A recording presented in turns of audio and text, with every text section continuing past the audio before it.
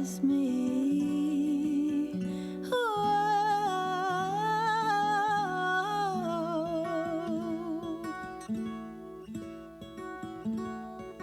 All of my life waited for a sign to arrive.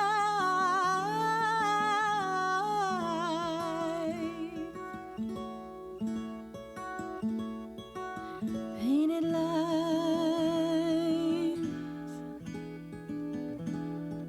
around her eyes, her eyes.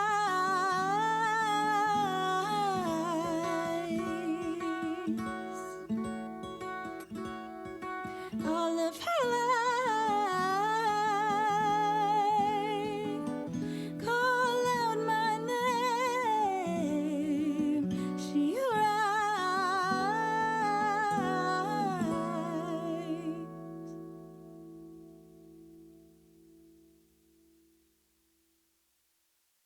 Where there's no boundaries to have and nowhere to go. Don't let them take your shine. Don't let them steal your mind away from you. Said if they owed you money, I won't need a penny from you. Oh, you're stronger than you think. Don't let these wounds sting. I promise soon. 'Cause you're 4, 5, 6 sometimes still goes. If your roof is tin and your house caves in, and nobody else at fault. Think I did something bad. I did something bad. Never question the hand they had. Say if they owe me money, if they owe me something, let's go round and spend it all. Said I'm not very lucky. If they owe me something, let's go round and spend it all. I'm so very lost. Things hadn't going my way. I've been on both lawns and the grass is greener over on their side. Let me tell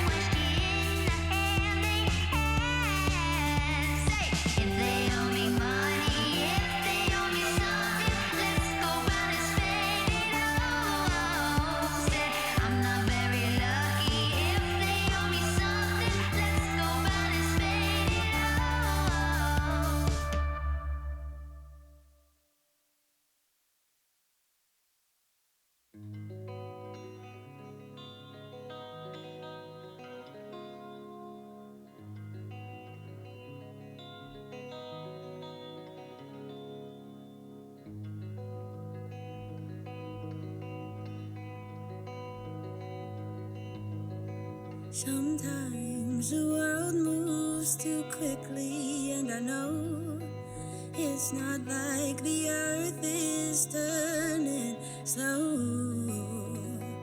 I'm already gone, but we both know I can't sleep alone, or at least I won't.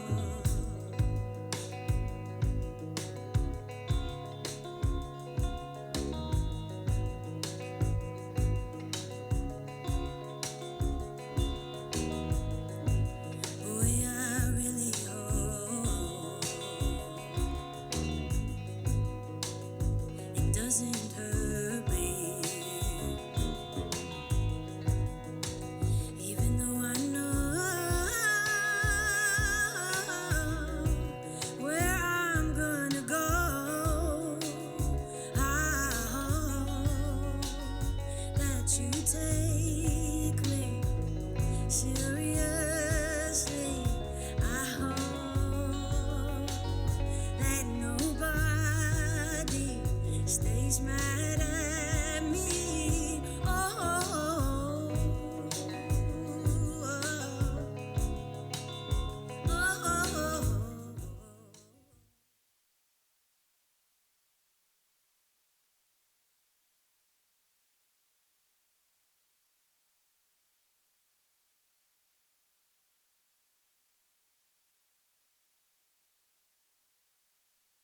We'll get started in just a couple minutes.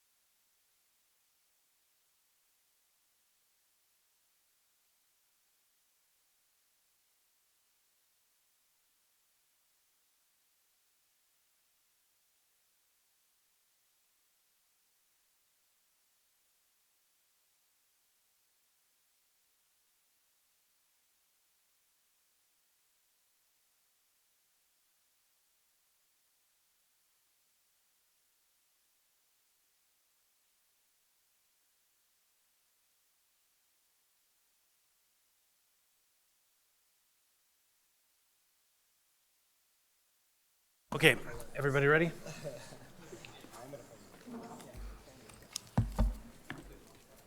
Good evening, everybody. Welcome. I now call to order this regular meeting of the Anchorage Assembly. Tonight is March 24, 2026. It's 5:03 p.m. Madam Clerk, would you please call the roll?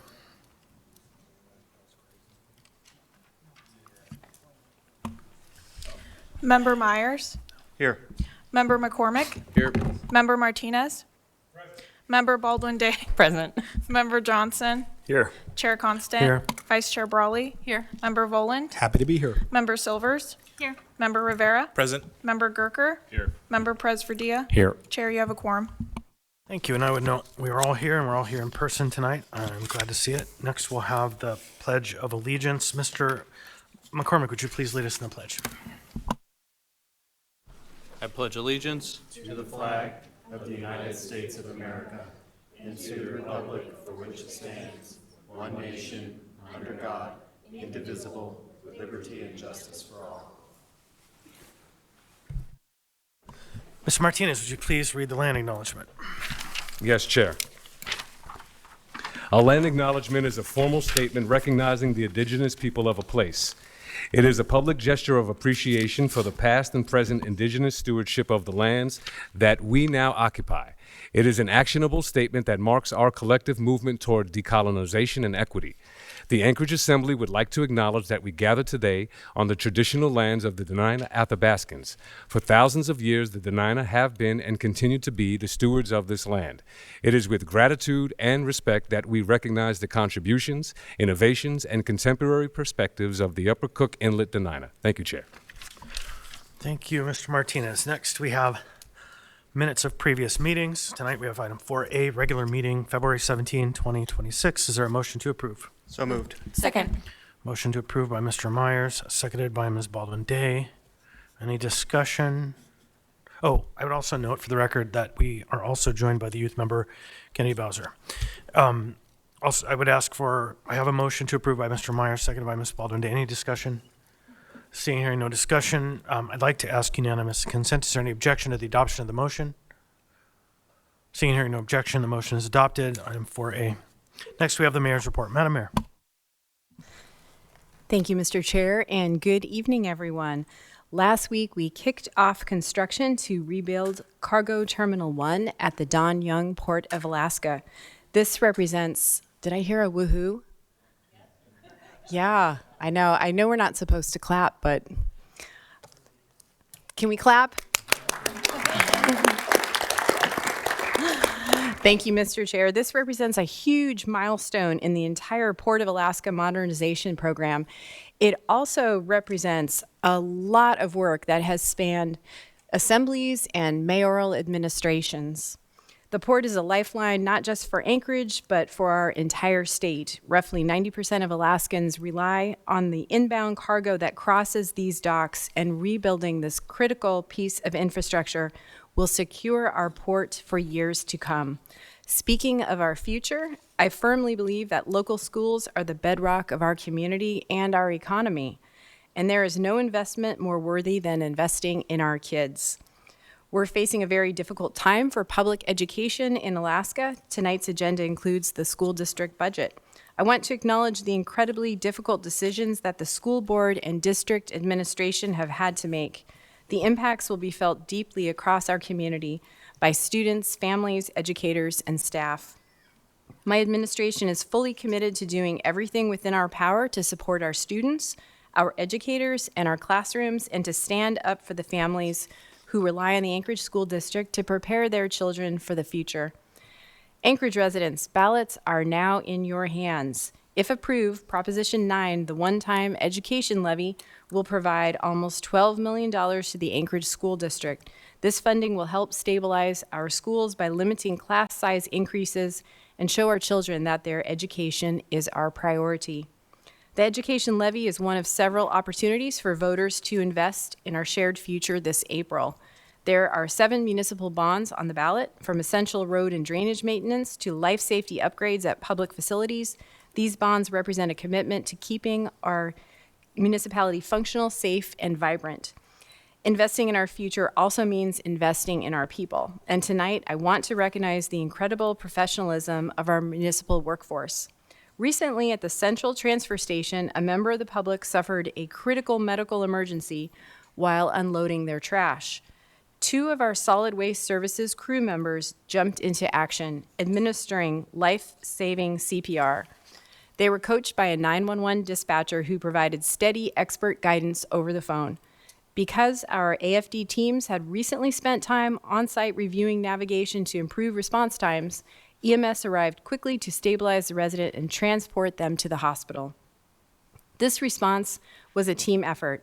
I want to thank all our municipal employees who helped save a life that day, from the SWS staff to the APD dispatcher and the EMS staff at the fire department. Lastly, as we move into spring and temperatures warm up, we'll see a lot more people gathering outside and recreating in our parks and trails. I know I'm excited to get out there. With more people outdoors, I want to remind members of the public, if you see a neighbor in crisis, please call for help. If you witness a crime or dangerous behavior, please report it. If you see trash in a park or public area that needs cleaning, please report it. Our municipal teams are here to respond. That's all for now. Back to you, Mr. Chair. Thank you. Thank you, Madam Mayor. Next, we have the chair's report. Good evening, everybody, and welcome tonight to our regular meeting.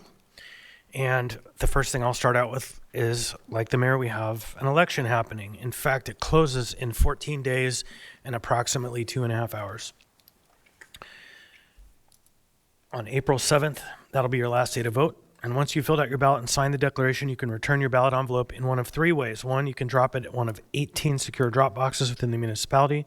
You can mail it using first-class postage, or you can bring it to one of 3 Anchorage accessible voting centers. If you haven't received your ballot, have questions, or need to look up the secure drop box or accessible voting center locations, go to muni.org/elections or call the voter hotline at 907-243-VOTE. Earlier is better. If you haven't had your ballot or if some issue comes up, get to the voting staff as soon as you can so you can get that resolved. I know that I received my ballot tracks notification today that not only was my ballot received, but it will be counted. So you can sign up at anchoragevotes.com if you want to get notifications of where your ballot is in the process. Next, tonight or today, we open applications for our 2026-2027 Anchorage Assembly Youth Representative positions. The Assembly created the Youth Representative position in 2017 to ensure that young people have a voice in municipal decision-making and to encourage civic engagement among the next generation of community leaders. Students interested in applying can learn more about the position, eligibility requirements, and application process on the Assembly website, muni.org/youth. Applications will be collected until May 8th, 2026. And this year's youth members, Jacob Lavarius West High School, Gwyneth Eggleston of Betty Davis East High, and Kennedy Bowser of Chugiak High School, sponsored a resolution encouraging ASD youth to hold youth voter registration drives, which ASD did in partnership with the League of Women Voters. And I am so glad to report that the effort resulted in 321 eligible students registering to vote. So by the municipal election, we'll have 321 new high school age voters on the roll. Next, I want to talk about the Board of Equalization. I want to highlight a few examples of what's great about our community. As you may have heard, we had a high number of property appraisal appeals this year. Appeals are heard by the Board of Equalization, which is comprised of private citizens and local professionals. It's not a municipal staff person who decides on your appeal, but a panel of your neighbors. The board reached out a few weeks ago to ask for help, so the Assembly put out a call to recruit members. And I'm pleased to announce with the passage of our agenda tonight that we had a record number of applicants, and if you approve them all, we will have a full board as of tonight. I want to thank Anchorage Daily News for amplifying our request to board members, and I want to thank everyone who stepped up to serve. This is a great example of how our community comes together to solve problems and how people will step up to serve their community when asked. I anticipate we'll get a report sometime in early April if the department needs additional resources to tackle the number of appeals that we have, but we're on the right track, and Assembly members at this time are not required to sit on the Board of Equalization. Also, I want to mention that if we have items that need to be continued tonight, we will, unless they're very specifically a reason to continue them to the meeting of April 14th, we may continue them to the meeting of April 22nd, which is a special meeting with the intent to funnel all final business to that meeting before the April 28th meeting, so that the April 28th meeting can conclude with certification at a reasonable hour for the new elected assembly members. So with that, then I will conclude my report, and we will go down the dais for committee and liaison reports. We'll start with you, Mr. Myers. Thank you, Mr. Chair. Nothing to report. Thank you, Mr. McCormick. Nothing to report, thank you. Thank you, Mr. Martinez. Thank you, Chair. The next meeting of the Community and Economic Development Committee will be held Thursday, April 2nd, 9 a.m. At the last meeting, we discussed some of the Title 23 changes that the body will be coming before us soon. And just encourage people to look at the reports that we often publish. They come from different departments, and we have really good departmental reviews about what's happening, particularly around street maintenance and other things. So a lot of reliable information, and I just encourage people to tap into that website. Thank you, Chair. Thank you, Mr. Martinez. Ms. Baldwin-Day. Thank you, Chair. The Municipal Audit Committee meets tomorrow, which is not typical. We normally meet on Thursdays. We are meeting tomorrow from 2 to 3 p.m. at City Hall in the usual conference room. I also wanted to add that several of us traveled to Washington, D.C. for a National League of Cities conference last week, and also met with our congressional delegation. A lot of conversation happening not only in our municipality and with our congressional delegation, but around the country about infrastructure funding, specifically for our roads and our streets, funding for housing to meet the housing demand that is rising everywhere as our shrinking supply makes itself plain, and also a lot of conversations about how municipal governments or how local governments continue to operate wisely in very fiscally constrained environments. So it was a great opportunity to connect with other local legislators from around the country, and also meet with our federal delegation and let them know what is important to us here in Anchorage, and urge them to support federal legislation that helps us have a more robust and stable local economy. So was really grateful to be a part of that, along with a couple of my colleagues. Thank you. Thank you, Ms. Baldwin-Day. Mr. Johnson. Yeah, thank you, Chair. I'll note that the March meeting of the Infrastructure, Enterprise, and Utility Oversight Committee was canceled. We'll be back in April. And for the Assembly Legislative Committee, our next meeting will be tomorrow at City Hall at 10:50 a.m. In addition to our usual items of business, we'll also have a discussion on the 21st Century Road to Housing Act, and also House Bill 258, establishing statewide spay and neuter assistance fund, and House Bill 348 regarding feral cats. That's all, Chair. Thank you, Mr. Johnson. Vice Chair Barley. Thank you. Just a brief report this evening for the Budget and Finance Committee. The committee met last week on Thursday, March 19th, and then our next meeting will be Thursday, April 16th, 10 to 11 a.m. in City Hall, room 155. And then I'll also remind members in the public that the first quarter budget revision process, or 1Q, starts next month for the Assembly and is already underway for departments and the administration. We anticipate the revised budget will be introduced at the April 14th meeting, our next regular meeting. We have 2 work sessions on the books for Friday the 17th of April and Friday the 24th of April. So please, if you have thoughts or questions about that, please follow up with the Office of Management and Budget or the relevant departments. Thank you. Thank you, Vice Chair Riley. Mr. Folland. Thank you, Mr. Chair. I will piggyback off of Member Baldwin-Day. I, too, was able to attend the National League of Cities conference and learned a great deal. In addition to attending the conference, myself and Member Baldwin-Day and Chair Constant were also able to meet with the members of our federal delegation and to discuss with them issues around the port, some of our needs, but also exciting announcements there, as the mayor mentioned in her remarks tonight. We discussed with them the Road to Housing Act that Member Johnson just mentioned. I might also flag for the Legislative Committee that we discussed the Basics Act, which has to do with giving localities more control over some of the federal infrastructure spending to push our priorities forward. We also discussed funding for homelessness response and potentially some legislative fixes to give the U.S. Army Corps of Engineer authority to build housing within the municipality. And so those meetings with Senators Murkowski and Sullivan and Begich, I think were very good meetings. I did want to, on the record, extend my appreciation for them for hosting us, for their time in meeting with us and discussing these very important issues to Anchorage. Thank you, Mr. Chair. Thank you, Mr. Voland. Ms. Silvers. Nothing to report, thank you. Thank you, Ms. Silvers. Mr. Rivera. Thank you, Mr. Chair. Nothing to report. Thank you, Mr. Rivera. Mr. Kirker. Thank you, Mr. Chair. Nothing to report. Thank you, Mr. Kirker. Mr. Presvidia. Thank you, Chair. Two quick updates. Upcoming in April, the Public Health and Safety Committee will meet on April 1st at 11 a.m. And on April 15th, the Housing and Homeless Committee will meet on April 15th at 11 a.m. Please join us. Thanks. Thank you. And Youth Member Bowser. No report, thank you, Chair. All right, thank you. That then takes us to our addendum to the agenda. The addendum includes items to be added and is prepared Friday before the meeting. We also have some laid on the table items tonight to address. We have a number of new items and some supplemental items.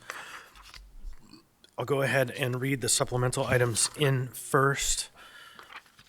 So that's 10F10, Information Memorandum AIM unnumbered 2026, Answers to Assembly Questions.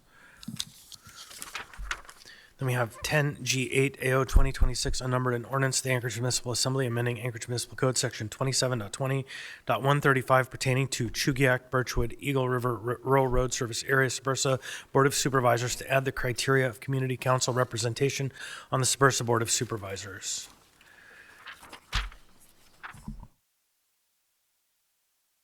Oh, I'm sorry. This is an item for introduction, so it's new. Hold on. Yeah, so we'll go ahead and take care of that. Is there a motion to introduce? Move to introduce and lay on the table. Second. Moved by Mr. Myers, seconded by Mr. Volin. Is there a third? Third. Ms. Baldwin Day. It was kind of a tie between Mr. Kirker and Ms. Baldwin Day, I think. Okay, so that one is taken care of. So we have a resolution 10F9, Information Memorandum AIM, unnumbered 2026, Taco Campbell Community Council resolution regarding the closure of Campbell STEM Elementary. So this one, I think the member who drafted it asked if it should be associated with the budget, and the decision was no. If it is part of the budget, then it doesn't need a motion, but if we keep it separately, we do. So, I think we'll leave it for now. So we'll go ahead and work our way now through the new items that need action. So the first item is 10A4, Resolution AR 2026, unnumbered, a resolution of the Anchorage Assembly recognizing March 29, 2026 as Education and Sharing Day. I have laid this item on the table. Ms. Brawley, would you move it? Move to introduce. Second. Moved by Ms. Brawley, second by Mr. Voland, and I can speak to the time sensitivity. Mr. Constant. Thank you. This day is tomorrow, and I had been traveling, so not tomorrow, Sunday, and if we don't do this tonight, then it's after the fact. So I would ask members' indulgence to get it on the agenda for tonight. Any further discussion? I'd like to ask if there's unanimous consent. Is there any objection to the motion? I'm seeing and hearing no objections, so that item will be laid on the table.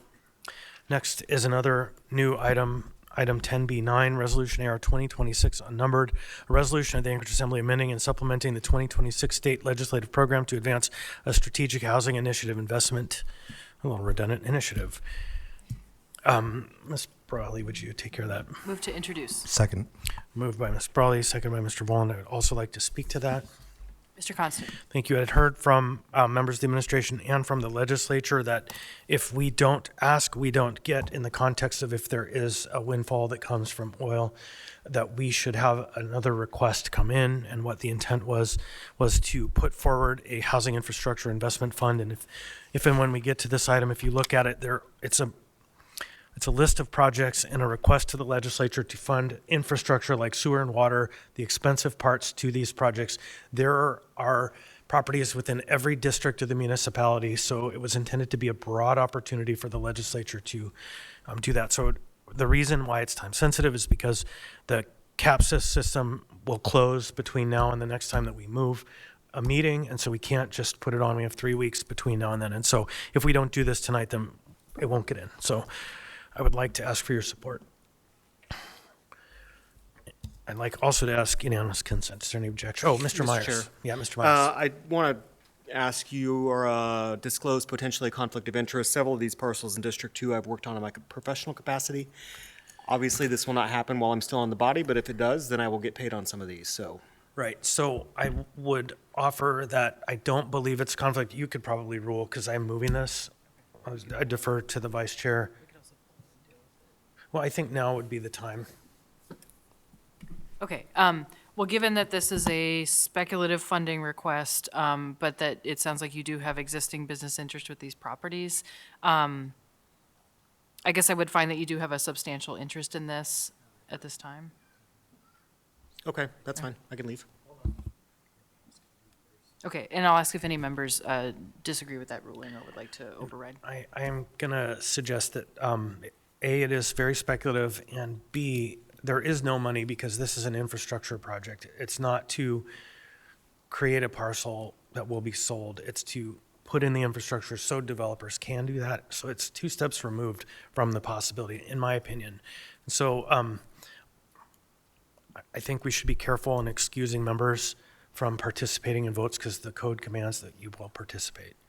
That's fair. I guess then procedural question, if this was considered a ruling, and then should we just move to override the ruling? Or I guess. It's a de minimis issue in a way, so that's true. probably you can just let it go, but. Okay, well, in that case, then I will, I see the logic of saying that it is speculative, that this is not specific to a single project, so in this case, then, Mr. Myers, I would rule that you do not have a conflict at this time. Okay, thank you. Thank you.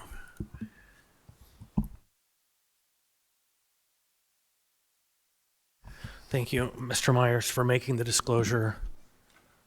That's the important part, is that you get it on the record.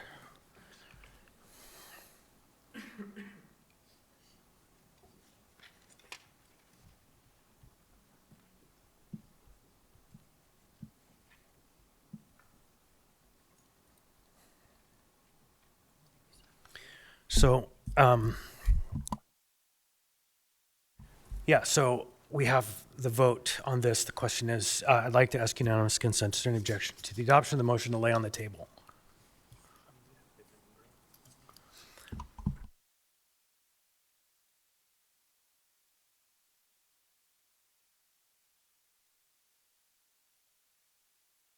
So the question before us is to lay this item on the table. Is there objection to laying it on the table?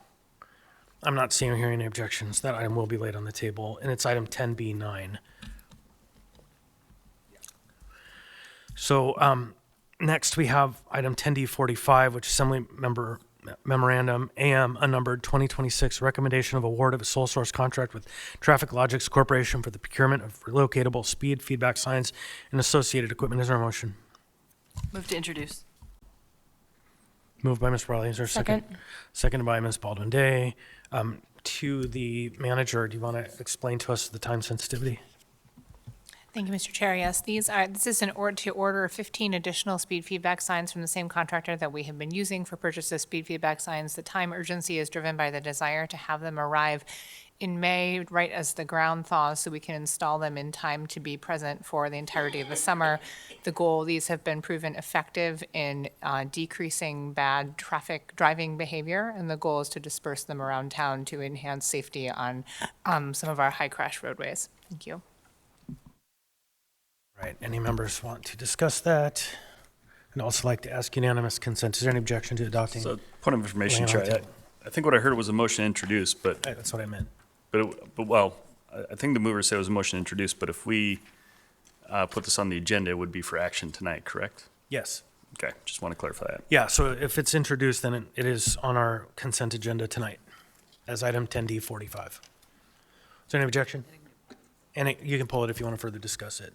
So, okay, I'm not hearing any objections. We'll consider that item laid on the table. So then that takes us to 10F9, Information Memorandum, AIM unnumbered, Tucker Campbell Community Council Resolution regarding the closure of Campbell STEM Elementary. Is there a motion? Move to introduce. Second. All right. So it's moved to lay on the table. Ms. Baldwin Day, seconded by Mr. Rivera. Do you want to speak to the time sensitivity? Yes, this was a resolution that was passed at the last Taku Campbell Community Council meeting, which was just over 1 week ago. And clearly this pertains to another item before us tonight, but I think should stand alone since it is a community council resolution that is not specifically germane to the contents of the budget, but it is about the closure of Campbell STEM, which is a part of our conversation this evening. Thank you. Okay, thank you. Any further discussion? Any objection? Seeing, hearing none, go ahead and lay that item on the table as well. I think that takes care of everything that I have so far. Okay.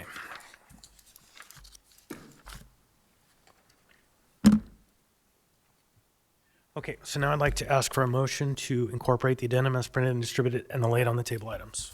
So moved. Second. Moved by Ms. Baldwin Day, seconded by Mr. Voland. Is there any objection?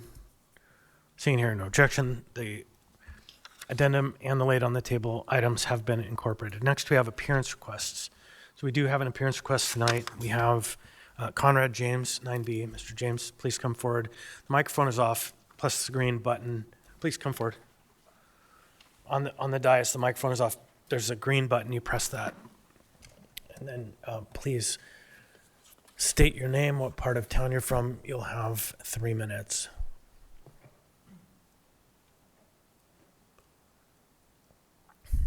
There you go.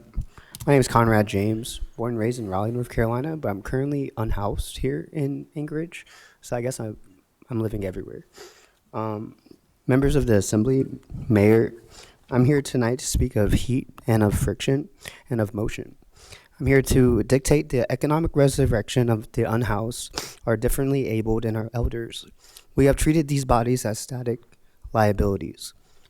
Tonight I offered you 3 tangible blueprints to transform them into kinetic engines of Anchorage's economy. First, the Anchorage Jitney. We propose localized transit programs of human-powered sleds and carts.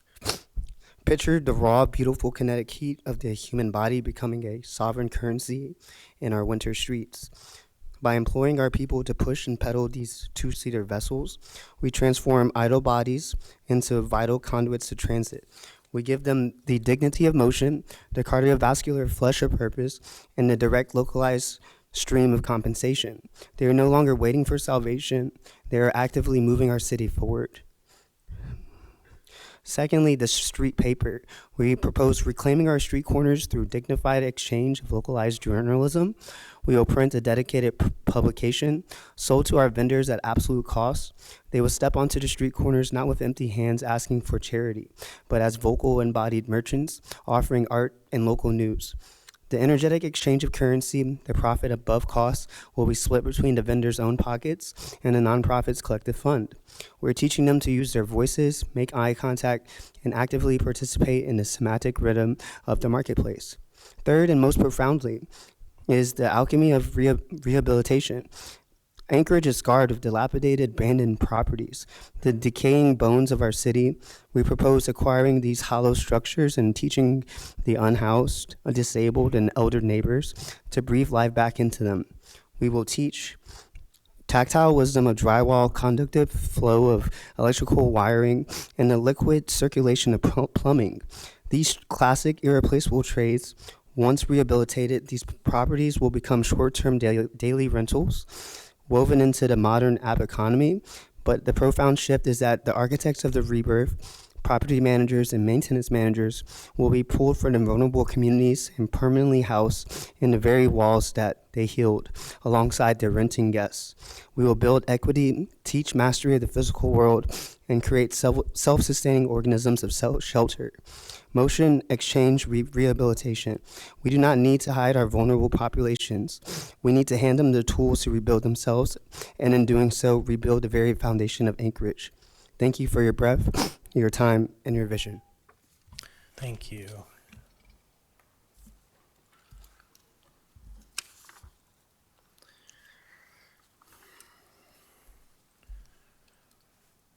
All right, next we have the addendum to the agenda. Excuse me, flip the page. Next we have the consent agenda. Thank you, Madam Clerk.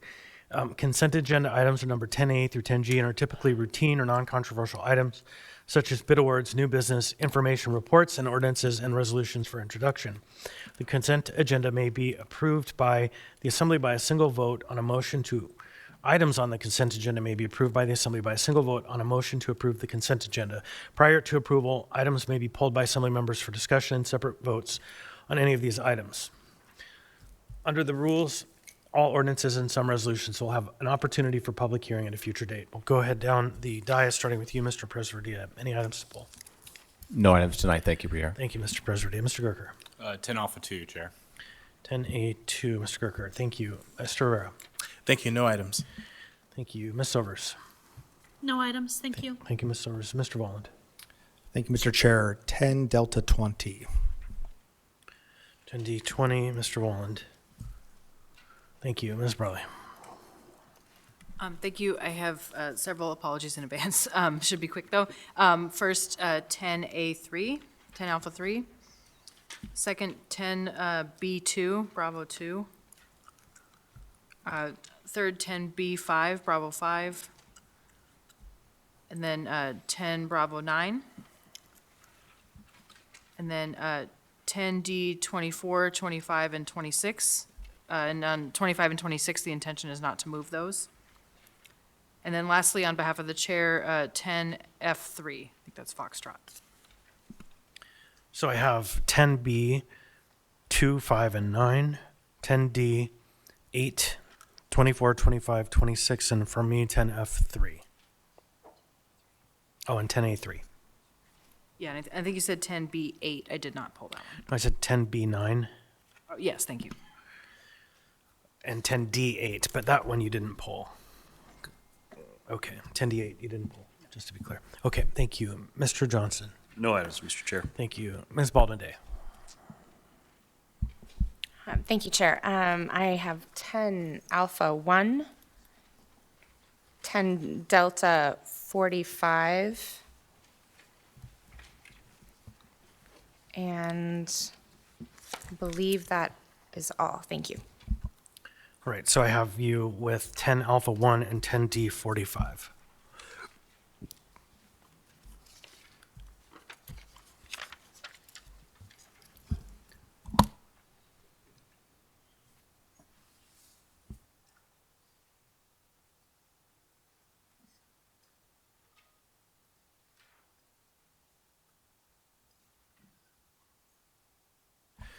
Now, Mr. Martinez. No additional items. Thank you. Mr. McCormick. No additional items. Thank you. Mr. Myers. Yes, Chair, 10A4, I believe, but I seem to have misplaced it in amongst all my papers.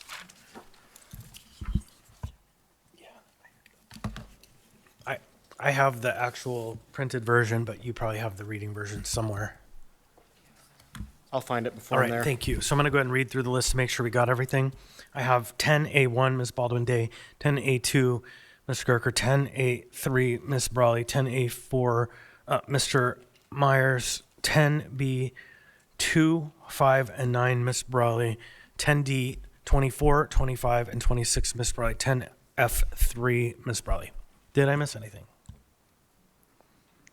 Anything missing? Any last? Did you say? 10D 45. There you go. Thank you. It's off my list.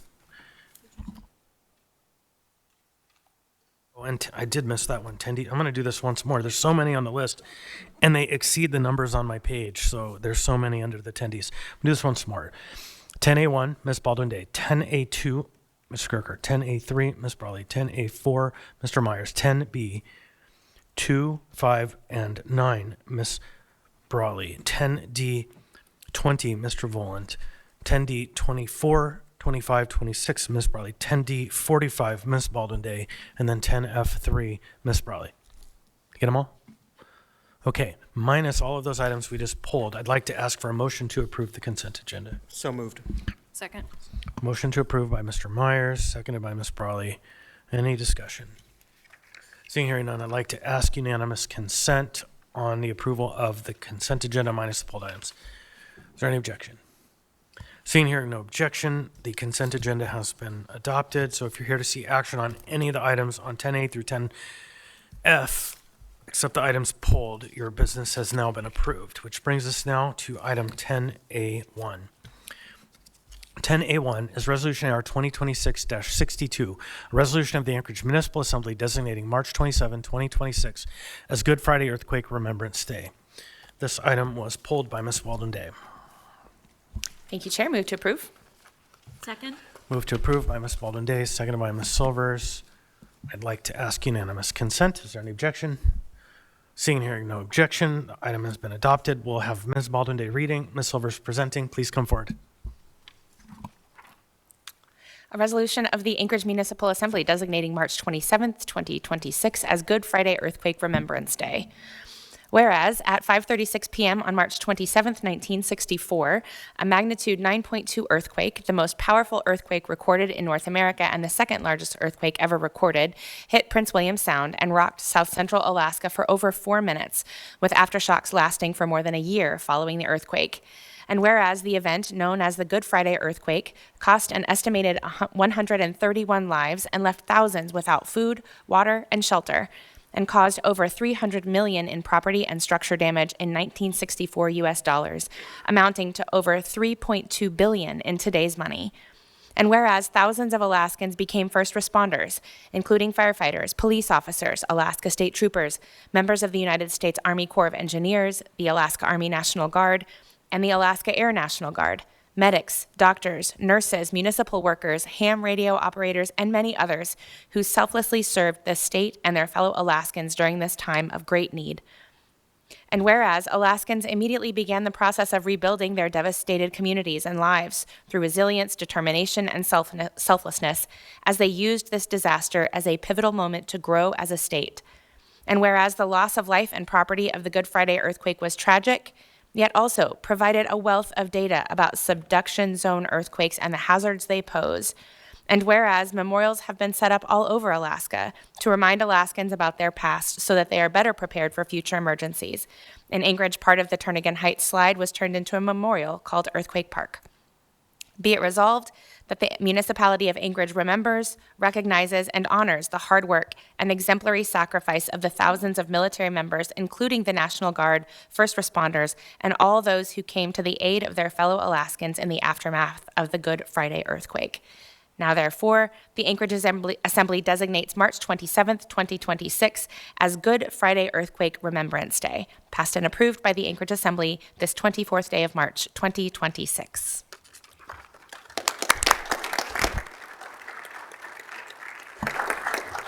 Hello, welcome. Please state your name, what part of town you're from. You'll have the floor. You just turned it off. One more time. There you go. You're good. Yes, my name's Helen Volante. Good evening. My name's Helen Volante. I am here to accept this year's Good Friday Remembrance Day resolution on behalf of my father-in-law, Charles Volante, who originated the request for this annual legislation. Charles Volante now lives in Olympia, Washington, and is not able to be here due to health issues. This Friday marks the 62nd anniversary of the Good Friday earthquake, March 27, 1964. Tonight, we honor the memories of all those who perished, suffered great loss, and those who became the resilient Alaskans who helped to rebuild villages, towns, cities, and ultimately the state. In accepting this resolution, I am honored to speak and keep memories living on. Looking at archives, newspapers, and photographs has helped me visualize what went on so long ago without the technology we have today. During the 1964 Alaska earthquake, radio became the primary and often the only lifeline for communication in a severed Anchorage. One instrumental person I discovered was a reporter for KENI Radio, Jeannie Chance, who became a central figure broadcasting for days without break to help coordinate relief, deliver official information, and share personal messages, providing vital comfort and logistical support in the isolated community. The broadcast provided a sense of connection and calm for citizens who were initially unaware of the disaster, what if the disaster was a nuclear attack. As Jeannie provided updates on the situation, she was also experiencing the aftershocks. Her efforts earned her numerous awards and led to a political career, and her broadcasts are often cited as a crucial example of the human-centric response to disaster management. My father-in-law, Charles Valenti, spent many years remembering the nearly 5 minutes that changed his and many lives forever. His job at the time was also crucial. He was working as an Air National Guard dispatcher at Coolis Air National Guard Base in Anchorage. This job was to provide relief, rescue, and sadly, any necessary recovery. Tragically, on April 25, 1964, he lost his flight crew, during a humanitarian relief mission for the city of Valdez. The plane crashed into Valdez Harbor and was never recovered. He has carried the memory of those patriotic men for 62 years, and today salutes them once again. Today he remains forever humble. The legislation passed by the Municipality of Anchorage Council in 2014, and to those council members seated here today who have supported this resolution. Never forgetting all those who work behind the scenes and names we will never know who helped make this resolution possible. In closing tonight, my humble respect, honor, and thanks go to this year's sponsor, Council, Mayor, City Clerk, and my father-in-law, Charles Valenti, for making every March 27th Good Friday Earthquake Remembrance Day. Thanks for your time. Thank you.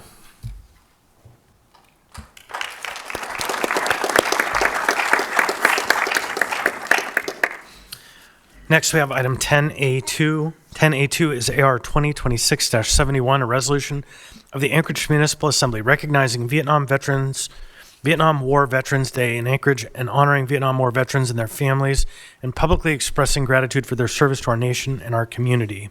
This item was pulled by Mr. Gerker. Move to approve, Chair. Motion to approve by Mr. Gerker, seconded by Mr. Johnson. My brain is not functioning tonight. I would like to ask to be added as a sponsor, please. Anyone object? Can we add all members as sponsor? Thank you. Thank you. So this item was moved by Mr. Gerker, seconded by Mr. Johnson. I'd like to ask unanimous consent. Is there any objection? Seeing hearing no objection, the item is adopted. I have Mr. Gerker reading, Mr. Johnson presenting. Mr. Gerker. Thank you, Mr. Chair. And I do want to invite folks to come on down if you are, if you're able to stand. If not, feel free to go ahead and stay where you're at, and they'll get a photo at the end. A resolution of the Anchorage Municipal Assembly recognizing Vietnam War Veterans Day in Anchorage and honoring Vietnam War veterans and their families and publicly expressing gratitude for their service to our nation and our community. Whereas, the Vietnam War is one of the longest conflicts in United States history, with active United States military involvement from 1955 to 1975, where more than 2.7 million American men and women served in Vietnam, and over 58,000 members of the United States Armed Services gave their life in service to our nation. And whereas, Alaska has the highest rate of veterans per capita of any state, with more than 16,000 Vietnam War veterans calling Alaska home, and South Central Alaska boasting the highest rate of veterans per capita of any region in Alaska. And whereas, many Vietnam War veterans returned home without the recognition and gratitude they deserved for their service and faced indifference and hardship. In fact, many Vietnam War veterans did not receive adequate care and support for conditions arising from their service in Vietnam. And whereas, Vietnam War veterans have remained steadfast in advocating for veterans of subsequent conflicts to receive the care, recognition, and support they deserve. Whereas March 29th is observed nationally as Vietnam War Veterans Day, commemorating the day the last United States combat troops departed Vietnam and honoring all who served during that conflict. Whereas Vietnam War veterans demonstrated courage, dedication, and resilience under extraordinarily difficult conditions, and their service reflects the highest traditions of the United States Armed Forces. And now, therefore, the Anchorage Assembly recognizes March 29th, 2026 as Vietnam War Veterans Day in Anchorage and honors the courage and recognizes the sacrifices made by Vietnam War veterans and their families and publicly expresses gratitude for their service to our nation and community.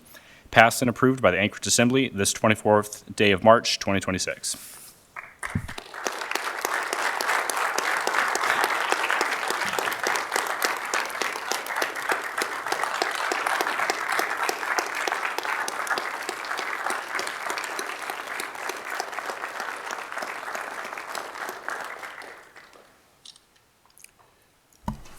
First of all, I'd like to thank my wife, my family, and all other veterans, because without our family, we couldn't have made it.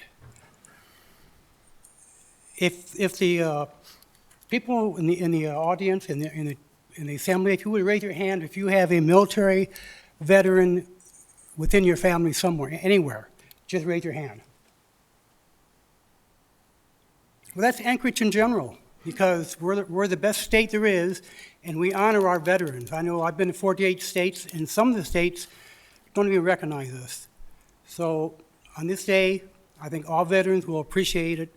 And I want to ask Bob Sherrill of the Anchorage Veterans Military Museum to post this certificate, and we all appreciate it. Thank you.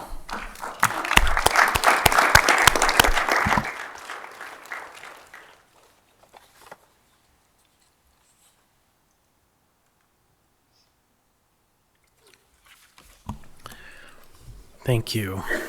Next, we have item 10A3. 10A3 is Resolution AR 2026-72, a resolution of the Anchorage Municipal Assembly recognizing Rick Davidge for his military service and lifelong dedication to improving the lives of veterans in Anchorage and across Alaska. This item was pulled by Ms. Brawley. Move to approve. Second. Moved by Ms. Brawley, seconded by Mr. Myers. I'd like to ask unanimous consent. Is there any objection? Seeing and hearing no objection, I have Mr. Johnson reading and Ms. Brawley presenting. Mr. Johnson.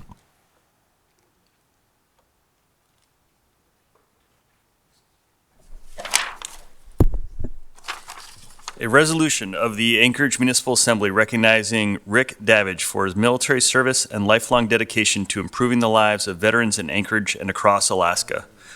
Whereas Rick Davidge is a proud Vietnam War veteran who served his country honorably during the Vietnam War, and whereas Mr. Davidge voluntarily enlisted in the United States Army at 17 years of age and served as a combat medic in a Pathfinder unit, an elite, highly specialized unit tasked with infiltrating enemy-held areas ahead of main forces to establish and operate helicopter refueling points and landing zones, and whereas Mr. Davidge was wounded during combat operations and is a recipient of the Purple Heart.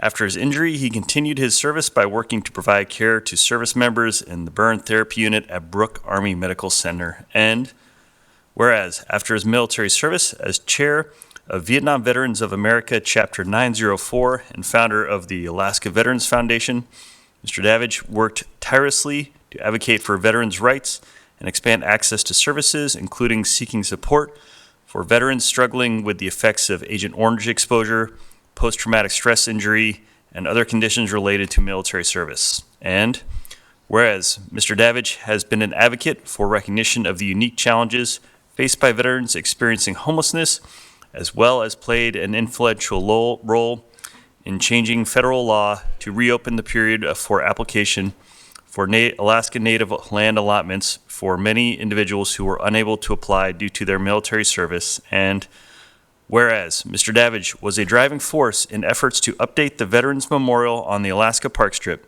he provided leadership for veterans issues as the president of the Alaska State Vietnam Veterans Council and as a member of the Anchorage Military and Veterans Commission. Now, therefore, the Anchorage Assembly recognizes and honors Rick Davidge for his courageous military service and lifelong dedication to improving the lives of veterans in Anchorage, Alaska, and across the state of Alaska. Passed and approved by the Anchorage Assembly this 24th day of March 2026.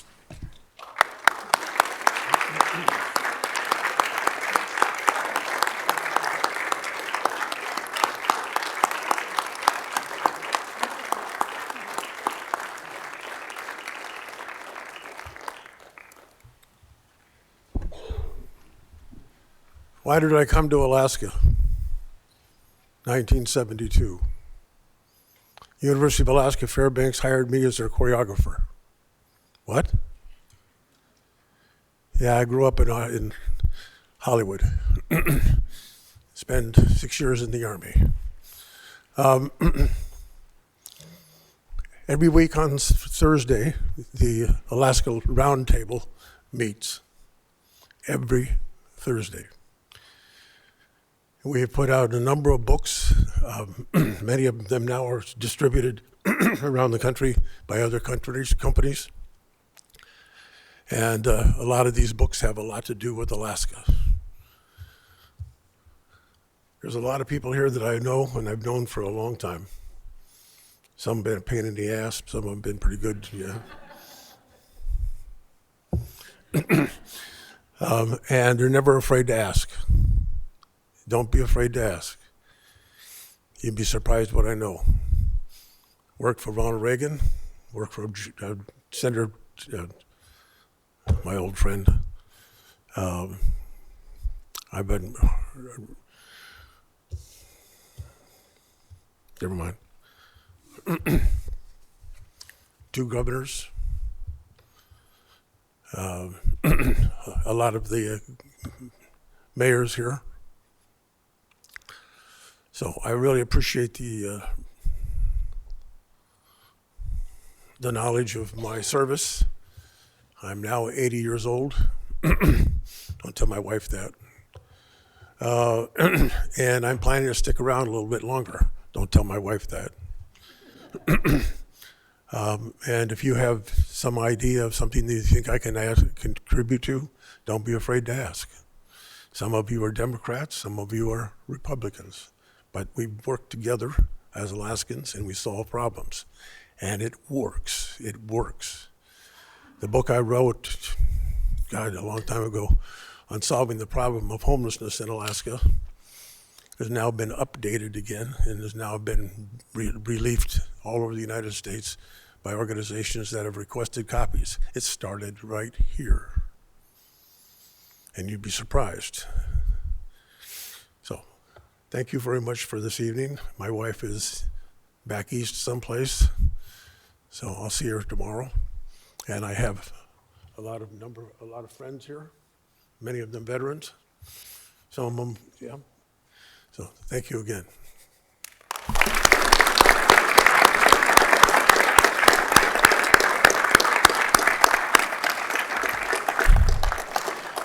So I want to note, he's so gracious.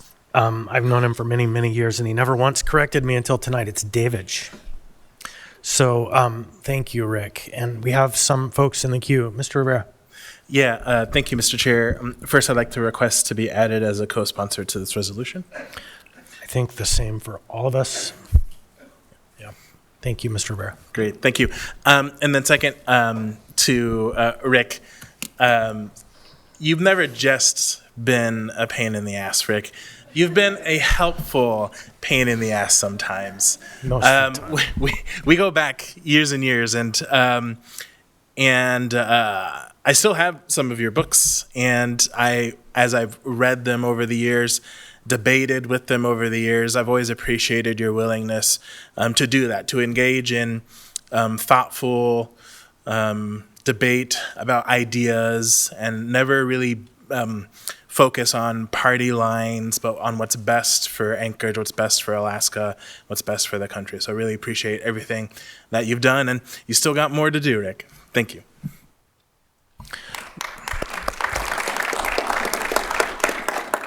Ms. Brawley. Yeah, thank you. Just very briefly, want to also extend good wishes to Rick. And I know Connie couldn't be here, your wife, in person, but she's watching online. So hello, Connie, as well. And also wanting to pass good wishes on behalf of my partner, James, who couldn't be here tonight either, but has actually known you longer than I've known him. So, so he says hello as well. Thank you. I think finally I have Mr. Johnson in the queue. Yeah, thank you. I just want to personally apologize to Mr. Davidge for mispronouncing your name during the resolution. Yeah, and thank you, Rick, for all of the hard work over all the years, bringing sanity to the question of veteran homelessness in this state, which was a boundary breaker in the conversation, helped us to get where we are today, which is not in a perfect place, but better than where we were, which is all we can ask, is let's be better today than we were yesterday. So thank you. With that, thank you.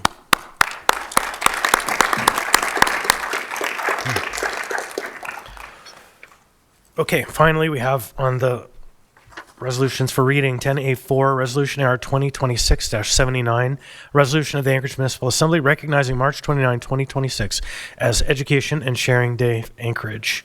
This item was pulled by Mr. Myers. Move to approve. Move to approve by Second. Mr. Myers, seconded by Ms. Brawley. Like to ask unanimous consent. Is there any objection? Seeing and hearing no objection, the item is adopted. I have Mr. Myers reading and I'll be presenting. Thank you, Mr. Chair. A resolution of the Anchorage Municipal Assembly recognizing March 29, 2026 as Education and Sharing Day, Anchorage. Whereas education, the cornerstone of the strong and free society, shapes the individual opportunity and the collective future of our community. And in the municipality of Anchorage, the education and well-being of youth remains a priority. And whereas education is more than a transmission of knowledge and skills, it also plays a role in preparing individuals for lives of responsibility, service, engagement in their communities. And whereas Rabbi Menachem, and I apologize if I butcher these, Mendel Schneerson, known as Labudovich Rebbe, experienced significant historical upheaval in the 20th century and emphasized the importance of educational, ethical responsibility and acts of service as a foundation for stronger communities. And whereas his legacy contributed to the global movement that has supported educational initiatives, community institutions, and opportunities for individuals to engage in service and mutual support. And whereas inspired these values of education, service, and respect for the dignity of every individual, the Alaska Jewish Campus and Museum, which served Anchorage and Alaska for over 35 years, is advancing a new initiative to collaboration in local nonprofit organizations serving children with special needs. The Alaska Friendship Circle, an inclusive play and community space designed to support children of all abilities and their families. And whereas the education should equip individuals not only of economic participation, but also for constructive engagement in civic life, including a commitment to community, respect for others, shared responsibility, and justice. Whereas Education and Sharing Day has been recognized nationally since 1978, following the joint congressional resolution, and is observed annually across the United States to promote the importance of education, service, and community engagement. And whereas the observation provides the opportunity to reflect on our shared responsibilities to ensure that all young people have access to education and supportive environments that enable them to lead lives of purpose, contribution, connection to their communities. Now, therefore, the Anchorage Assembly recognizes March 29, 2026 as Education and Sharing Day in the municipality of Anchorage and encourages the residents to support education, engage in acts of service, contribute, and well-being of the community. Passed and approved by the Anchorage Assembly on the 24th day of March 2026.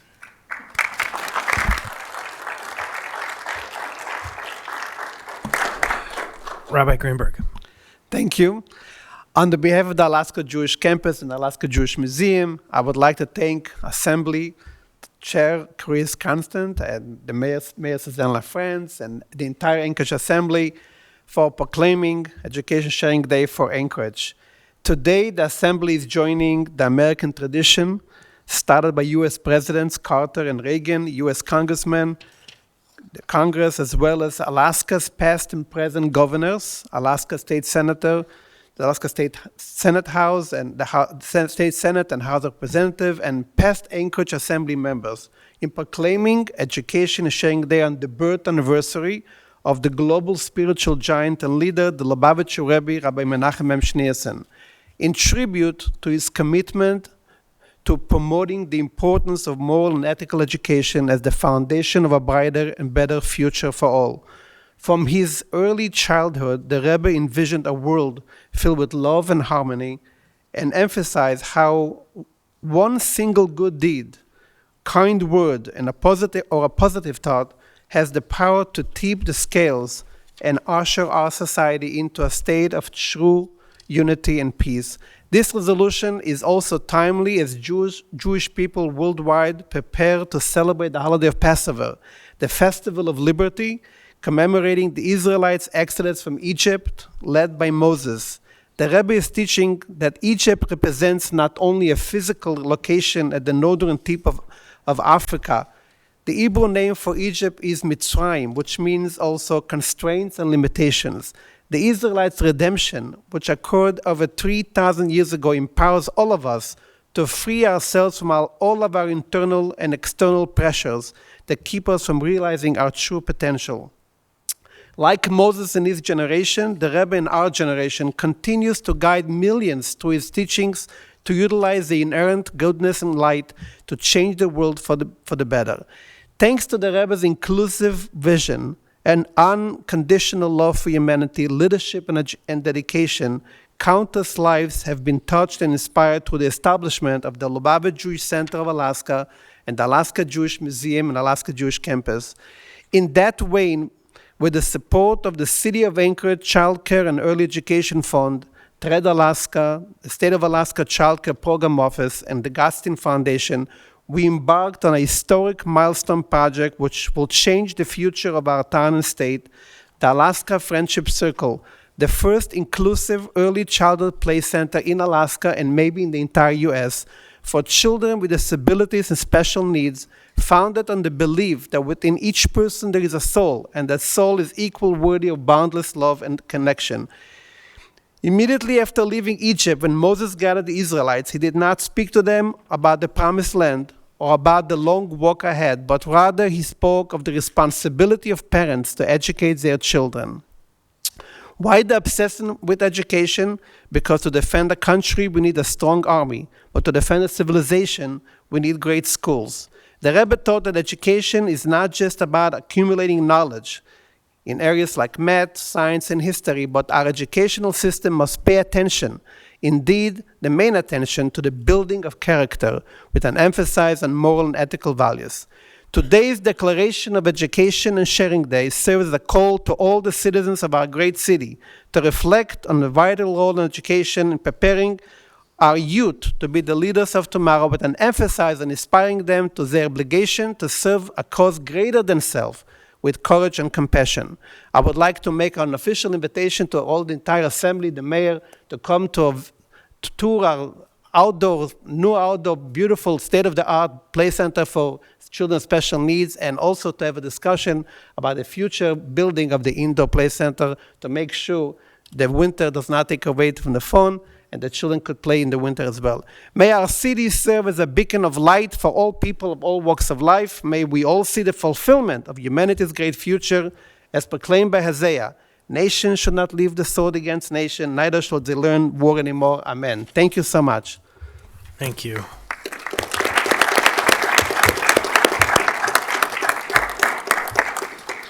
Next, on the consent agenda, we approve the confirmation of Lance Wilbur as the Chief Financial Officer or Fiscal Officer. So we will now do his swearing in and taking the oath.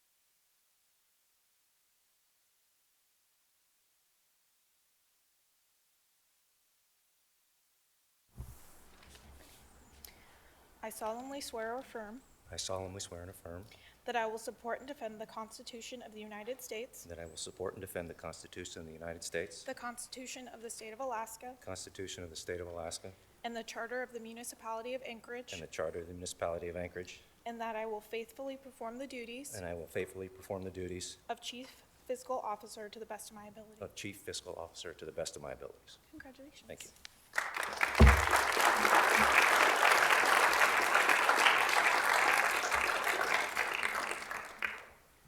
Mr. Wilbur, any words to offer when you're done signing?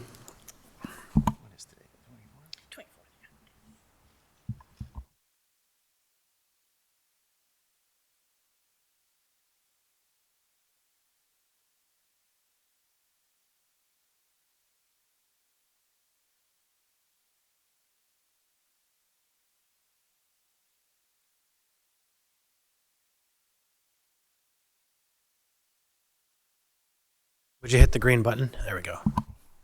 Thank you, Mr. Chairman, members of the Assembly. I just want to Thank you for this opportunity to, again, serve the municipality in a different role, and I really appreciate the support of Mayor LaFrance and her team to give me this opportunity. I will do the best job I possibly can. Thank you. And you are the champion of the game of musical chairs.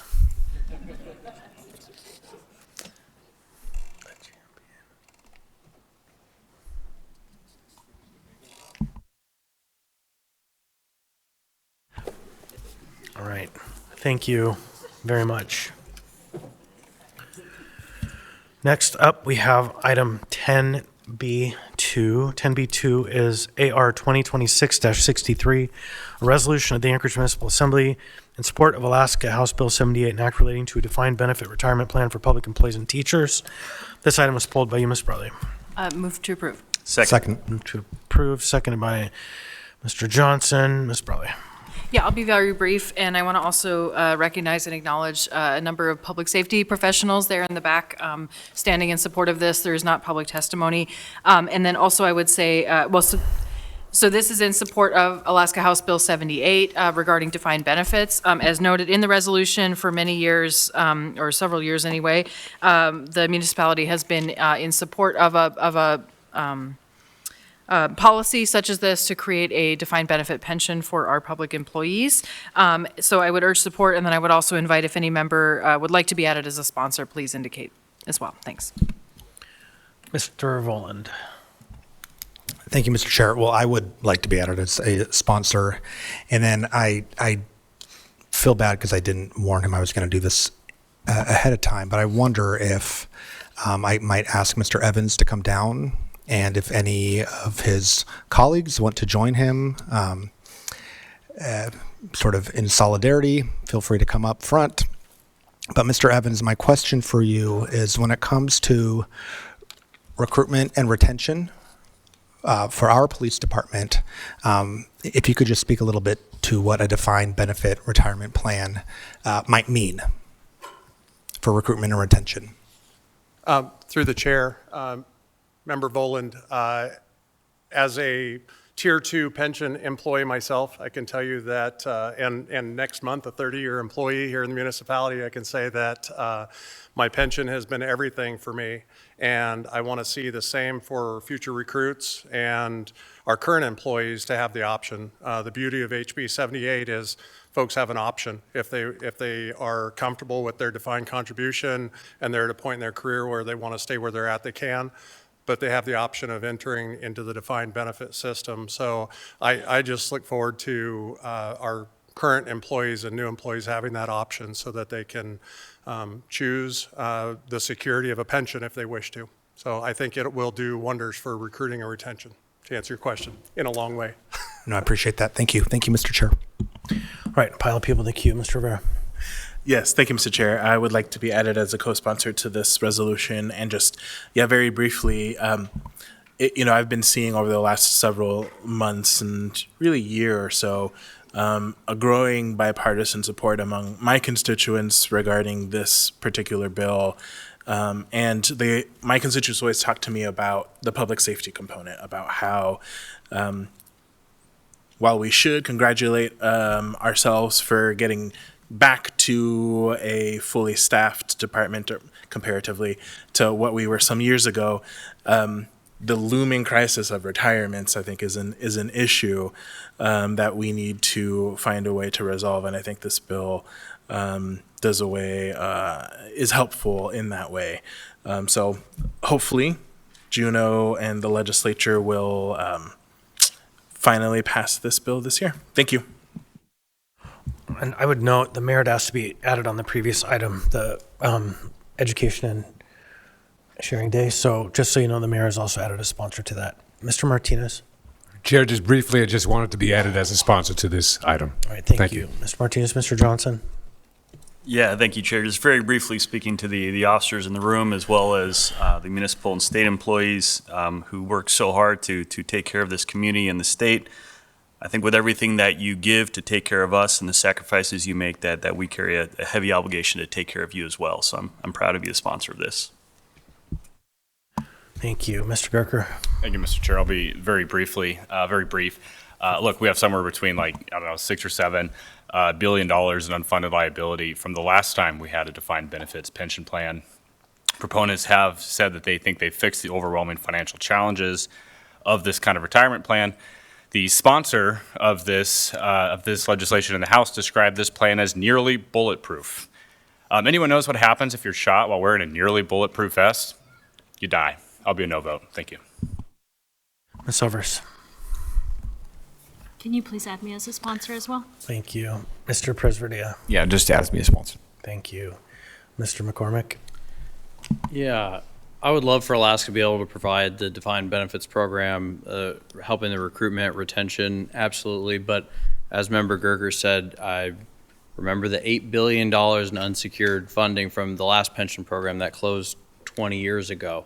And I have hesitations there. This is something the state legislature would own.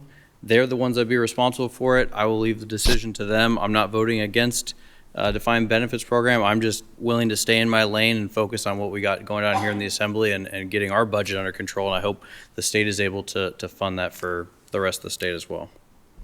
Thank you. Mr. Johnson, back in the queue. Yeah, thank you. I think just in response to some of the comments, I want to just say that simply because a previous defined benefits plan didn't work out the way intended does not mean that a defined benefits plan cannot be successful. And there's some major substantive changes between previous plans and the one we see here today, including when people become eligible, a sliding scale for the contributions to make sure the funds still stay solvent, how the benefits are calculated for the individuals, and more. I think there is a very strong intent to make sure that this is on a sound financial footing. And I just want to add to the record that the state actuary modeled this bill over a 25-year horizon and found that it would take 3 years at 0% trust fund returns for the plan to drop below 90% funding.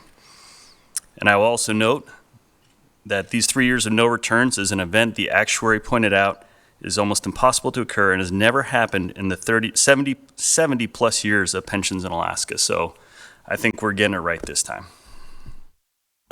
Mr. Martinez.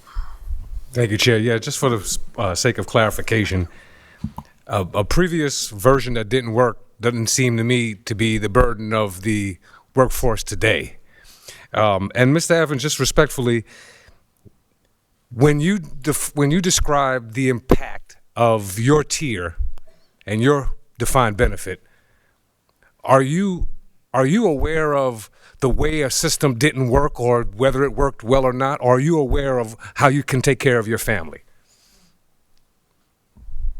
Through the chair, Member Martinez, I am well aware of the faults of the past of the state and how the defined benefit system was managed. And I do believe that the HB 78 and what would be Tier 5 of the defined benefit system has corrected the errors of the past that were done by state actuarials. So, and while I have the mic, I would just like to say too that not only am I the president of APDEA, but I'm also the chair of the Coalition of Municipal Unions. And on behalf of COMU, I just want to say that the other municipal unions are also in support of HB 78 and wanted me to echo that for them.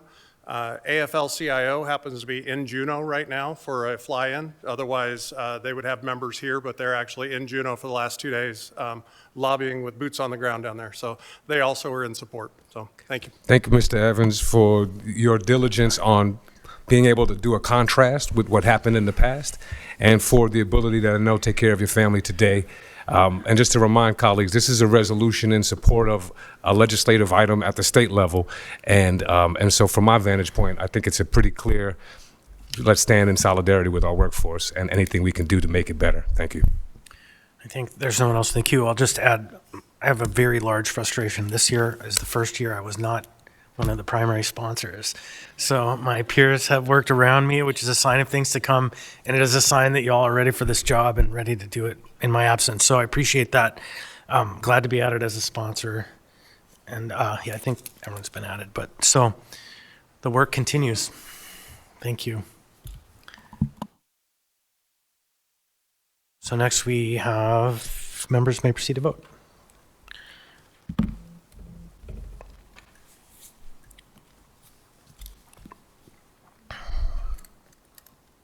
On a vote of 9-3 and the youth member votes Yes. Yes, AR 2026-63 has passed the body. Next, we have item 10B5. 10B5, resolution AR 2026-73, a resolution of the Anchorage Municipal Assembly requesting a comprehensive review of fully tax-exempt real property to ensure compliance with the municipal code, verify public benefit, and explore tax relief options for residents to recapture of ineligible exemptions. This item was pulled by you, Ms. Bradley. Move to approve.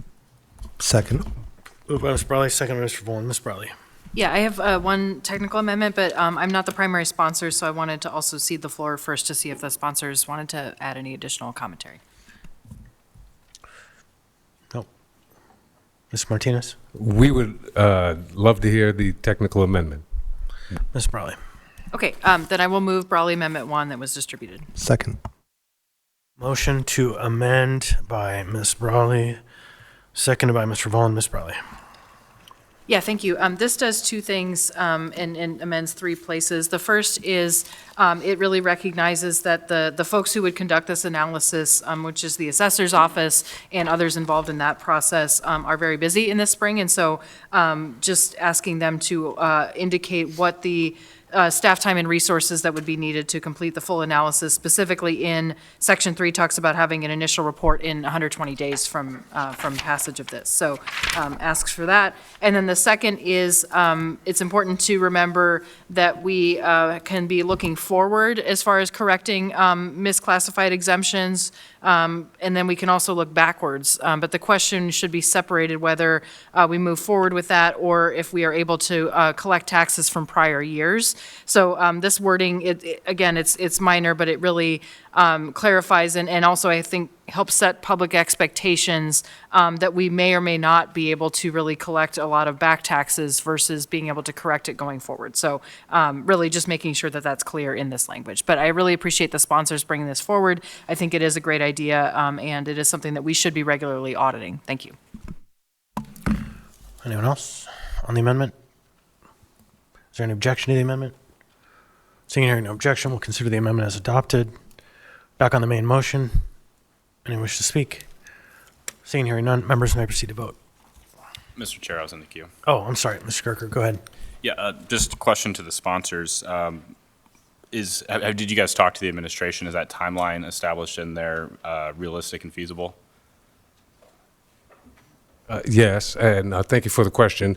Yeah, and essentially that's why the timeline was, they're very, very busy.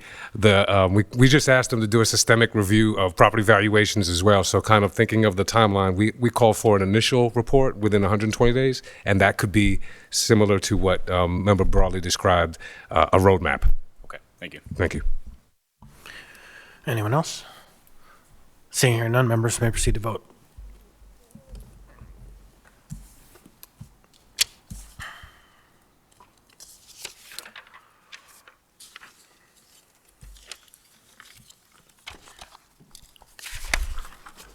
On a vote of 12-0 and the youth member votes Yes.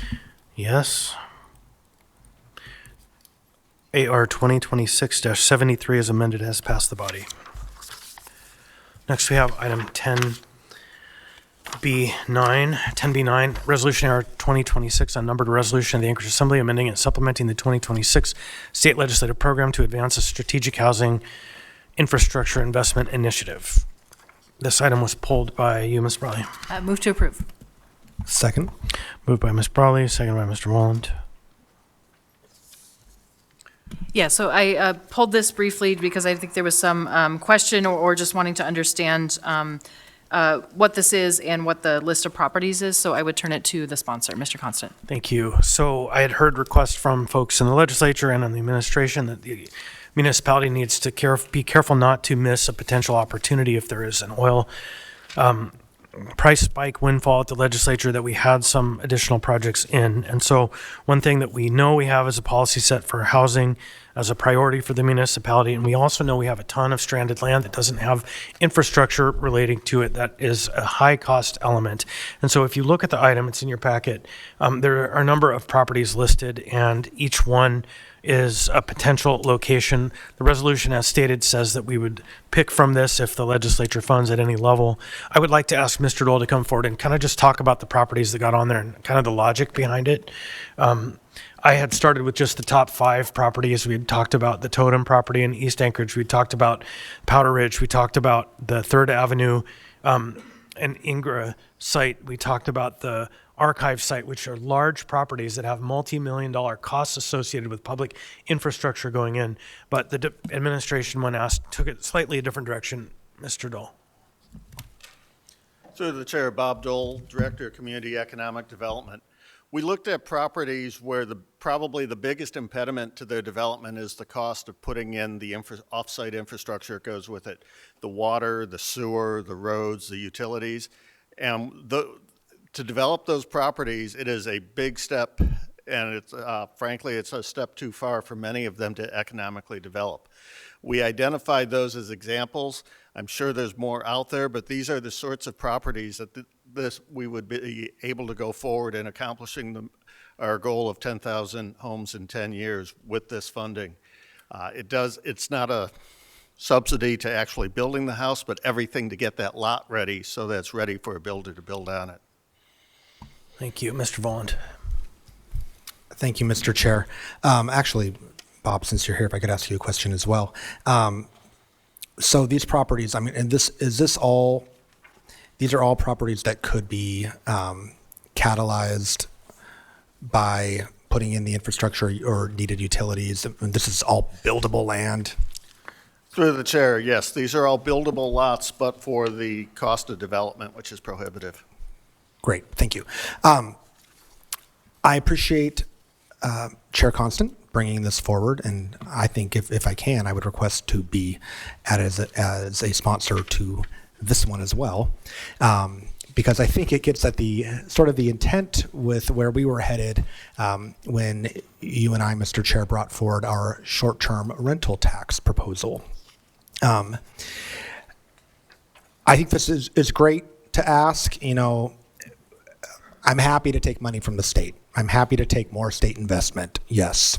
But I also think, you know, we've had sort of a talking point here in the municipality that gets more and more repeated, that nobody is coming to save us. And so I really think we need to continue as a body to explore solutions for how we can invest as a locality in housing. And here's a great list of properties.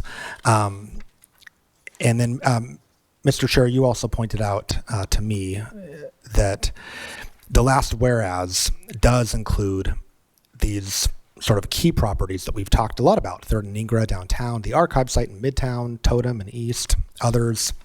And so those are also included along with the Exhibit A for consideration, is what I'm understanding by this. So, yeah, I hope we can make this ask, but I also hope that we can continue as a body to think carefully about how we can consider raising our own revenues as a municipality because housing is much needed. Thank you. Thank you. Ms. Baldwin-Day. Yes, thank you, Chair. I'm curious if what we're proposing here is an infrastructure bank in which we are proposing to use this funding to actually make sub-market loans to developers, or are we suggesting that we would be doing direct investment in developing the infrastructure that's needed and then the parcel being ready for So I can speak to that. When I initially started, I had those 5 major projects: 3rd and Ingra, Archives, Totem, 100th at Sea, Cars Gamble, and Powder Ridge. And the public infrastructure is the key here. We're talking about the roads, all of that stuff. And so we did not get to the level of talking about how we would implement. Would it be a bank, repayable? Would it be an investment fund? I think that if we're looking at resources, kind of the one-time dollars coming in, the question will be before the body and the appropriation when it's finalized, how that would be implemented. But all of those other projects were added because I think it does make sense to demonstrate broadly across the municipality the need, and then how it is implemented in its final would be between the Assembly, the administration, and the state. Excellent. So we would see the sort of nuts and bolts come back before us in the event that we did in fact secure this funding from the state. So I think that that would depend very much on how it is funded by the state, right? They are the ones ultimately who would have the ability to put structures and frames on it. We want it to be as general as possible. It may not be that number. It may be one fraction of that number. They may pick a project and say, this is the one we like. They may say, you get this much and you can pick. So it really ultimately depends on what happens in the legislature. And then it comes to us in whatever form they send it as approved in the law. So we don't really control what they do. Thank you, that's helpful. Yeah, but anything that is appropriated to the assembly would, or to the municipality would come to the assembly ultimately. So you will be involved in that part of the process. And again, we picked projects across every district. We are attempting to appeal very broadly to as many people as we can. And the number one thing we're trying to face in Anchorage, other than the port, which is underway, is housing. So it just seemed like low-hanging fruit. Ms. Brawley. Yeah, thanks. I would just briefly add too, this is really going, if it moves forward at all, it would be one line in the capital budget with some very broad intent language. And so I think that's what we're trying to square that. But more would be to come to figure out how that money's prioritized. And then could also be added as a sponsor or co-sponsor. Thank you. Thank you. You know, in the capital budget, when we have started kind of moving out the column that says state funded, which is money from heaven that's never coming. This is like that, really. So it's not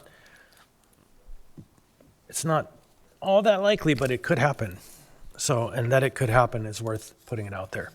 This is the year, if any. Okay, if there's no further discussion, then members may proceed to vote.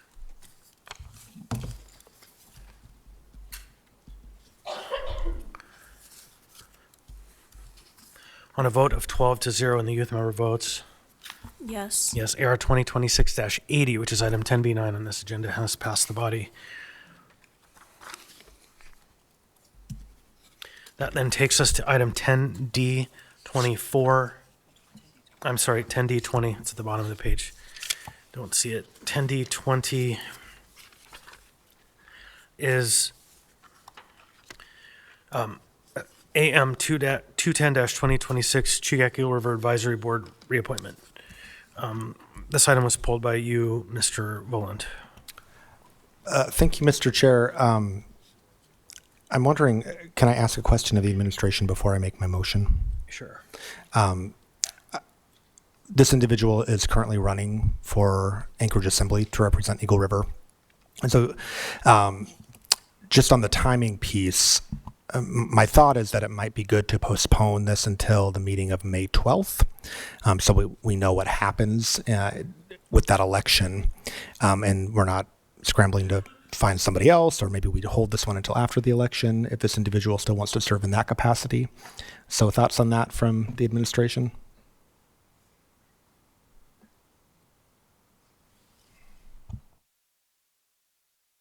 Ms. Fleet Green, welcome. Hello, Suzanne Fleet Green, Office of Mayor LaFrance. My understanding is that if this individual gets elected to the assembly, then they would no longer be able to serve on this commission. So I would just say it's up to you as a body how you want to proceed. My understanding is that this reappointment is not needed, but I would have to call someone to confirm that, but is not needed for quorum. So it doesn't, it's not a difficulty then, should we confirm this person tonight and they have to step down to find somebody else? We can do that in a timely manner. If this person has to step down after the election, then yes, we would quickly try and fill the vacancy. Okay, so I think with that, I will move to approve. Second. There's a motion to approve by Mr. Voland, seconded by Mr. Gerker. Anyone wish to speak to the item? Seeing hearing none, members may proceed to vote.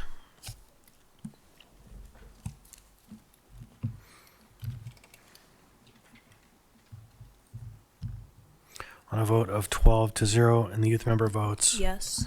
Yes, AM 210-2026 has passed the body. Okay, now we have 10D24. 10D24 is AM 192-2026, recommendation of award an indefinite delivery, indefinite quantity contract to Alaska Land Clearing to provide hazard fuel mitigation services for the municipality of Anchorage. This item was pulled by you, Ms. Brawley. Move to approve. Second.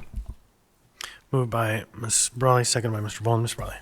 Thank you. This is just making a correction that was flagged by our budget analyst, so I'm going to move a verbal amendment, and that is on page 1, line 8 in the memo, to change the number 2 million to the number 3.5 million to match the actual body of the item.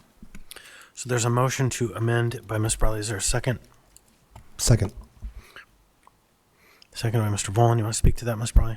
I think it speaks for itself. Okay, thank you. Any further discussion on the amendment? Seeing and hearing none, I'd like to ask unanimous consent. Any objection to the amendment? Seeing and hearing no objection, the amendment is passed. We're now back on the main motion as amended. Any further discussion? Seeing and hearing none, members may proceed to vote.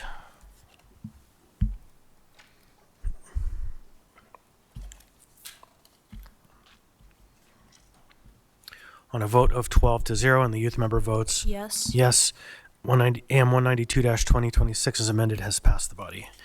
Then there's going to be no motion on 10D25 or 26. Those items will come back before you later. There's item 10F3 is 10D45 off the bottom of the page again. Item 10D45 is Assembly Memorandum Number AM 232-2026, recommendation of award of a sole source contract with Traffic Logics Corporation for the procurement of relocatable speed feedback signs and associated equipment for the municipality of Anchorage. This item was pulled by you, Ms. Baldwin Day. Thank you, Chair. Move to approve. Second. Moved by Ms. Baldwin Day, seconded by Mr. Johnson. Ms. Baldwin Day. Yes, thank you. I skimmed but did not have a chance to do a deep read. I just want to confirm that the placement of these speed feedback signs is not limited to only municipal roads. If someone on the administration could speak to that, that would be great. I can speak to that through the Chair, Member Baldwin Day. One of the reasons that we're exploring this as an option is because, as I think we've all discussed, we have limited levers to pull in the architecture of some of our more dangerous roads because they're not controlled by the municipality. And so we do have other things we can control, including enforcement. And so this was part of that effort. We have offered to the state that we would be willing and interested in placing them on state roads. They've indicated that they're actually planning to order their own array of speed feedback signs as well. So we'll continue to collaborate with them to see if they're able to address areas that we're concerned about with resources that they've supported that will free up more resources for use elsewhere in the municipality. But our intent is to work with the state to place these where APD and traffic would gauge them to be most effective in dealing with areas where we have problem driving, and some of those areas include state roads. Thank you. Will the AMAT's high-speed crash network be factored into those decisions as well? Through the Chair, absolutely that. And also we have an assessment from APD of areas where they would specifically recommend this, where they're seeing bad driver behavior. So we'll take those various inputs into account in considering where we place these. Great. Thank you very much. Any further discussion? Seeing hearing none, members may proceed to vote.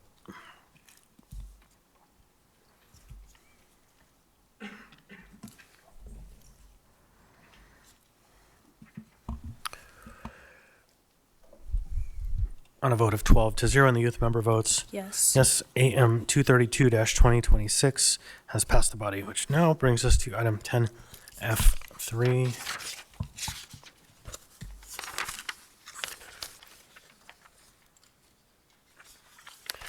F3 is Information Memorandum 35-2026, release of hold on appropriation for the Anchorage Hydropower 2025 capital improvement budget for the 1991 Fish and Wildlife Program. This item was pulled by you, Ms. Bradley. Move to approve. Second. Moved by Ms. Sorry, move to accept. Yeah, moved by Ms. Bradley, seconded by Ms. Baldwin Day. Yeah, and I pulled this one on the Chair's behalf, so Mr. Constant. Thank you. So for members' benefit to understand what this is, there have been some challenges in relationship to the 1991 Fish and Wildlife Program, and there have been some further challenges relating to the operation of the Anchorage Hydropower Utility that are subject to current development of litigation and other matters. because the municipality has been stripped of its authority to operate the hydropower utility, but it hasn't been stripped of its liability and responsibility to fund. And so we are in a very unique and precarious position where separate entities are kind of given the authority to appropriate out of our budget, which is not good. And so the previous member that I worked with on the Eklutna hydropower project put a hold on any appropriation from the Anchorage hydropower to any part of the Fish and Wildlife program until such a time as a detailed capital improvement budget was presented to the assembly, not just a single line item in the budget that said, we're going to spend this much and we're not going to tell you on what. And so currently they have done that. And so the hold is in a position to be released by the acceptance of this AIM. But what I'm speaking to you about as members who are going to be here into the future is that you have a due diligence requirement to look closely at the Anchorage hydropower budget as detail, because you are not in the control to, no one in the municipality is in the control to set what those expenditures are at this time and until litigation is concluded or until 35 years have passed and we sell the utility and it's no longer on our books. And so you are now the stewards of the question of fiscal stewardship of the trust of the people on these projects. And so when you see an Anchorage hydropower budget, I ask you to please look closely and make sure that the expenses proposed, the amounts being requested make sense, because you are the only check on third-party entities having a hold on our budget. So I'm just offering you my caution and be careful. But they have complied for this year. And going forward, it's up to you to hold them to their compliance. That's why I pulled this one. So if there's nothing else, then members may proceed to vote.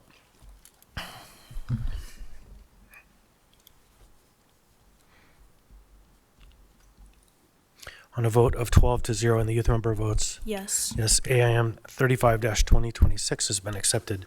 So that concludes the business on our consent agenda. Mr. Gerker. Mr. Chair, I move to change the order of the day, take up items 13A and 13B after 14E. That allows us to take up item 14A sooner, right after the dinner break, so all the folks here to testify on ASD's budget can get home in a decent hour and put the kids to bed. Second.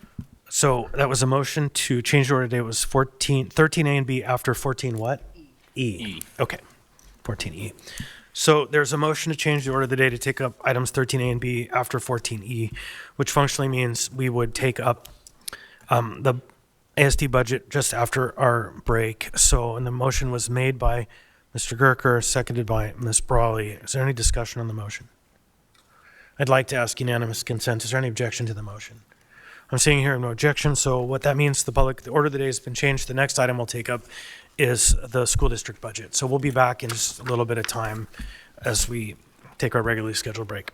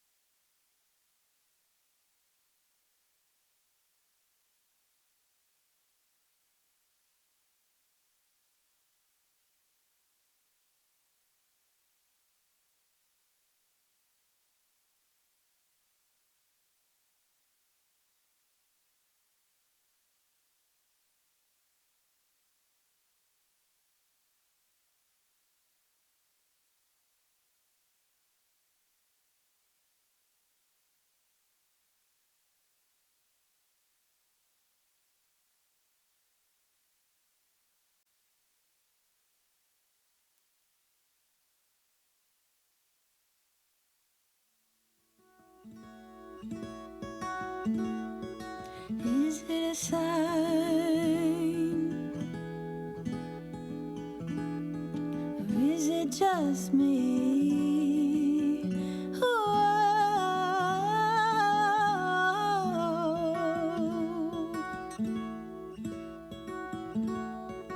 All of my life waited for a sign to arrive.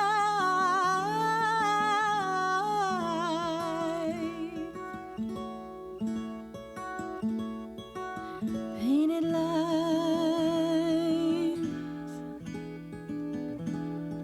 around her eyes, her eyes.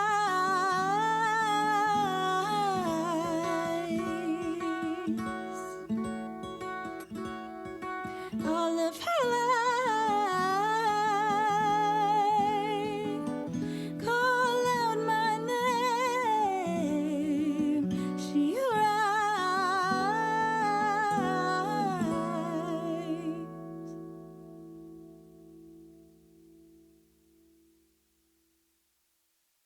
Where there's no boundaries to have and nowhere to go.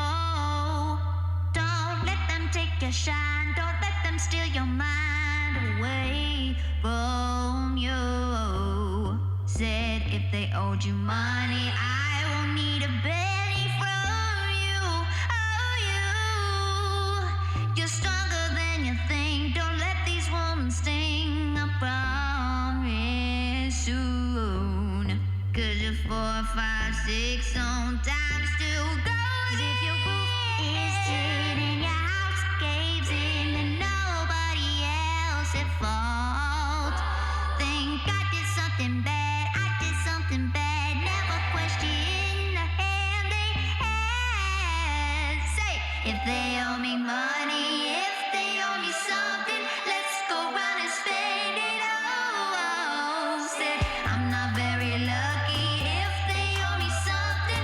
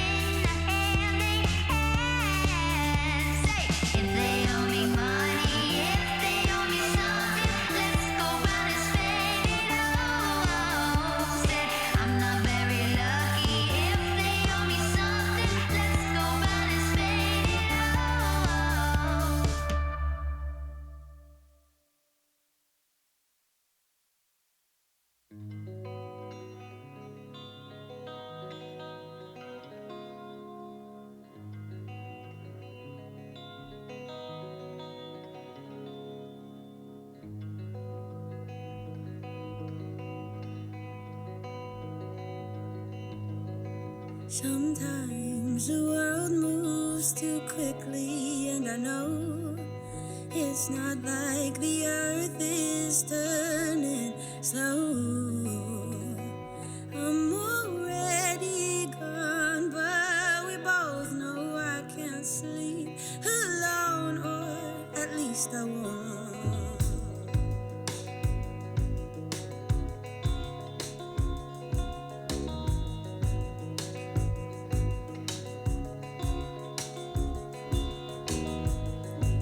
Boy, I really hope it doesn't hurt me, even though I know where I'm gonna go.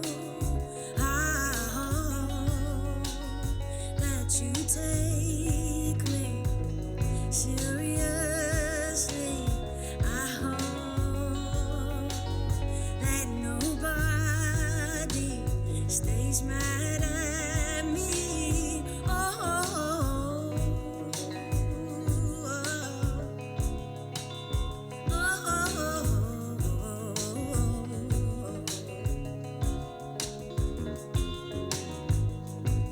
Which way is up in your eyes? I hope I don't come down, 'cause we're dancing on the words we didn't get to say. And now that you take me seriously, and now that nobody stays mad at me, and now that you take me seriously.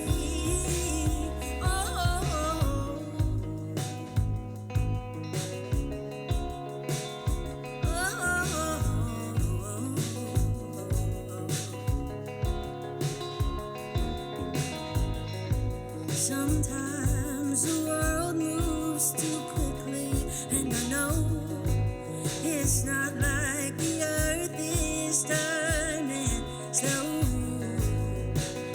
I'm already gone, but we both know I can't sleep alone. And now that you take me seriously, and now that nobody stays mad at me, and now that you take me seriously.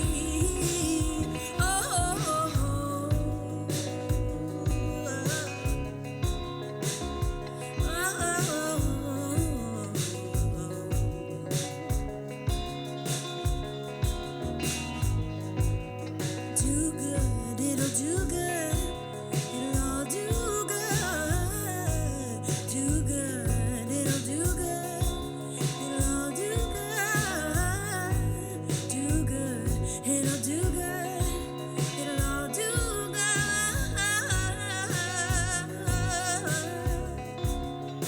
It'll do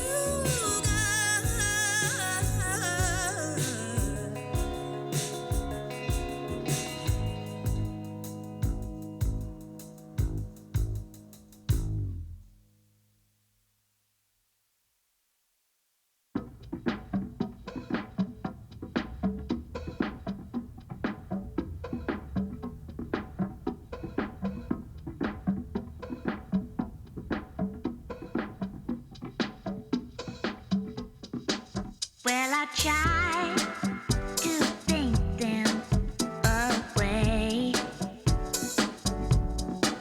but nothing could keep them at bay. And the time I fight, they come right back. Yeah, seems no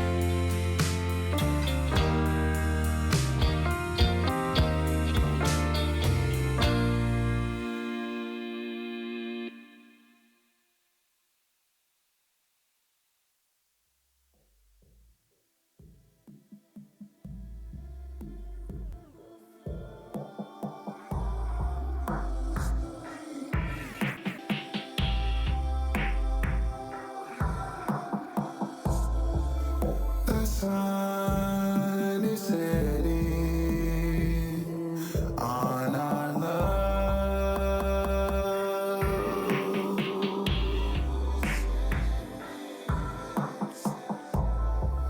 Somehow you kept me.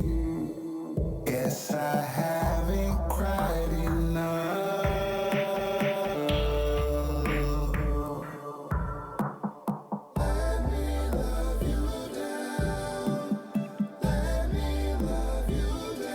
I never came over. I'm sober. Let me love you down. Let me love you down. I never came over. I hate when I'm sober. Let me love you down. Let me love you down. Let me love you down. Let me love you down. Let me love you down. Let me love you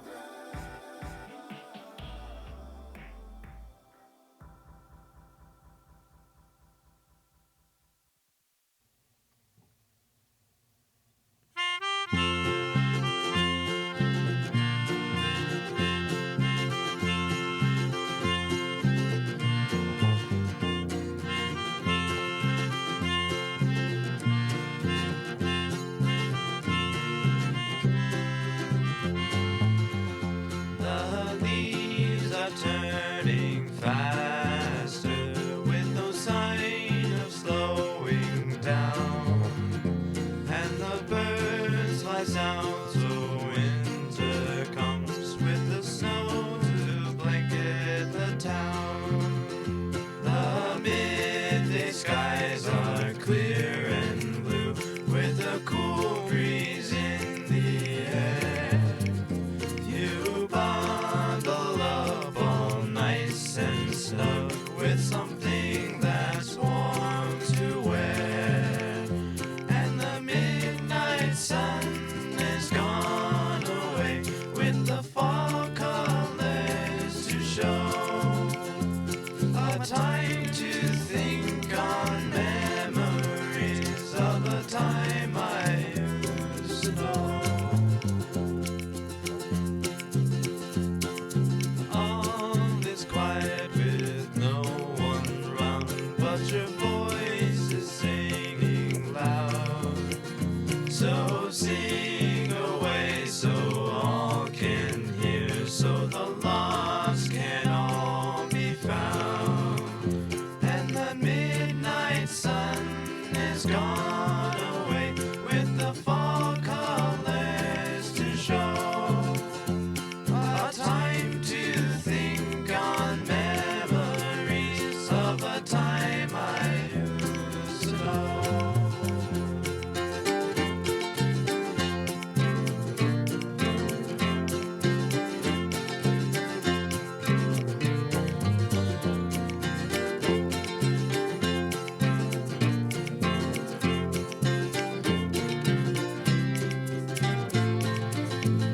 And the midnight sun is gone away with the fall colors to show. A time to think on memories of a time I used to know.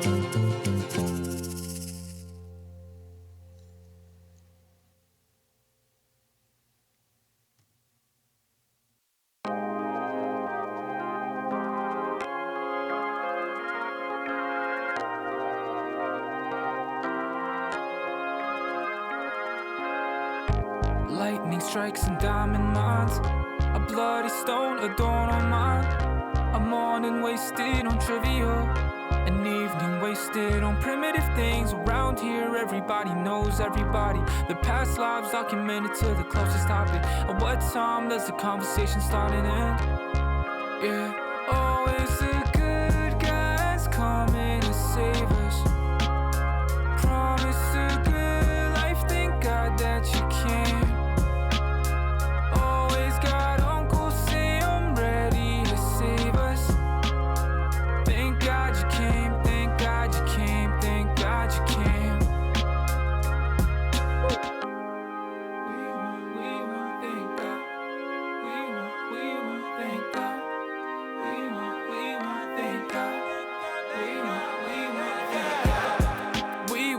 D1, thank God the Red's done. Now we working for the past. Spent a whole damn house on your wrist to praise God. Spent like 15 work a salary on your wrist.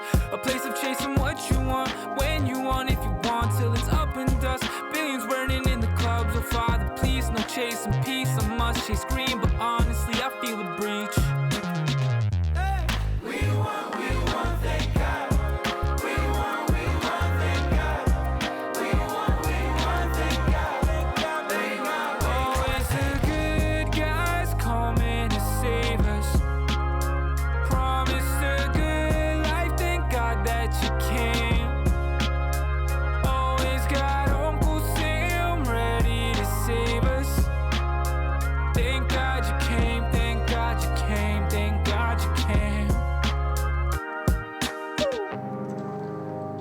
Be a friend till the end. We'll fight the good fighting, and the lives you've changed, the effects you've made. Is this the life you made for me? Always the good guys coming to save us. Promise a good life, thank God that you came. Always got Uncle Sam ready to save us. Thank God you came, thank God you came, thank God you came. Always the good guys coming to save us. Promised a good life, thank God that you came. Always got Uncle Sam ready to save us. Thank God you came, thank God you came, thank God you came.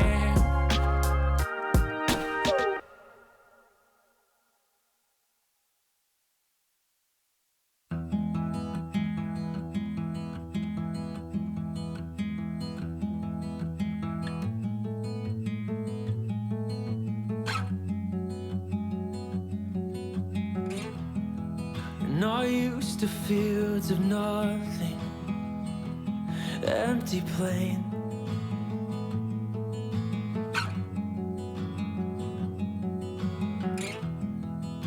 A highway memorial to fill up some space.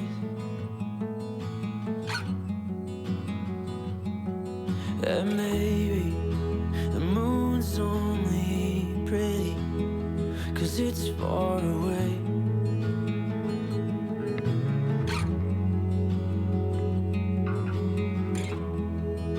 And she only wants me 'cause I'm keeping this place. It's all the same.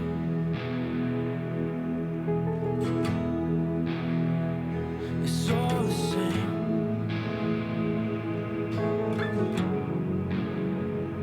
It's all the same. It's all the same.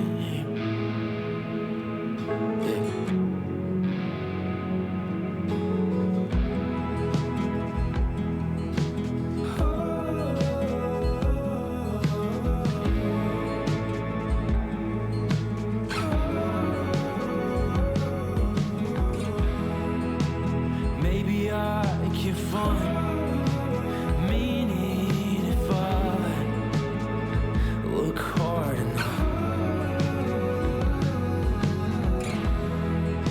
The reason you're here is the cause of your tears, and a check every month. Cut the loss.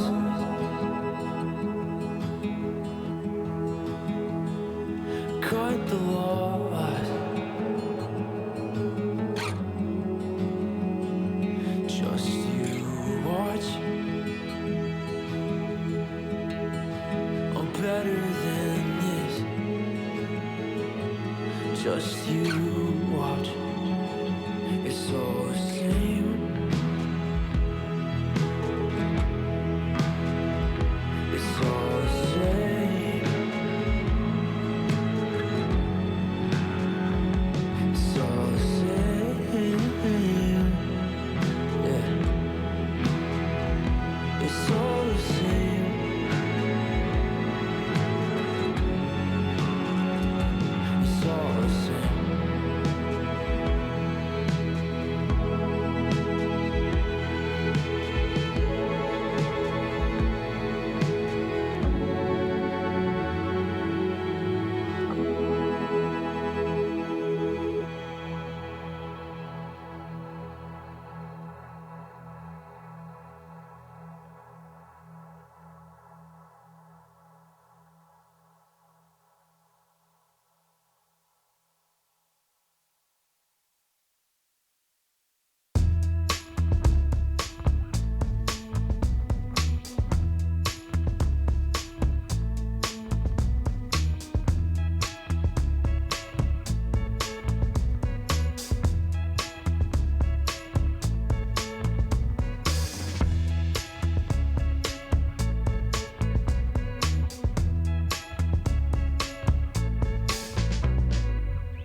Grilled peaches with a little bit of char.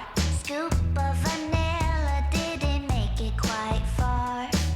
Before the juice starts dripping on down, it reaches my elbows and kisses the ground. Just like a dookie, I'm running all day. Off the cave, I got too much to say. Oh my God, it happened again. Wound up, I thought I lost me again. Why don't you go visit the summertime, 'cause it miss you. Don't throw those wet clothes in the water. Why don't you start sipping on tea? Go get yourself some love. Why don't you follow that dream? Grab peaches, all you deserve. Sweetness, sweetness, with you. Have ambitions in your lifetime. No perfect moment to reach out and try. Grab peaches, all you deserve. Sweetness, sweetness, with life is auspicious when you listen. So surrender yourself to the message you're receiving. Heartless, harmonious, you will never find that perpetual bliss until you go change your mind, go do things for fun. I know that it was stolen, but go be a child for once. I let out a laugh, I let it break off. I licked it right off there, wait for another bowl. Life is too short, get stressed out enough. Let go of those days that keep you so tight and tough. You know I love you, but what I want so bad is to see you grow, to see you laugh. Fulfill your desires and prove them all wrong. Even yourself, mama, make it and hurry along. Why don't you go visit the summertime, 'cause it miss you. A begging message from your daughter. Why don't you start sipping on tea? Go get yourself some love. Why don't you follow that dream? Grilled peaches, all you deserve. Sweetness, with you. Have ambitions in your lifetime. No perfect moment to reach out and try. Grilled peaches, all you deserve. Life is auspicious when you listen. So surrender yourself to the message you're receiving. The air's so fresh where I'm from. Palm trees, ready-made goods, don't front. 'Cause you was on your own time coming. Don't stop running. Burning the leaves in the backyard summers. Flowers and a breeze keep warming me. Tired of the priest keep warning me. Seconds from release, it's hard to treat. I'm too scared to breathe from my beliefs. The land of freedom, the land for me. Too scared to seek, too scared to be my own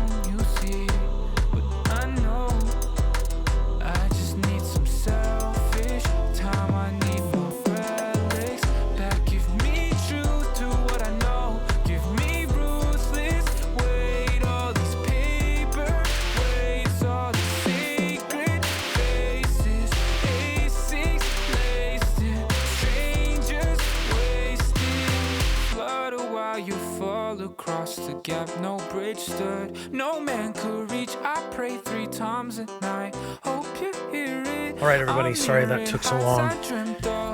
We'll come back to order now. And since nobody We'll go ahead now and take up item 14A. 14A is AO 2026-21, an ordinance determining and approving the total amount of the annual operating budget of the Anchorage School District for its fiscal year 2026-27, and determining and appropriating the portion of the assembly-approved budget amount to be made available from local sources. There's also a substitute version. Public hearing on this item is now open. Welcome. Please come forward and line up if you're going to testify. Members of the public will have 3 minutes. So welcome, please state your name and what part of town you're from. The microphone is off, so if you hit the green button, it'll go on. There's a green button on the base. There you go, you're on. So welcome, please state your name, what part of town you're from. You'll have 3 minutes. Thank you, members of the board, members of the assembly, excuse me, Mayor LaFrance. My name is Chaim Wenger. I worked as a medevac pilot, 28 years in Alaska, 24 here in Anchorage. My family lives next to the Campbell STEM campus, and I'm the luckiest father of 2 amazing kids that I'm proud are as part of ASD. I'm proud they walk to school in a safe neighborhood. I'm testifying tonight because I believe that we want the same things, that we're allies, actually, in raising strong future Alaskans, and that we actually really, really care about people staying here in Anchorage and in Alaska. All of us community members are here tonight with a big ask. We ask you to do what you must to save Campbell. I'm here to ask something, a second big ask. Ask why. Ask why this school. Tonight is the night that the Anchorage School Board has to answer to the public on the record. The members of the public have asked multiple times why and how they chose to close Campbell. The school board has dodged this question. Then their numbers haven't added on up. I believe that our kids in our community have a right to this answer. And this question is vital to my children and to my community. Campbell is a neighborhood of homes for first-time home builders. It's economically and socially all mixed up together. Campbell struggled for many years. It was titled by the federal definition, and the school reflected that. In 2016, the school's kids, teachers, and leadership started to work together, building up the school through STEM. This is the Alaska experience. We pull ourselves up. And it required a ton of work. They did that by renovating a local park. And today the neighborhood is a safe walking neighborhood with the school in its center and its heart. I'd love to tell you a lot more about what the school is like and where they integrate special education kids, where it's a desirable lottery in school where people really want to be there. And so people moved into this neighborhood. I can tell you the home next to me, the family is moving and their daughter is now working for her master's with working in medicine with CRISPR. The house across the street was moving, and the family backed out during the 24-hour probationary period. All of this is because of the uncertainty, and unlike other schools, Campbell STEM's to be dispersed. It's supposed to be ripped up into 3 separate schools and scattered about. The teachers are supposed to go to other schools. And that's destroying 10 years and the safe community that we've all worked to build together. Please tonight, ask the hard questions. Get the answers. This will restore trust in ASD. Thank you. Thank you. Welcome. Please state your name, what part of town you're from. You'll have 3 minutes. Thank you. Thank you so much. My name is Molly Roche, and I live in District 3. Thank you to the assembly members who have spoken with me. I know I've emailed and talked to a few of you. I'm here to advocate for Campbell STEM. I moved here 3 years ago. I've got 3 kiddos, 2 of whom are in Campbell STEM, and 1, hopefully, will also be going to there in a couple of years. I moved here with my husband, and I like to think we're kind of what you guys are looking to recruit, so congratulations, you got us. 2 people who can work and 3 kids who are ready to engage. My oldest son has high-functioning autism. He is included in his classroom. He is supported in ways that are amazing. He wanted me to tell you, because I told him I'd be speaking, and he said, please let them know that all of my friends are going to a different school and I will never have any friends again. a little hyperbole, but for him, it's a big deal because it took him 2 years to make those friends. Because it's a struggle. I mean, even for adults. Anyways, we moved here, and I have been so grateful to be here and to be part of the community. I wanted to just pack my bags on the day that the vote went through. I went from thinking, I voted for this school in a bond, they're gonna improve it, they've already fixed the front, they're gonna do some more things, this is a STEM school, they got their accreditation, Dr. Witt is amazing. All signs point to this being something that Anchorage should be so proud to have. I see the kids walking to school, it's amazing. I feel safe, I feel welcome, all these things that I know you guys are putting so much effort into building, and I'm so grateful for that. No warning, my coworker texted me, I'm so sorry about your school. I was like, what do you mean? Why?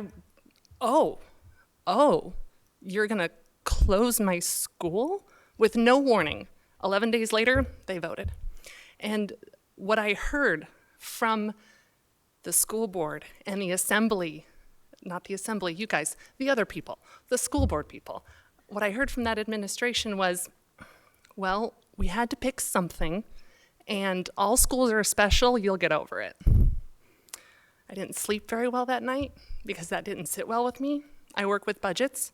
I understand deficits. I could explain that to my kiddos. Hey, flat funding, prices. Like, it's very basic. We'll get into the details later. I understand that this is a state funding issue. I get that, and I am advocating and I am calling. The timeline, though, doesn't add up. We want the state to fix this. I agree. I'm sorry, but you can't make government move that fast. This school cannot be reopened. You can add sports, you can add other programs, but you can't save this school once it closes. So whatever you can do, whatever clarity you can get for us, I would appreciate it. Thank you so much for your work. Thank you. Welcome. Please state your name, what part of town you're from. You'll have 3 minutes. Good evening. My name is Mike Neild. A few of you were at Friday's meeting and listened to me before. I'm sorry you have to see my face again. We're getting tired of it. But a couple of things I wanted to talk about for Campbell STEM is in comparison with the other 3 schools that we're going into, our 3rd grade English language arts proficiency scores are leaps and bounds higher. We're 46% higher than one of the schools, 113% higher than another, and 158% higher than one more. In addition to that one, our academic growth over the last year is on the same metric, 609% higher than one of these schools, 641% higher than another, and 832% higher than the third. It's not acceptable to a parent that they have to send their kids to lower schools for what reason. We haven't been given a reason. Every reason that's been brought up could easily be refuted. Some of the concerns are, we're asking for another bond, another levy from the people. At the same time, Campbell's already on last year's levy. If we're not doing what we said we would do, or if the school board is not doing what they said they would do, how are people going to fund them again further? We have a chance to back this up, and we have a chance to save face. I mean, I think it gives them an easy out. My suggestion is, in doing your job, we're looking at Section 6.05 of the budget. Part 1 of that demonstrates how they come about their budget. The superintendent's going to give a budget to the district. They're going to have a public hearing. Our public hearing was combined with other cuts, with nursing, with activities. Then it gets a vote. It comes up to you. You can raise as a whole, lower as a whole, accept or deny.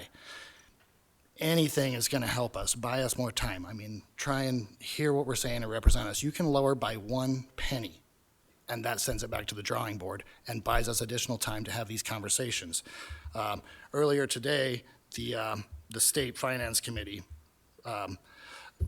said that they're planning on including another $158 million for a one-time BSA increase in the event that a permanent BSA increase does not pass. That would be half of the budget shortfall Anchorage School District has. So do what you can, please, buy us some time, and just send it back to the drawing board. It doesn't take much, a penny, $1, $10, it doesn't actually even change the budget.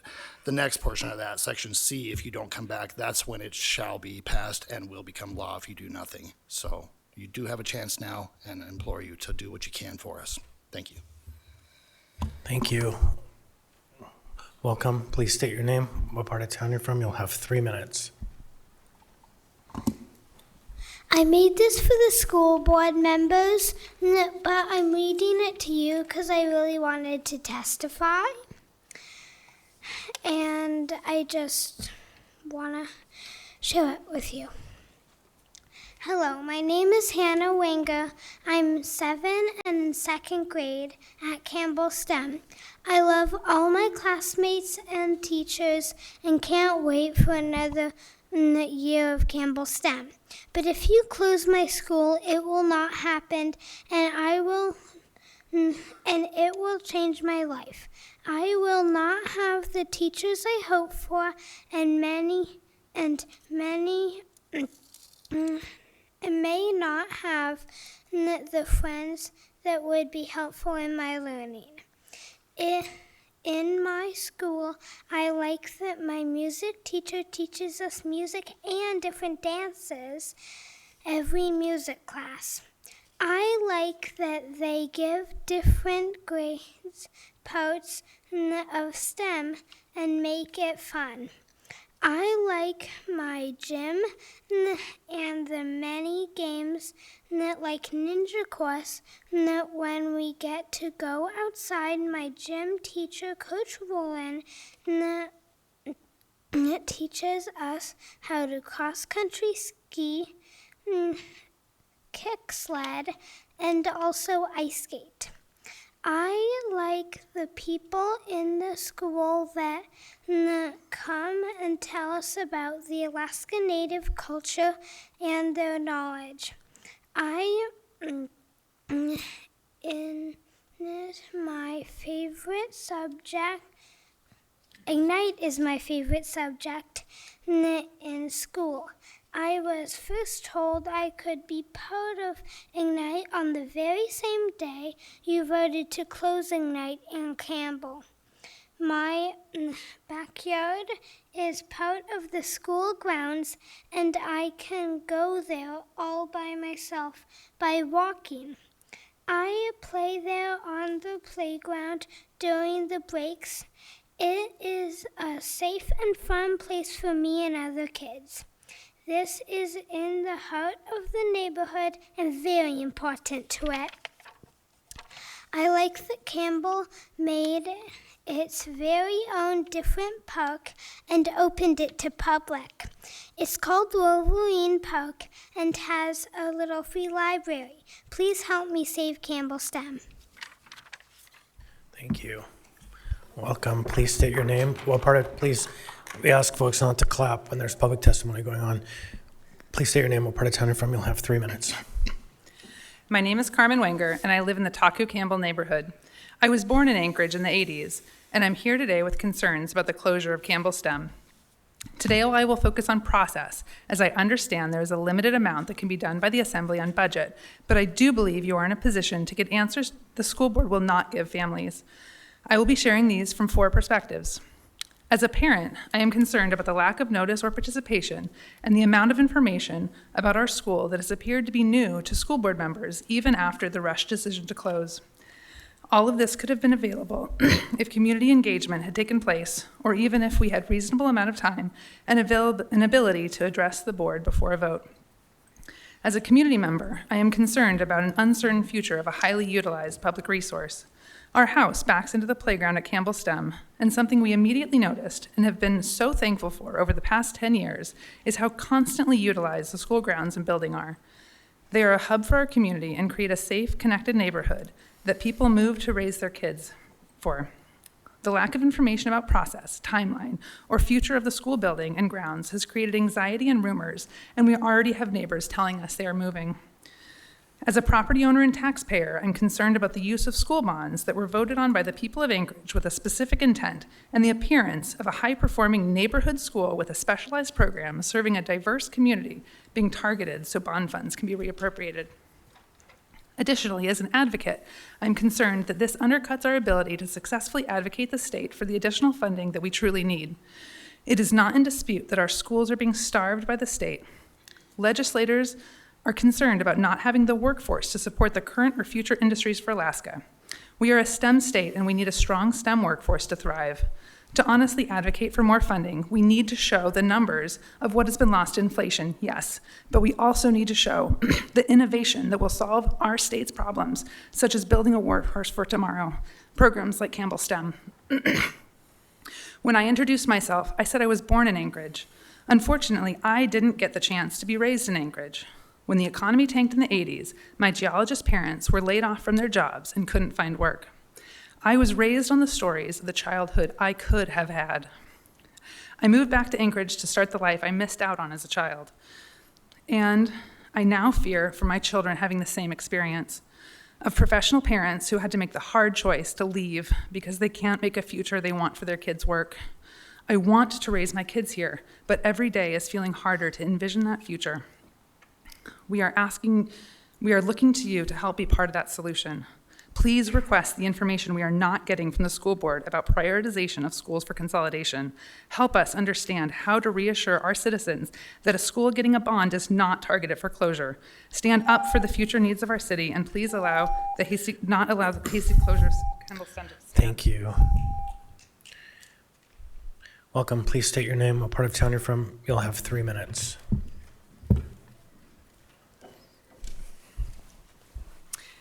My name is Linda Brooks. I urge each assembly member to vote no on this ordinance. It may only be symbolic, but symbolism matters. What kind of community do we want to live in? How highly do we value adequate public notice and open civic engagement? For those unfamiliar, Campbell STEM is the only nationally certified science, technology, engineering, and math elementary school in Alaska. Its test scores are improving notably. The building is utilized. Daily school attendance is at 90%. The school is slated to receive a $1.5 million grant. Campbell STEM was not one of the 10 schools identified in 2024 for possible closure after systemic review of all schools using across-the-board criteria. Campbell is an older school, but voters approved 2025 bond package with $11.5 million to address Campbell's maintenance needs. Also, the school roof was replaced in 2024. Yes, just 2 years ago. Campbell has maintenance issues, but its situation is similar to many other schools. Putting the puzzle pieces together, it appears that Campbell STEM abruptly rose to the top of the closure list because of some old state school bond debt reimbursement monies tied to Campbell that could be moved to support staff salaries and sports, but only if ASD permitted closed the school, despite the school's success. The Campbell community learned about possible closure on Friday, February 13th at 4:21 p.m. when ASD sent an email. Yes, the email arrived after school had closed for the day. It also arrived a day after the Taku Campbell Community Council meeting. Following the Friday email was a 3-day weekend with President's Day on Monday. Tuesday was the sole opportunity for public testimony. Scant time to learn about the closure, let alone to organize and prepare testimony on such an important issue. After ASD voted to close, volunteers started knocking on doors to inform neighbors. Residents without school-age children had never gotten the email, nor did parents expecting their 5-year-old kids to start kindergarten. At Campbell. At the Pat Taku Campbell Community Council meeting on March 12th, the council passed a unanimous resolution opposing closure. The community continues organizing, connecting, and advocating against closure at every opportunity.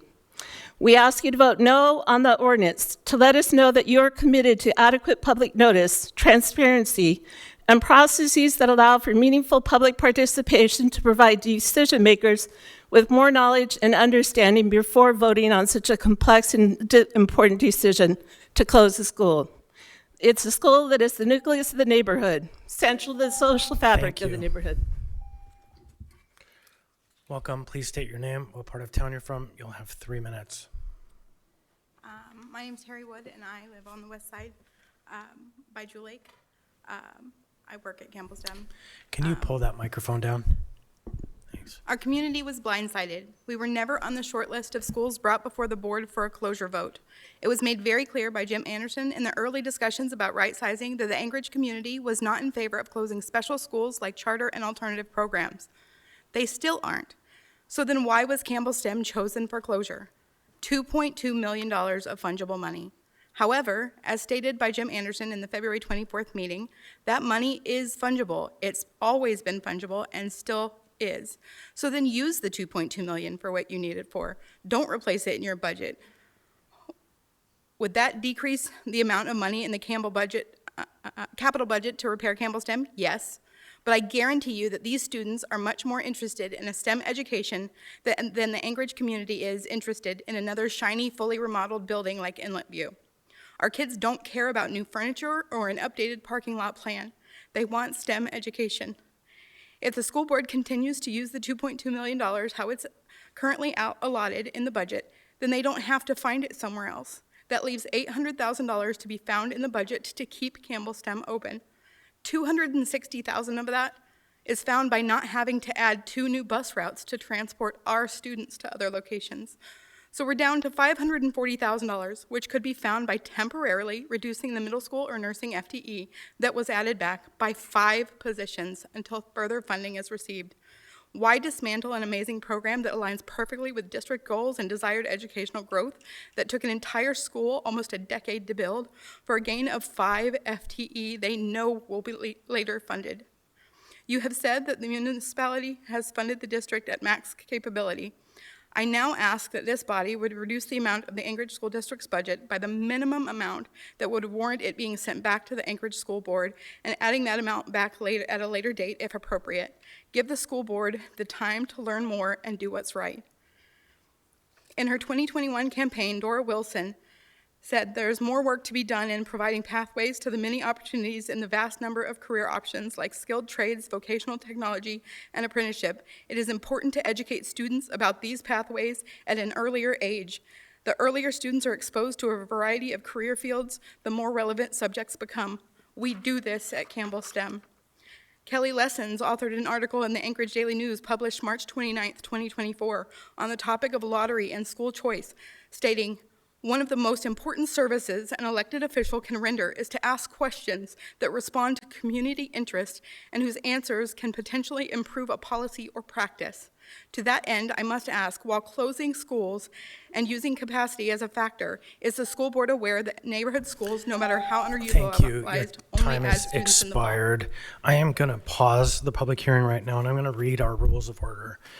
This is a business meeting, and we're here to do the work of the municipality. Please help to create a climate of respect in the chambers.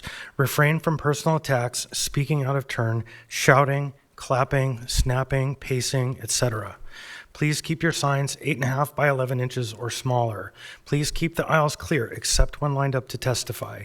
Please do not approach the dais. If you have information to share, please hand it to the clerk. Please stop speaking if a point of order is called. So I may rule on the point of order. If rules are not followed, I may interrupt speakers to call for compliance. If compliance with the rules does not occur, then I may pause the meeting. If there's an actual disruption, I'll give a warning. If the disruption persists or happens again, the person will be asked to leave. I didn't read it earlier today, forgot, first time in 3 years. And I just say that because it's distracting for us to hear stuff when we're here. We're trying to hear the speaker, not all of the stuff on the side. So please respect the speaker by providing a venue where the speaker can be heard. So please come forward, sir. Welcome, our young lady. Please state your name, what part of town you're from. You'll have 3 minutes. If you're making a presentation, it's a little less disruptive than if you're in the audience waving signs and yeah. So please state your name and what part of town you're from. You'll have 3 minutes. It's on. It's off now. It's on. Go ahead. Good evening. Aw.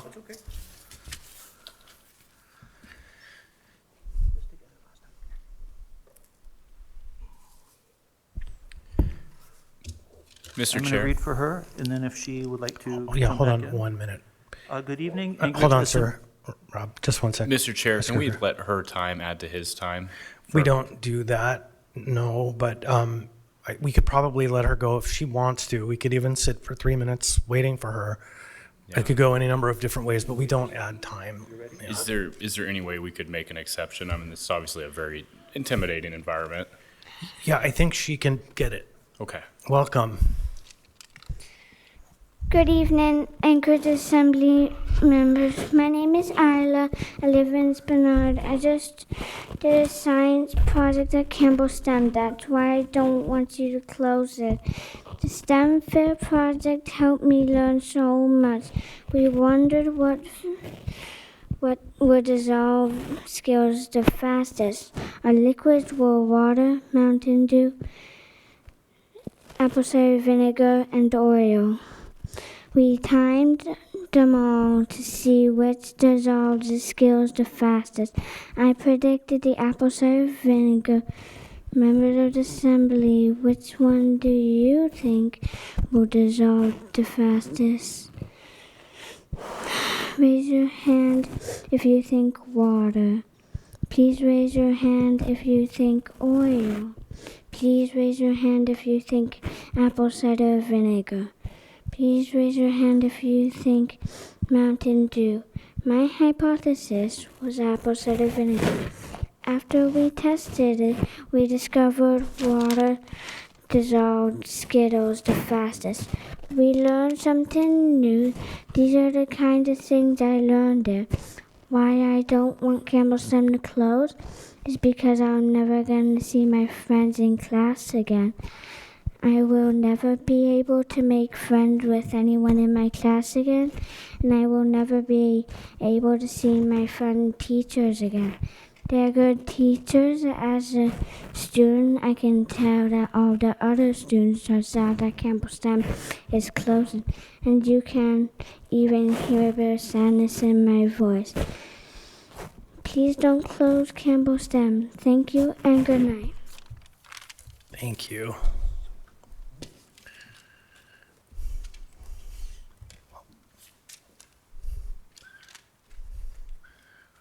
Mr. Chair, is this acceptable? Yeah, welcome. Please state your name, what part of town you're from. You'll have 3 minutes.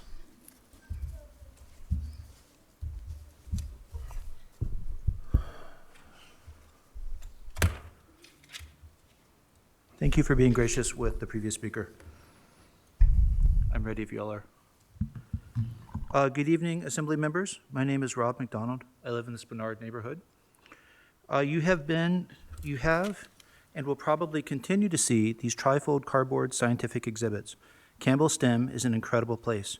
Member Baldwin Day, you put it best when you described it as an Anchorage's only science immersion school. STEM isn't just the name on the door. It guides the entire school's curricula, processes, and ideals. Many of us have brought these because we have noticed something concerning. Few of the elected officials that will decide our fate have set foot inside Campbell. So few people in power have come to experience what Campbell STEM is. Instead, we have brought Campbell STEM to you. This particular exhibit makes me smile. It answers a question we have often wondered in our house, which is bath bombs. Which bath bomb fizzes the fastest? The procedure was to fill up the container with water and drop bath bomb in the container and start stopwatch as soon as it drops in. So we have used the scientific method to determine which one fizzes the fastest, and also tested our hypotheses and assumptions. Thank you. And we will probably be using these results at home.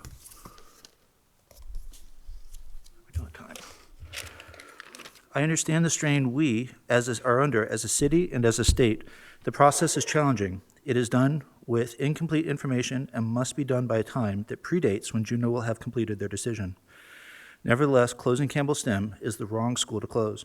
Mechanisms exist to provide more time. I understand the municipality has already reached the local contribution cap. Increasing the budget is not an option. However, there is no cap on transportation, bonds, or extracurriculars. The Muni often uses bonds to provide additional funding. I would ask that you allocate additional funds for transportation or extracurriculars. That will allow the ASD administration to allocate additional monies to fund Campbell STEM. Alternately, since you can't increase the budget, I ask that you decrease the budget by $100 so that ASD has to go back to the drawing board and provide more time for alternatives to closure to be explored. I have more, but everyone has already said it or said it better. I think I'm going to finish. There's a pivotal scene at the end of Harry Potter and the Order of the Phoenix where the kids are in the Hall of Mysteries and they get trapped by the Death Eaters.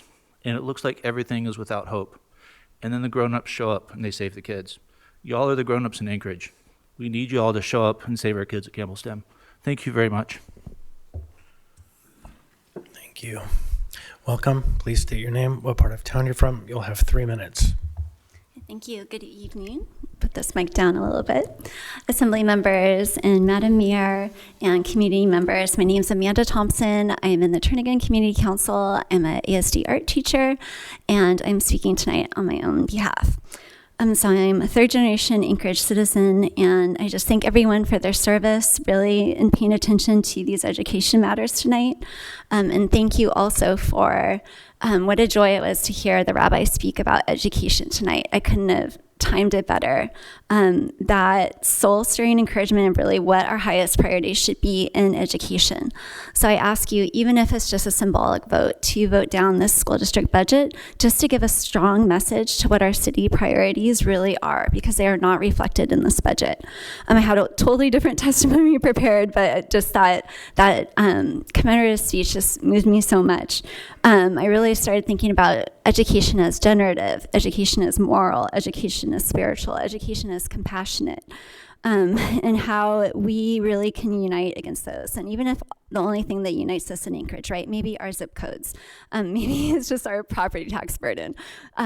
Even if that's the bare minimum, how we need to be united around these education principles you're hearing teachers and parents talk about and students talk about tonight. This budget is really short-sighted. Closing Campbell is not going to solve long-term fiscal realities. These parents have really gardened this amazing school for their young children. Just for me as an educator looking in, it's really rare for me to see such a high-standing neighborhood program, and I'm just so encouraged by that. How are they doing this? They're doing this by doing hands-on measuring, hands-on things that, right, Chromebook time can't buy, things that consultants can't sell you. These are all amazing skills that are really making a difference for art and design education. All the things that creative problem solvers know. You guys are tackling the city's problems every week. Thank you so much for your time in doing that. These kids are learning those creative problem solving skills that can help you, that can be your, right, be those youth representatives here, to be your staffers who can help solve those problems. I'm speaking up as an art and design teacher just because I see that these programmatic cuts, that not just because of budget woes, right? These are really seem to be targeted. Why is art being cut? Why is Ignite being cut? Why is STEM being cut? Why are these things that create good problem solvers being cut? We need you on the assembly. We need the mayor to speak up, ask the district these so we can get answers tonight about why those things are happening. I'm really testifying here. I want to be home with my children. They're doing creative projects right now. Just ask for your help in this as we move forward as a community. Thank you. Thank you. Welcome. Please state your name, what part of town you're from. You'll have 3 minutes.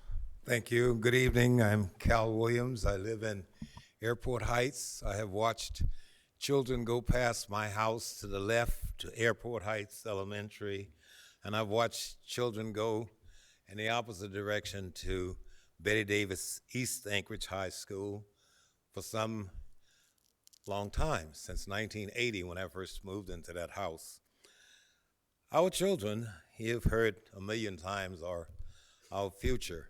First time I testified before this group, mostly men were there and they were not listening. I was appealing for a stop sign at the corner of 9th and Carlock for children who were playing in the street. A lady who I grew up to dearly love, Lydia Selcraig, said, "Mr. Chairman, look at the children." These were pictures of children playing in the street. And I ask you tonight to open your hearts and open your minds and look at the children. Give them what they need, and they in turn will give us what we need. As we grow old, they will use their wisdom to take care of us.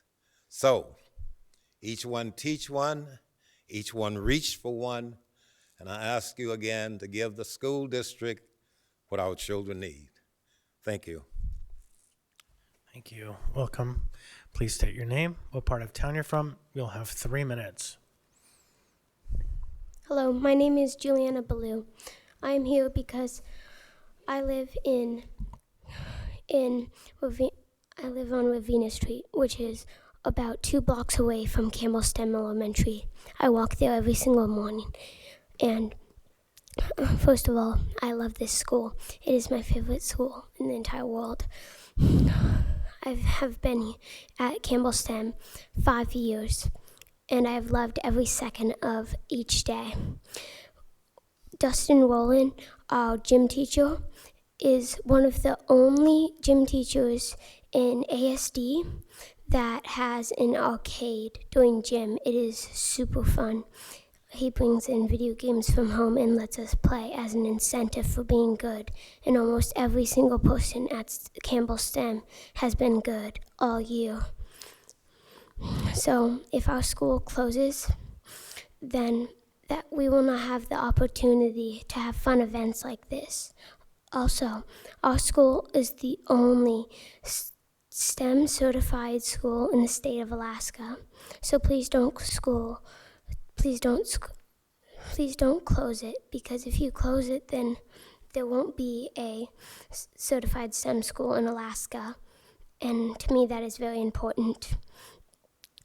Also, our teachers are very interactive and funny. They make us laugh, and we play games at recess. And if our school closes, we'll have to go to different schools far away from all our friends.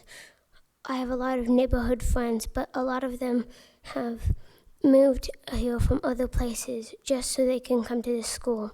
I know people that came to our neighborhood just because there was a good school here, and if you close it, people won't want to move into our neighborhood. I'll probably lose friends and other people that I love. So please don't close our school. Please help it stay alive. Thank you. Thank you.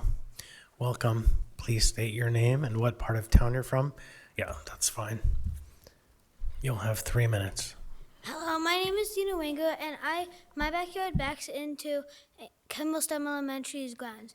I love the school because of all the special programs I go to, like Ignite and the gym program, as my best friend Juliana just stated. As she said, it is the only STEM certified school in the entire state, and we love all the STEM activity we do. Right now, currently in our class, we are working on a roller coaster and to see if the marble and the cardboard can go 10 feet. I love all the other activities we have done, like Ignite, where we are making another paper roller coaster. It's extremely fun. We take the paper, we fold it, and we concentrate on every second of it. All of our students have learned extremely a lot from everything they do in Campbell STEM. Some families, I've heard of a family that was moving to this neighborhood just to do Campbell STEM. When they heard that it was voted for closure, then in 24 hours, they canceled their move. Please move to keep Campbell STEM Elementary open. Thank you. Thank you. Welcome. Please state your name, what part of town you're from. Maybe lift that mic up. You'll have 3 minutes. Great. Thank you. My name is Jackie Ballou. I live on Ravenna Street, just 2 blocks down from Campbell Elementary. Coming tonight because we're asking for your help to save our school, or at least slow it down so we can understand more. I feel the school district made a hasty decision with the budget. Only 11 days from, pulling our name up and putting it on the list and deciding it was time to close us down. I can't imagine making a huge decision like that in 11 days. And we still haven't gotten the information as to why. So I know at the joint assembly and school board meeting last week, members asked for this information and it still wasn't given to you. So we're asking for your help with that. Just thinking about 11 days, we bought our house in 2011, and My son went to kindergarten at Campbell in 2018. So we made that decision 7 years before he was even ready for school. That's how much we thought about the school. We wanted a good school that was nearby, that had before and after school care, that felt science, technology, and math were important. And it was nearby so we could build a community. And we've built a huge community. In 2020, we wanted to expand our house, so we bought the one across the street. We didn't move it anywhere else, even though there's beautiful homes in so many parts of the town. We stayed right here on our block because of our community and our school. So I'm asking for your help.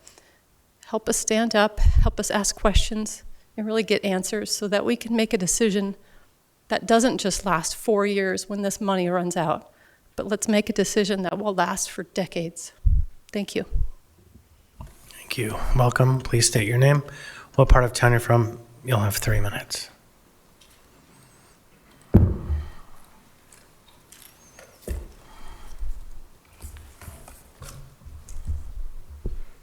My name is Katrina Wolkoff. I am a resident in Campbell STEM neighborhood area, as well as the preschool special needs education teacher, one of 7 preschool classrooms at Campbell STEM, 6 of which are SPED classrooms. As a teacher, of course, wherever I am placed, because SPED is not always guaranteed at a school, I'm going to do my job, which is create an inclusive classroom where my students get the best experience. And Campbell STEM has given my students the best experience.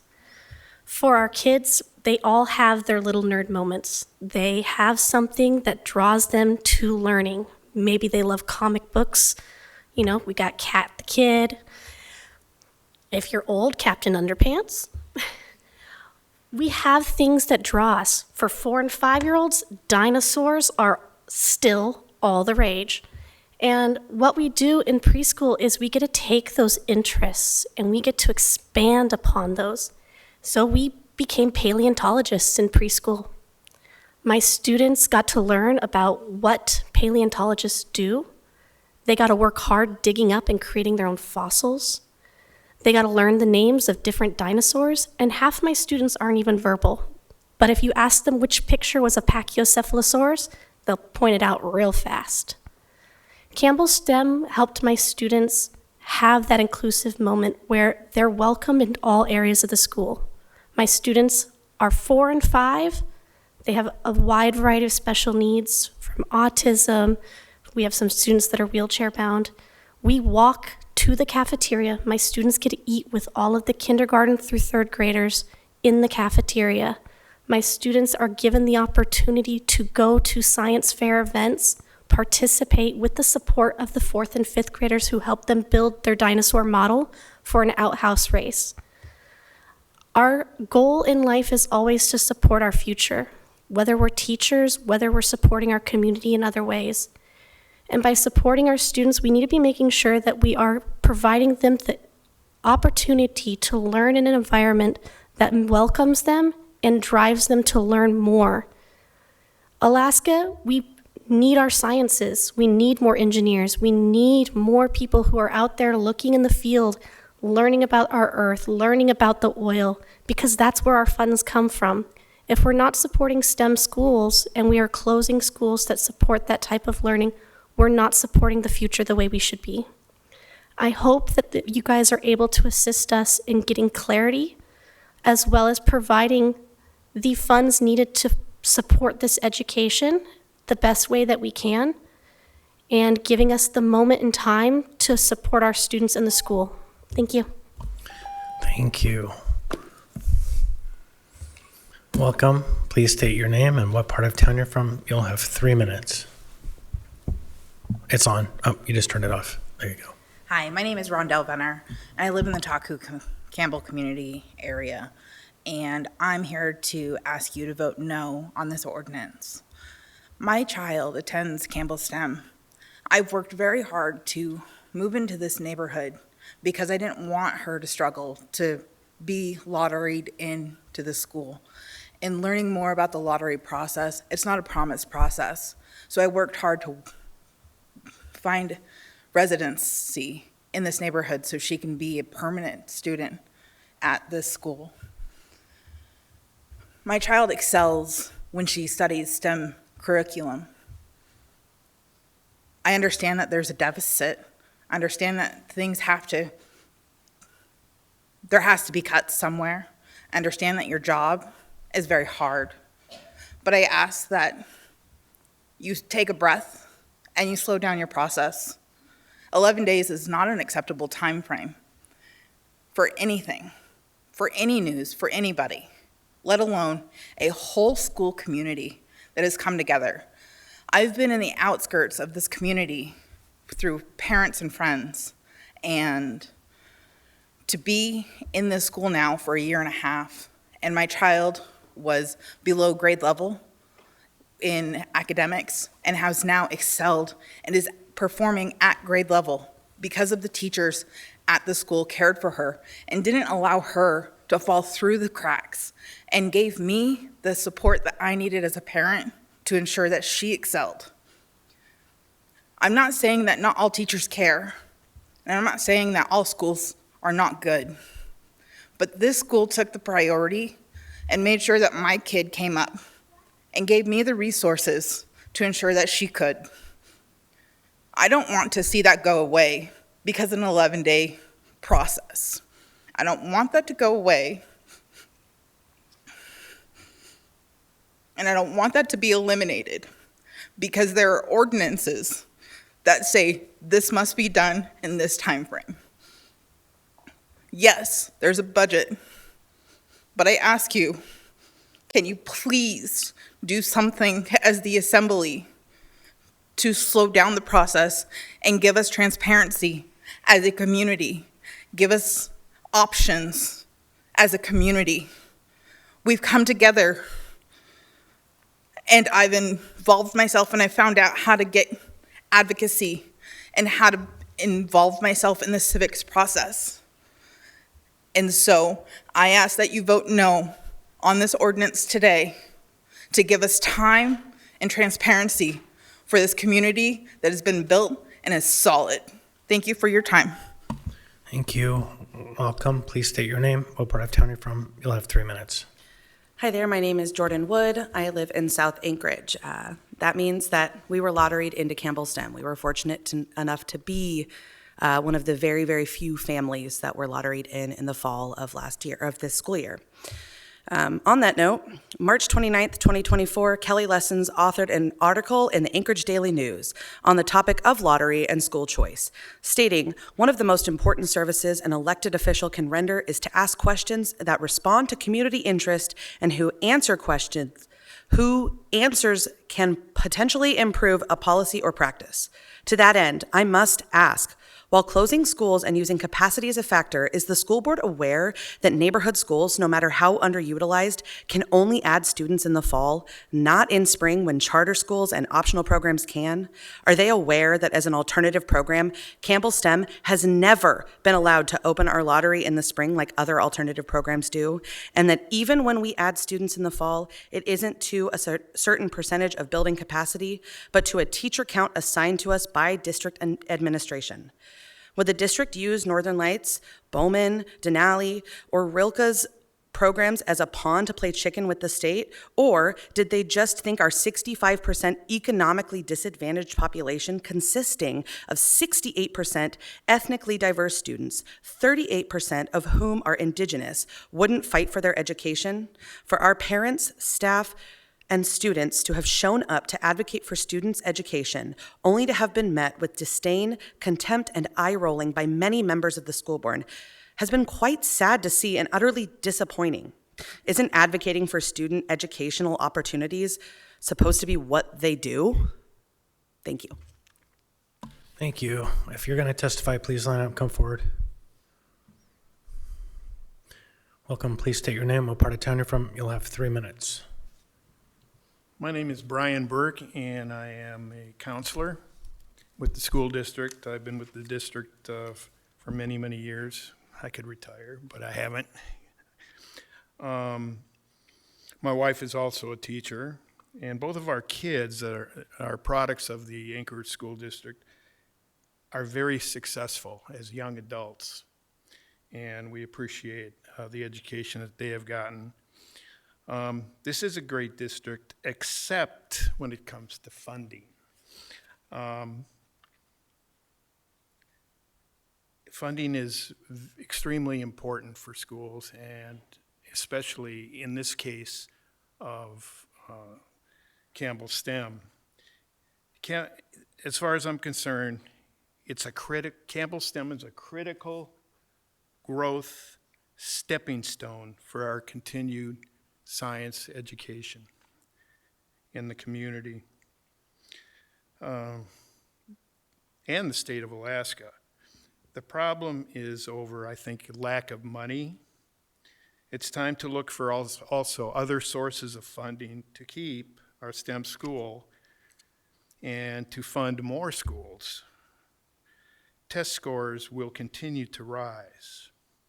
I propose that our community seek out grants, donors, foundations, corporations, government entities that can invest in the future of our children's education, especially in the sciences.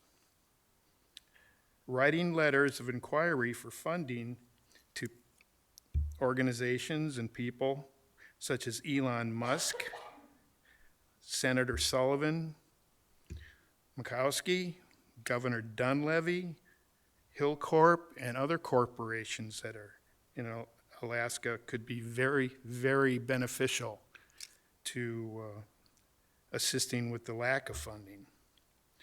We are the only STEM school in Alaska, and I think it's really important to save our STEM school.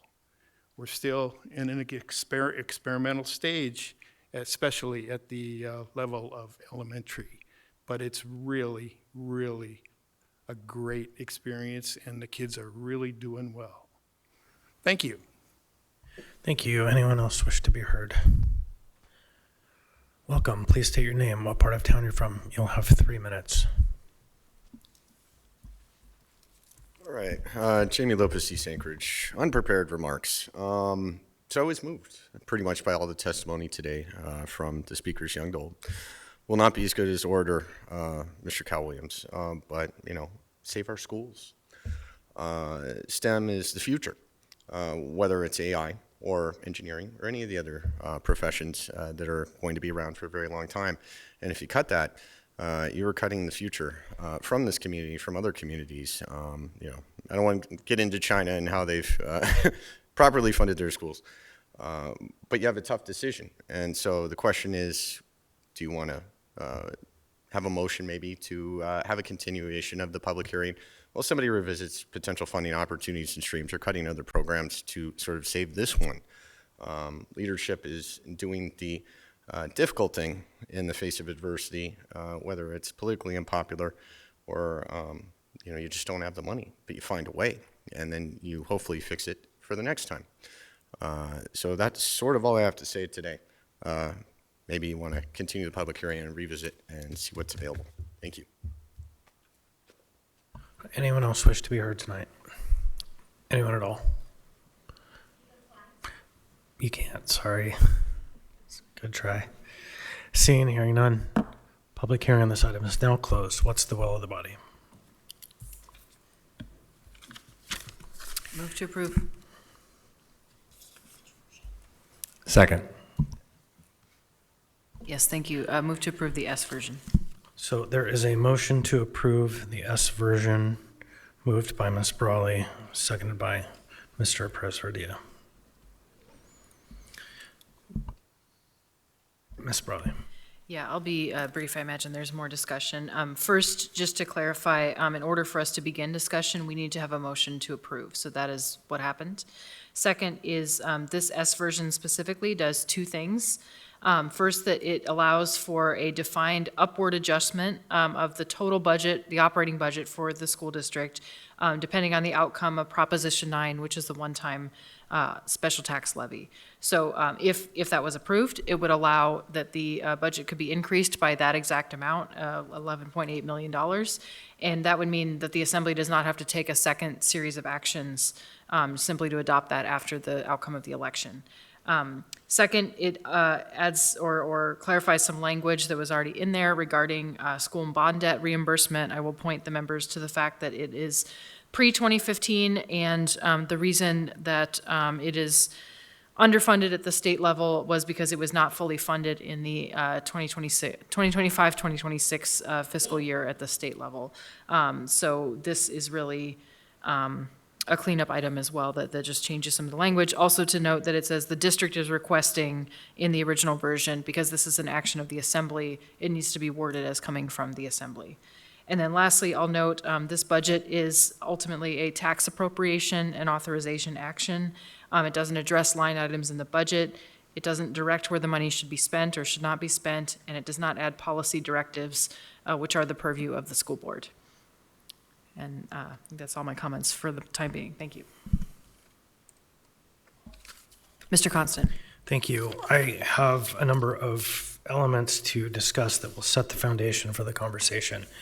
As was previously discussed at our joint meeting last Friday, the Assembly's role is, for lack of a better term, ministerial in this process.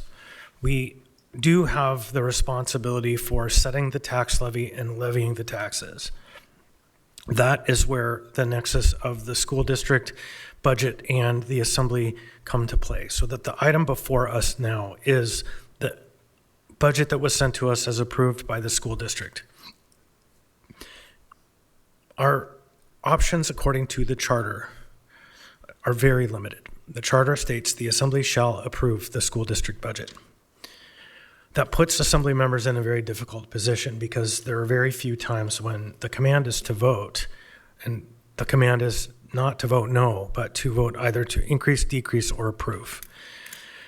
And I hope members look very carefully into the oath that they swore to uphold the charter, because that's the first action that you took when the election was certified and you became a member. You swore an oath.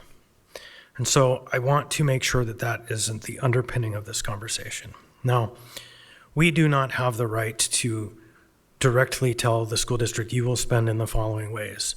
There has been some suggestion that we should reduce the budget by some nominal amount that forces the budget back to the school district that would somehow stop the clock. That doesn't work that way. If we accept the budget with a reduced amount, it's a reduced amount, and that's what the school district then has to grapple with. It doesn't actually come back to us for action after that. It would just put a further cut into the school district's budget, which would then necessitate them having more very hard conversations with members of the community on, because of the Assembly's action, the reduction that they have to now make. It wouldn't move anything toward the achieving the very laudable goals of the parents, and especially the children who came to testify before us today. So I want members to be very, very thoughtful about the actions that they take tonight in the context of this budget. A symbolic no vote that fails the budget will pass. That symbolism, though, will have a cost in the community, and it will be painful, and it's unprecedented. It hasn't happened because, again, the charter commands the Assembly shall approve the school district budget. So there are some things that I've thought about that could be done. There are forms of non-binding intent language that could be amended in that sends a message to the school district. There obviously are members who will testify, who will probably ask questions. We're going to hear from the school district executive. And so all of that is part of tonight. But I want members to think really long and hard about the actions that they take tonight and the oath that they swore on the day that they became an Assembly member, because it matters. So with that, I'll yield back the floor. I would ask that the school district superintendent, if he wishes to come forward, to provide any comments to begin our meaningful deliberations.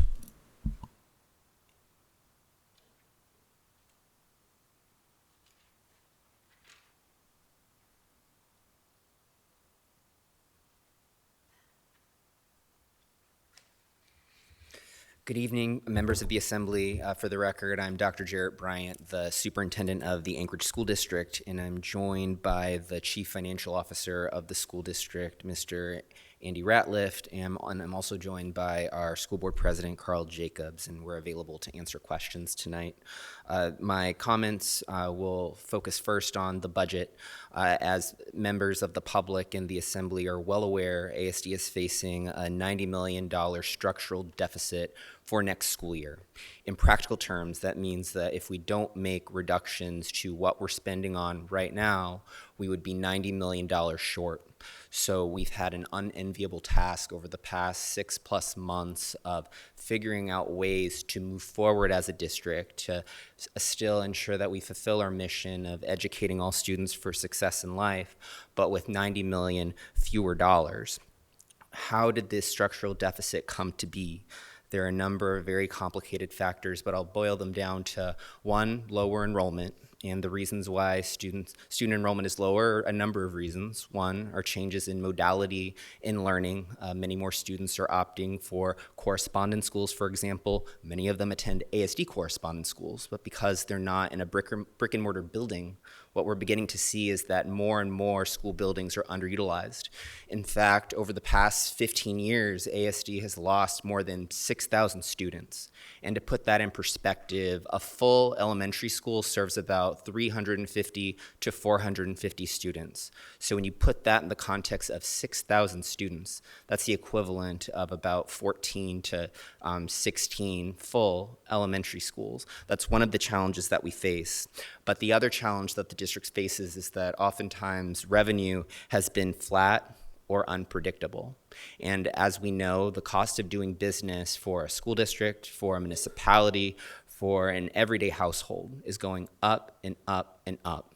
What I can assure the Assembly is that 95 cents on the dollar of ASD's budget goes towards classroom instruction, student support services, and the cost to maintain and support our buildings. And it's frankly the latter that's probably growing at the most exponential rate compared to the others. I can control not hiring administrators, and certainly there have been freezes over the past several years. But what I can't control is the cost of fuel. Think about the price of gasoline as we pass by a gas station here in Anchorage, and you'll see that the cost of fuel is up by about $1 from where it was a month ago. Why does it impact the school district? Think about the hundreds of school buses that traverse the municipality of Anchorage that spans about 2,000 square miles. Think about the cost that means when it comes to next year. Think about the cost of fuel, energy. Think about the cost of deferred maintenance. As I shared with the Assembly at several previous joint Assembly meetings, ASD's deferred maintenance is approaching $1.5 billion. And to put that in perspective, the average municipal bond from ASD specifically has averaged around 65 to 75 million over the past few years. To chip away at that $1.5 billion, that would take decades, and that's time that our students don't have to spare when it comes to ensuring that their schools are safe places to be. So with all of that context set as to where are we at, let's talk about how we approached balancing this structural deficit for next school year. One of the first things that we looked at was administration. So typically in ASD, we average about 5% of our budget goes towards district administrators like myself, our finance experts, our human resources department, and what have you. And I will say that we've made the largest administrative reductions that we've seen in many years within the Anchorage School District. Just one example, our largest department is the Office of Academic Services.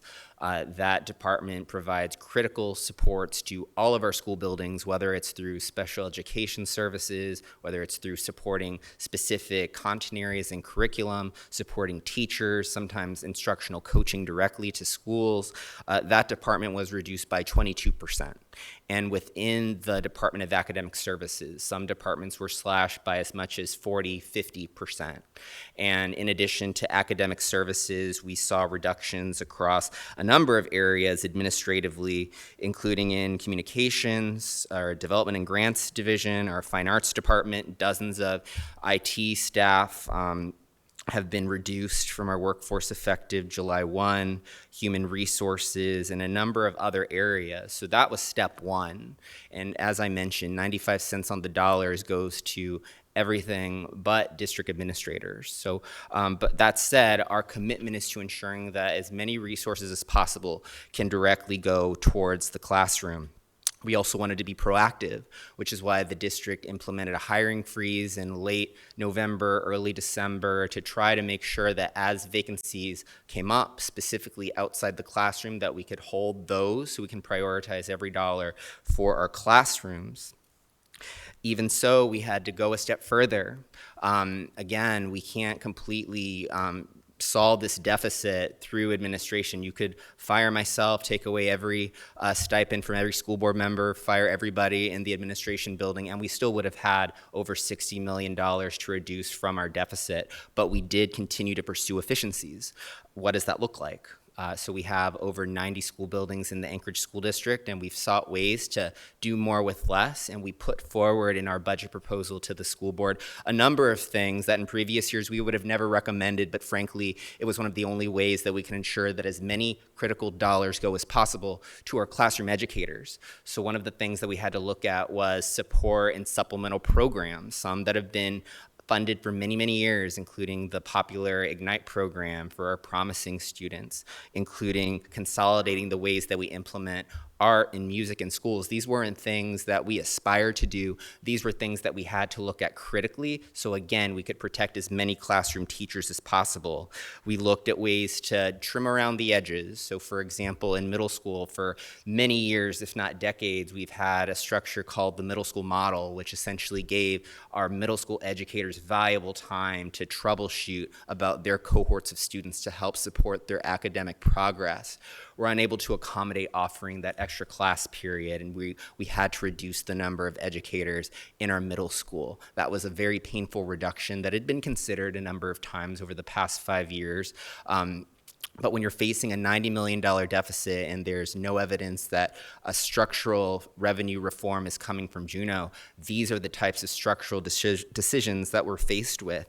And I could go on for hours and hours about all the different things that are not included in this budget, but I'll fast forward to the fact that even after going through everything that I've just described and much more, we still had to increase the pupil to teacher ratio by 4 students in the Anchorage School District. Again, that was essentially our last resort, and we were still forced to consider that painful decision in order to balance our budget. So what I can say is that this budget did not come with a good decision versus a bad decision. It was a matter of a terrible decision versus another terrible decision. And collectively, as a school board and myself, we had to figure out the best way to move forward as a district. Let me tell you a little bit about where I stand as the chief administrator for the district. Is that one of the things that we can do for our community is to provide a sense of clarity. As many educators tell me, clarity is kindness. And for too many years, we've been holding on to programs and offerings and buildings because we want to hold on to hope that one day the legislature will come through, will figure out a fiscal plan, and will be able to offer the same things that we were able to offer in a very different time in Anchorage's history. I think that time is running out. And I will say, as terrible as this budget is, it does implement a number of structural changes that are going to help us manage much smaller deficits in future years to come. I don't want my district to go through this experience of a $90 million reduction ever again. But even though all of these reductions before you that you're reviewing tonight, we still are having to face a $40+ million deficit for next year. So it may be tempting for a school board member or a member of the public to wonder if more funding were to come in, can we add back X or Y program?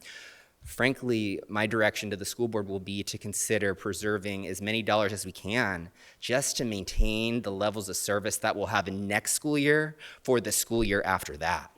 So again, our challenge is not trying to figure out ways to save all of the programs that are currently in place right now, wonderful programs, I might add, but it's a matter of how do we lessen the impact and reduce harm for our students 2 years from now, when again we're facing a $40 million deficit and a projected $30+ million deficit after that. So the district is in urgent need of making structural changes, and we do our very best to bring the community along with us. And I will say, I'm sure that there'll be some extended conversation around the school consolidation portion of this budget. And I certainly have immense compassion for everyone who testified on the impact that that's had emotionally on the lives of our impacted communities. Again, that was not an easy decision to make either. And to be completely transparent with the body, I did not propose school consolidations in the initial budget because in November the school board had actually rejected a proposal for school consolidations, and I respected the will of the board. But I was asked to put forward a school consolidation proposal for them early in March, and I complied with that directive.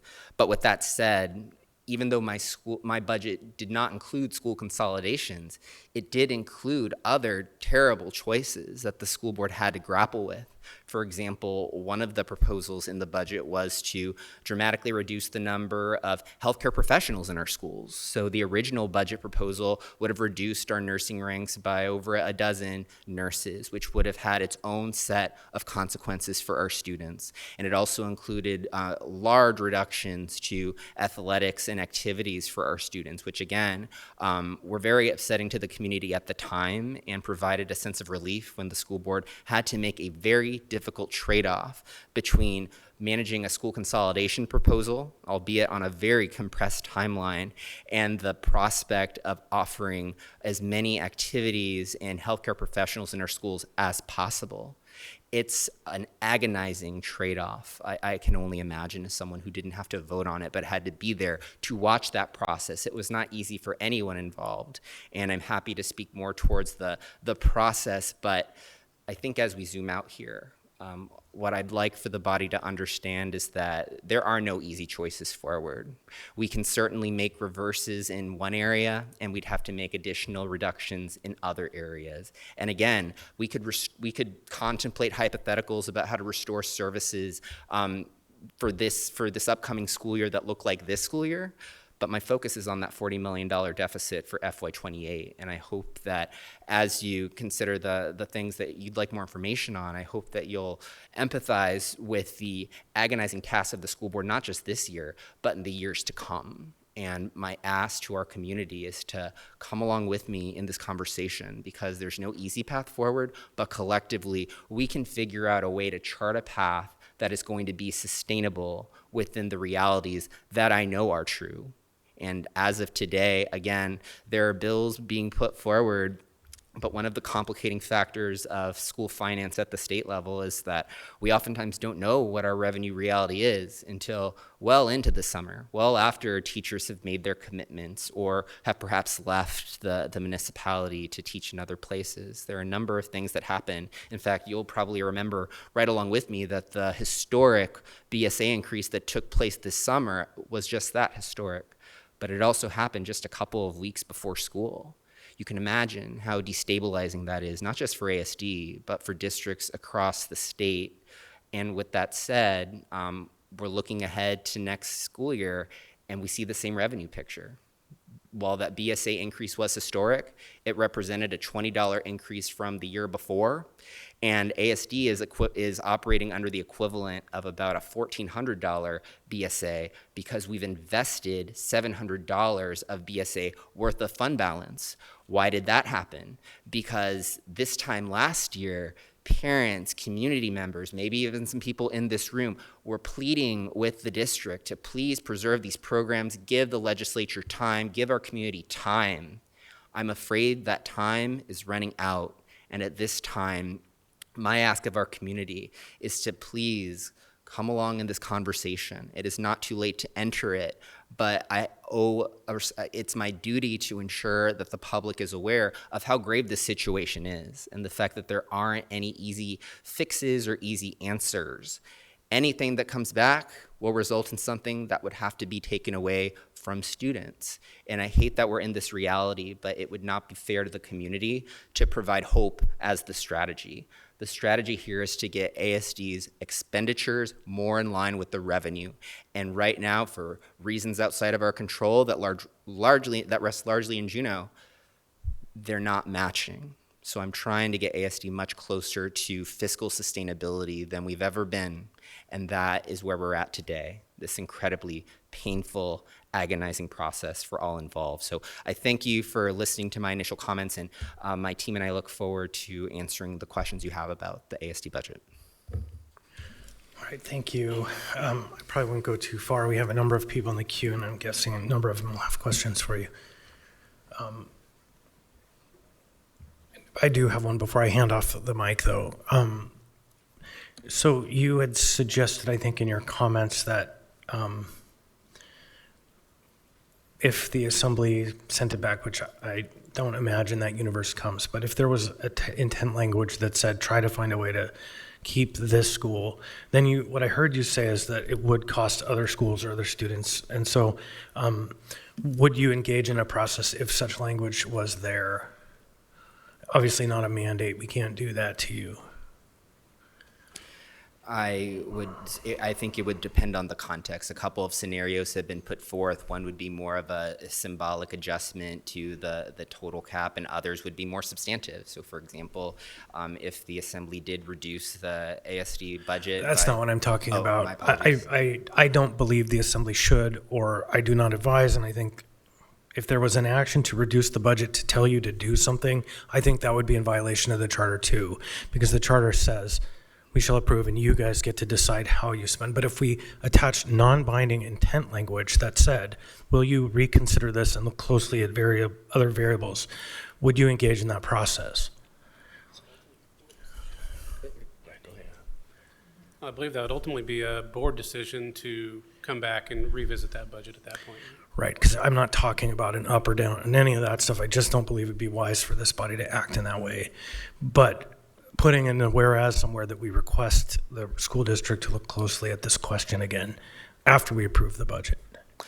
Thank you for that clarification, Mr. Chair. Again, it really depends on what we're talking about, what the whereas is. The whereas may involve an expenditure that's millions of dollars, in which case the things that the school board would have to consider to make up that difference would be very difficult, very challenging, and ultimately their decision, so I can only speculate. Right. Understood. Thank you. Ms. Silvers? Thank you. I know that school systems across the state and across the country, including ASD, have had to make painful cuts that are not in the best interest of our kids because of chronic underfunding that has resulted from us as a society choosing not to invest in public education and in our youth. Imagine a government that invests and increases to the Department of Corrections budget of 55% and invests and increases to the governor's budget by 30%, but will only concede to a 12% increase to the public education budget, and that not even until after 10 years of begging while school buildings fall apart, class sizes increase to ridiculous levels, and educators flee. Well, we don't have to imagine it because this is where we are at now. My fourth grader started school this year in a classroom of 36 students, and we're being told that we're increasing the student ratio by 4 students. It's shameful. I place full responsibility for our current situation on the governor and on legislative majorities who have vetoed and kicked the can down the road on funding our kids. That being said, I am also deeply disappointed by some of the decisions made by the Anchorage School District within this budget. Specifically, I'm concerned with how this administration and school board have chosen to target STEM education with their last-minute decision to close the only STEM elementary in Alaska, as well as delay Oceans Academy, which would have offered a public STEM high school and was the first public charter school in Anchorage that would have offered public transportation, opening up opportunities to even more public school kids to grow and learn in a STEM educational setting. STEM education provides an opportunity for many kids to thrive, including kids who are on the autism spectrum and who struggle in more traditional education settings.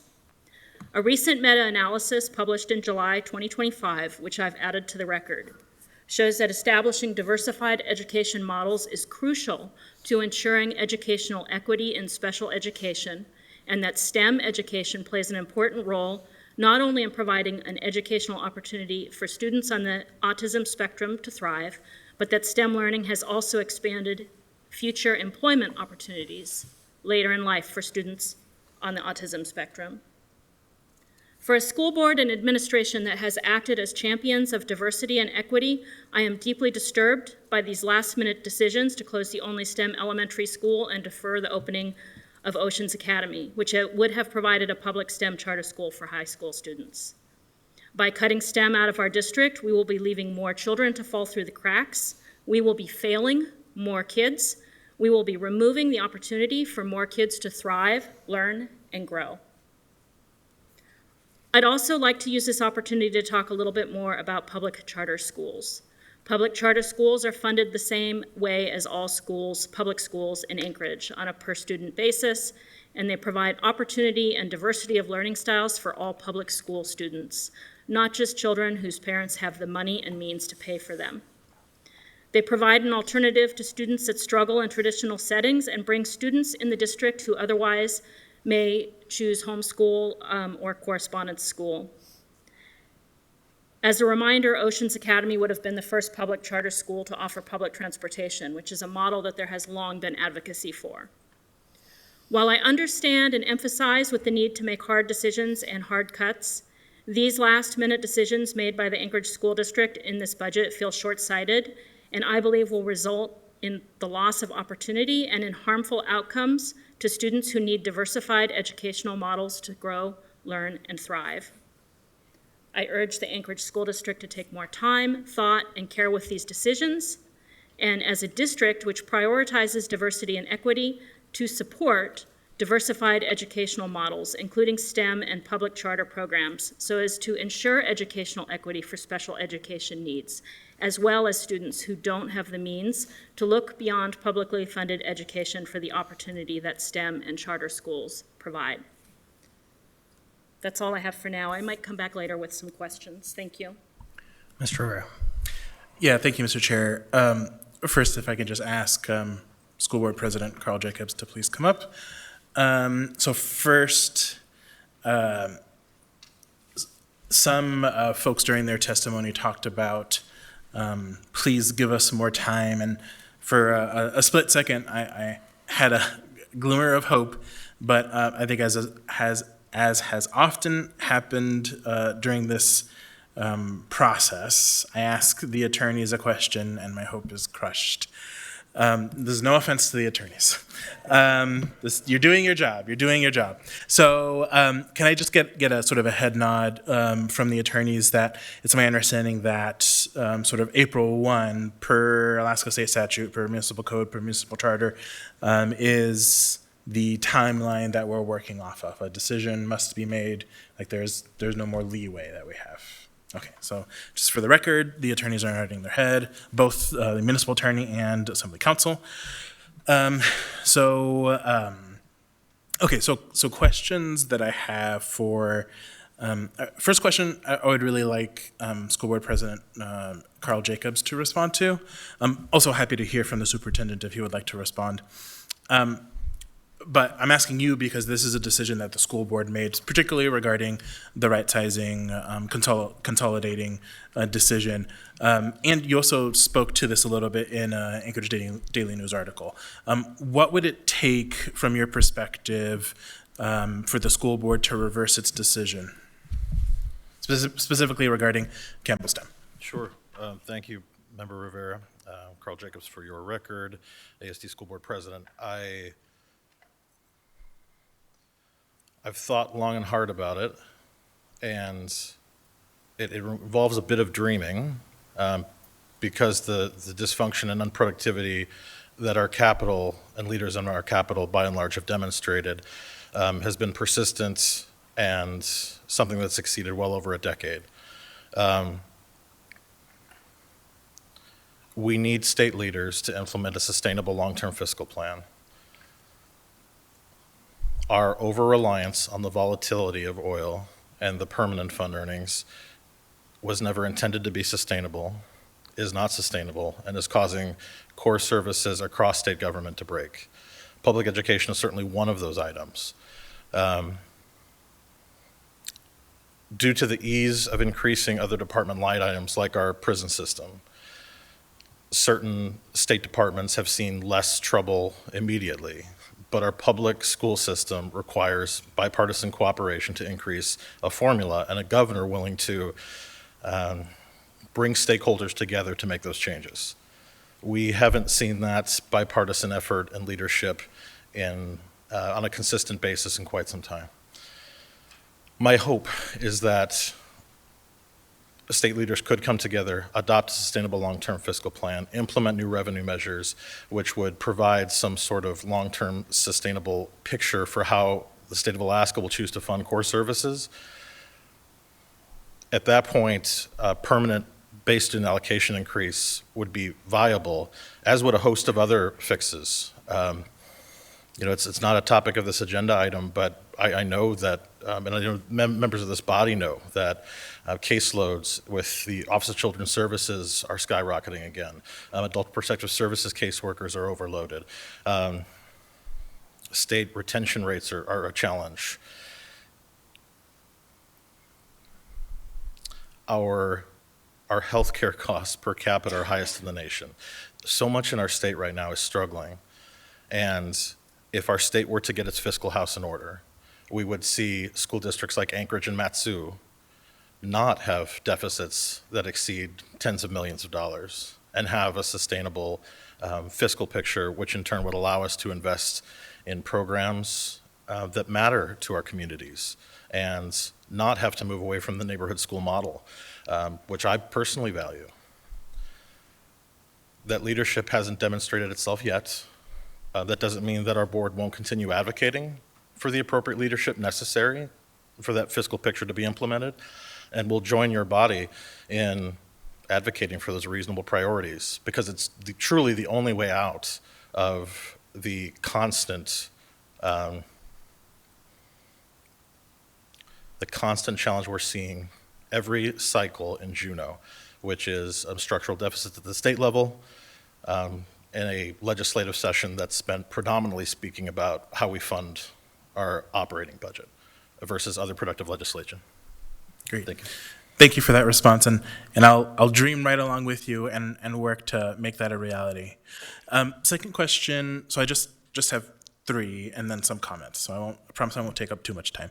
Second question is, could be a quick yes or no response from both the superintendent and from President Jacobs. So I imagine that after this meeting and after this vote, that my constituents are still going to have questions. And this really isn't a conducive space, literally by design, to have dialogue. We don't have a lot of back and forth with members of the public who come to testify here.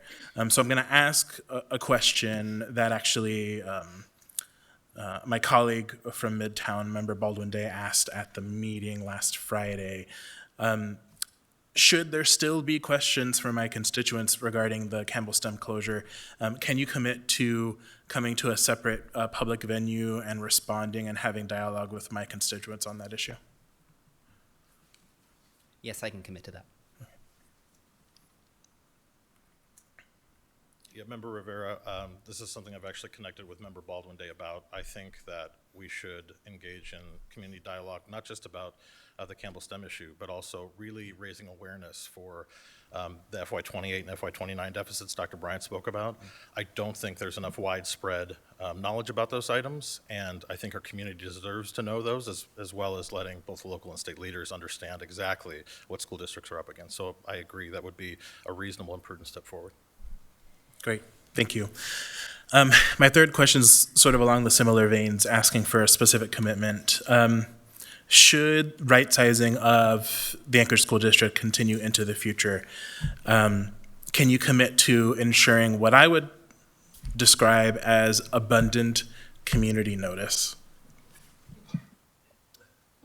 Yes, in fact, the school board in the resolution that I referenced earlier tonight had 3 directives. One, or the 2 we've already spoken about, but the third was actually to work with the community on a long-range process to engage the community and ensure that moving forward that school consolidation proposals are thoughtful and grounded in community input and some of the realities that perhaps the community doesn't know, and we should inform them of them.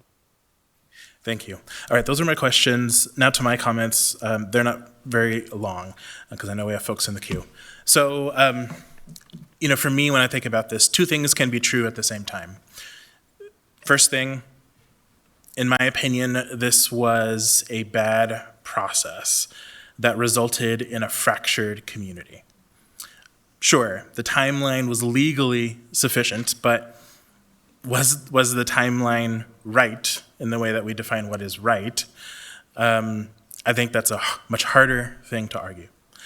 I think there are still questions that my constituents have regarding criteria, and so many more unanswered questions. I echo some of the sentiments of my Midtown colleague that there needs to be more transparency, and that I believe there is still time to rebuild trust that I think unfortunately has been broken. Thing two can also be true, which is that we are in a crisis of the state's making. My colleague from East Anchorage spoke to that, I think, very well. The legislature needs to finish the job that they started last year. They need to increase and inflation-proof the base student allocation. I can't imagine anything more important for the legislature to do this year. This has to be number 1, 2, and 3 on their list. So that gets to how am I going to vote on this budget? I like to think of myself as a very pro-education assembly member. I have supported every single Anchorage School District budget that has come before me. I've supported every single measure. I have gone to the legislature and spoke to their joint education committees for year after year about why they need to increase funding for schools. Actually, the last person who testified used the term "save our schools." That actually made me think back, I think it was in my first campaign in 2016 or maybe another campaign where I actually hosted just right out here on the corner of Denali and 36th, I hosted a rally and I actually was holding a sign, "Save our schools." This is something that has been an issue near and dear to my heart for years. And so, I will be honest with my constituents. When I came in here today, I was fully prepared to vote yes on this budget because I am fully in support of our school district and think that the solutions here aren't necessarily tied to voting yes or no on this particular item. I will want to thank my constituents, though, who came here and testified, because as often happens with me, when I sit here and listen and truly listen to my constituents, it expands my perspective, my field of view, and it starts making me think maybe I should vote a different way. So I can't commit one way or another on how I may vote. I'm going to listen to the rest of this testimony.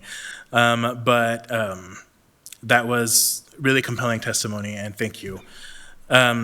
Someone asked at the end for options. What are our options? I will list 3. 1, and I've said this in meetings, so my constituents have heard this, and I'll keep repeating it. You have to continue to advocate to the state legislature, and I know many of you have, and I commend you for doing that. I want to encourage folks to continue to do that.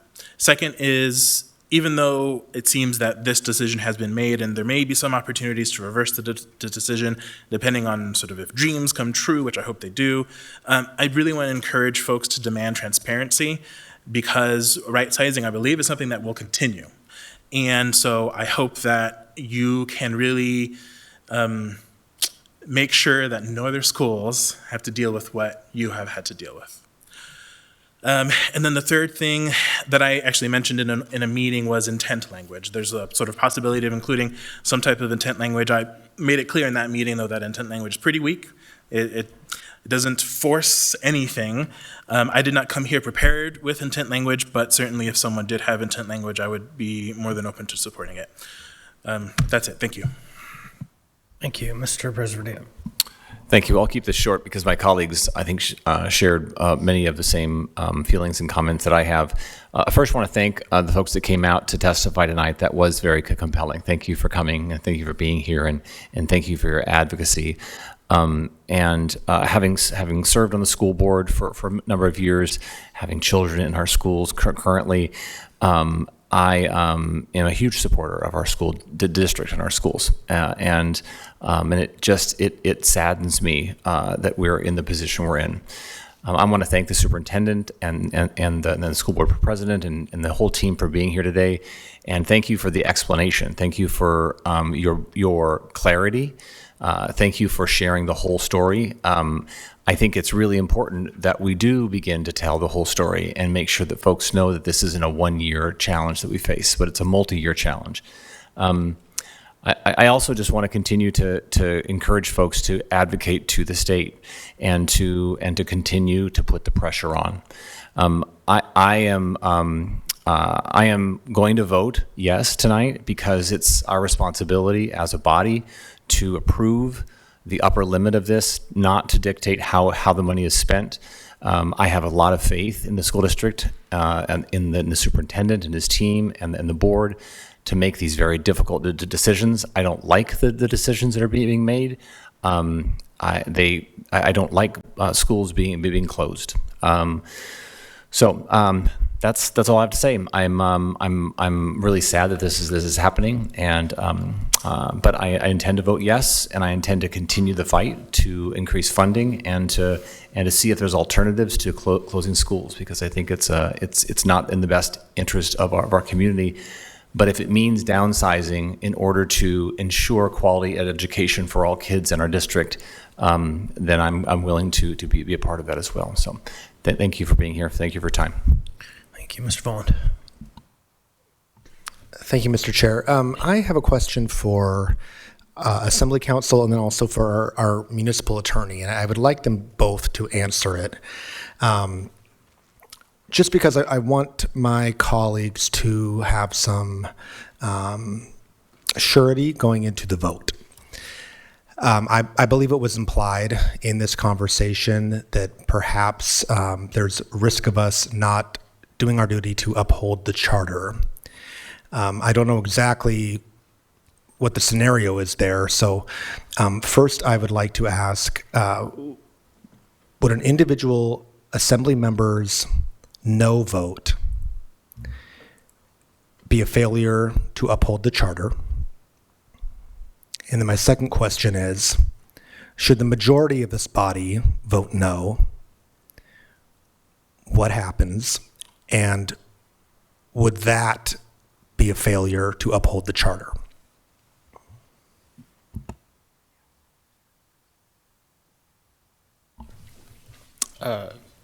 Through the chair, thank you for the question, Member Volland.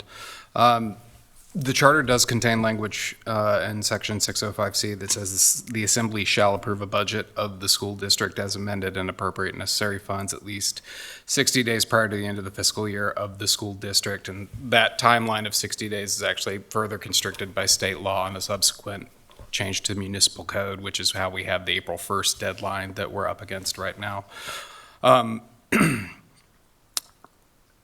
In my opinion, that language saying the assembly shall approve a budget does not remove the freedom of the individual assembly member to vote as they see appropriate on an item before the body. There's very similar language used also in charter regarding taking action on the municipal budget, and that language is also echoed in the Anchorage Municipal Code as well. So and I can find that language on the municipal budget, but yeah, the section 1305 says the assembly shall approve a budget of the municipality as amended and appropriate funds at least 21 days prior to the end of the fiscal year of the municipality. That language is, I'm not aware of a tradition of that language being viewed as requiring a yes vote on whatever municipal budget eventually gets moved for approval in front of the body. I think traditionally most members tend to vote yes because you've gone through a very substantial amendment process and everybody kind of understands that the fiscal authority is primarily the Assembly's power, and a budget has to get passed, but I don't know that it's ever been interpreted to require a yes vote, so I would apply that same logic to this language. I don't think each individual member is required to do an individual yes vote. In answer to your second question, if this body fails to approve by a majority vote the budget that's before you now, right now you have the yes version in front of you. If the majority does not vote in the affirmative and pass this budget, and no version of it gets passed by the body here tonight, then on April 1st, the version that was passed by the Anchorage School Board, so the original, would automatically go into effect by operation of law, and the money would be automatically appropriated per code and charter. Thank you. And then maybe if we could hear from the municipal attorney as well. My office is in agreement with that interpretation. Thank you. So I guess just from my part, I think a read of the charter to say that either an individual member or the entire body essentially voting no would not be a failure to uphold the charter. That being said, they are advising us though, but they're advising us though. Right, thanks. And you aren't either. Right. So that being said, I am likely going to be a yes vote on this for many of the reasons that my colleagues have outlined, and also because, again, a no vote, while that might message certain things to certain people, it's going to result in an approved budget regardless. I do have a question for Dr. Bryant. Dr. Bryant,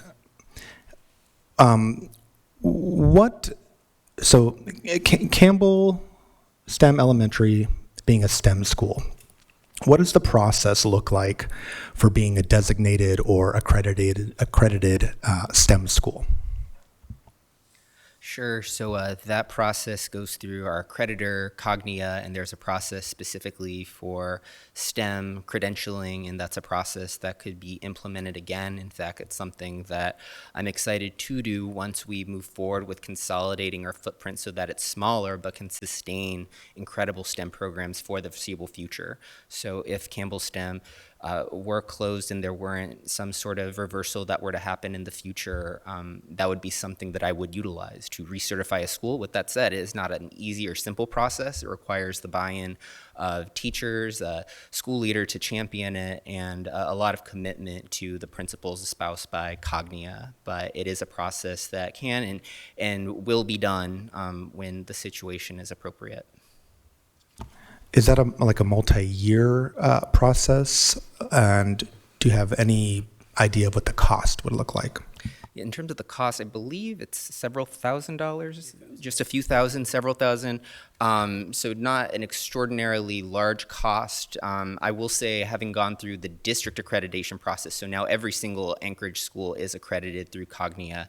It does take a couple of years and then continuous monitoring and oversight from Cognia, the accreditation board. But again, having just gone through a district-wide accreditation for all schools, we certainly have the infrastructure to pursue additional STEM accreditations for one or more schools in the future.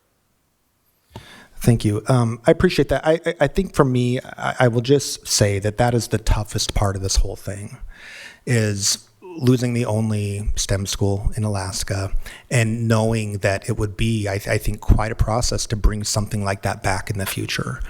And so that, it has made my decision-making in this entire process difficult. You mentioned in your comments, Dr. Bryant, that clarity is kindness. And I understand that what you're hoping to do is set realistic expectations for the future. I think you're in a very hard spot. I think our school board is in a very hard spot. But I would respectfully submit that 11 days does not create clarity, nor is it kind. And so going forward, I do hope, as other members have stated, we can have a more robust public process when school closures are being considered. Thank you. Thank you, Mr. Chair. Mr. Johnson. Yeah, thank you, Chair. So this is This is truly a heartbreaking position to be in, and the testimony we've heard tonight from the parents and the students and the teachers at Campbell has been really difficult to listen to. I will tell you also, it is not the first time we've heard heartbroken parents and educators and kids come before us. It has been year after year from different schools that have been on the chopping block or advocating for programs that are incredibly near and dear to students' hearts that have been facing cuts, or sports programs that are important to them. This is sadly a regular exercise for this body, and it is incredibly hard to watch. But I will say, for what it's worth, I believe we hear you. This body, in the time I've been on it, has consistently pushed for increases in funding in the base student allocation, both through our adopted municipal programs and through specific resolutions calling for that. I know myself and others on this body have traveled to Juneau to try and bring that message directly to the legislature. We have pushed back when we've seen the School Board of Education try to take emergency action to reduce the funding formula in a way that would strip millions of dollars out of our budget. And the majority of this body this year supported putting the special levy phrase, defunding, on the ballot. I think when you look at the body of the work, we have been consistent that we believe our schools are worth investing in. But I'll tell you, we're here today because the state isn't listening. The governor isn't listening. Either or they're listening and they just don't care. We knew we were going to be here. We knew that with continued year after year declining investment in education, that this board and all of us were going to be facing these impossible choices. There was no getting away from it. And we knew that, I'll tell you from having sat through these joint meetings with the school board and listened to the presentations and taken a very sober look at our finances, I came into this year knowing that there was no solution that was not going to result in a group of heartbroken students and parents and teachers coming before us. And I'm sorry it happened to Campbell, but it was going to be somebody. Some group was going to suffer as a consequence of the situation we're in, and it is awful. And sadly, I believe until such time as our state just fundamentally changes its attitude towards investment in education, we are going to continue to have this exercise year after year of terrible choices and heartbroken families. And it is just, it is awful to watch. So I will continue for my part on this body for as long as I'm here to continue to advocate for investments in education and dream of a brighter day when maybe we don't have to go through this exercise. But for now, this is where we are.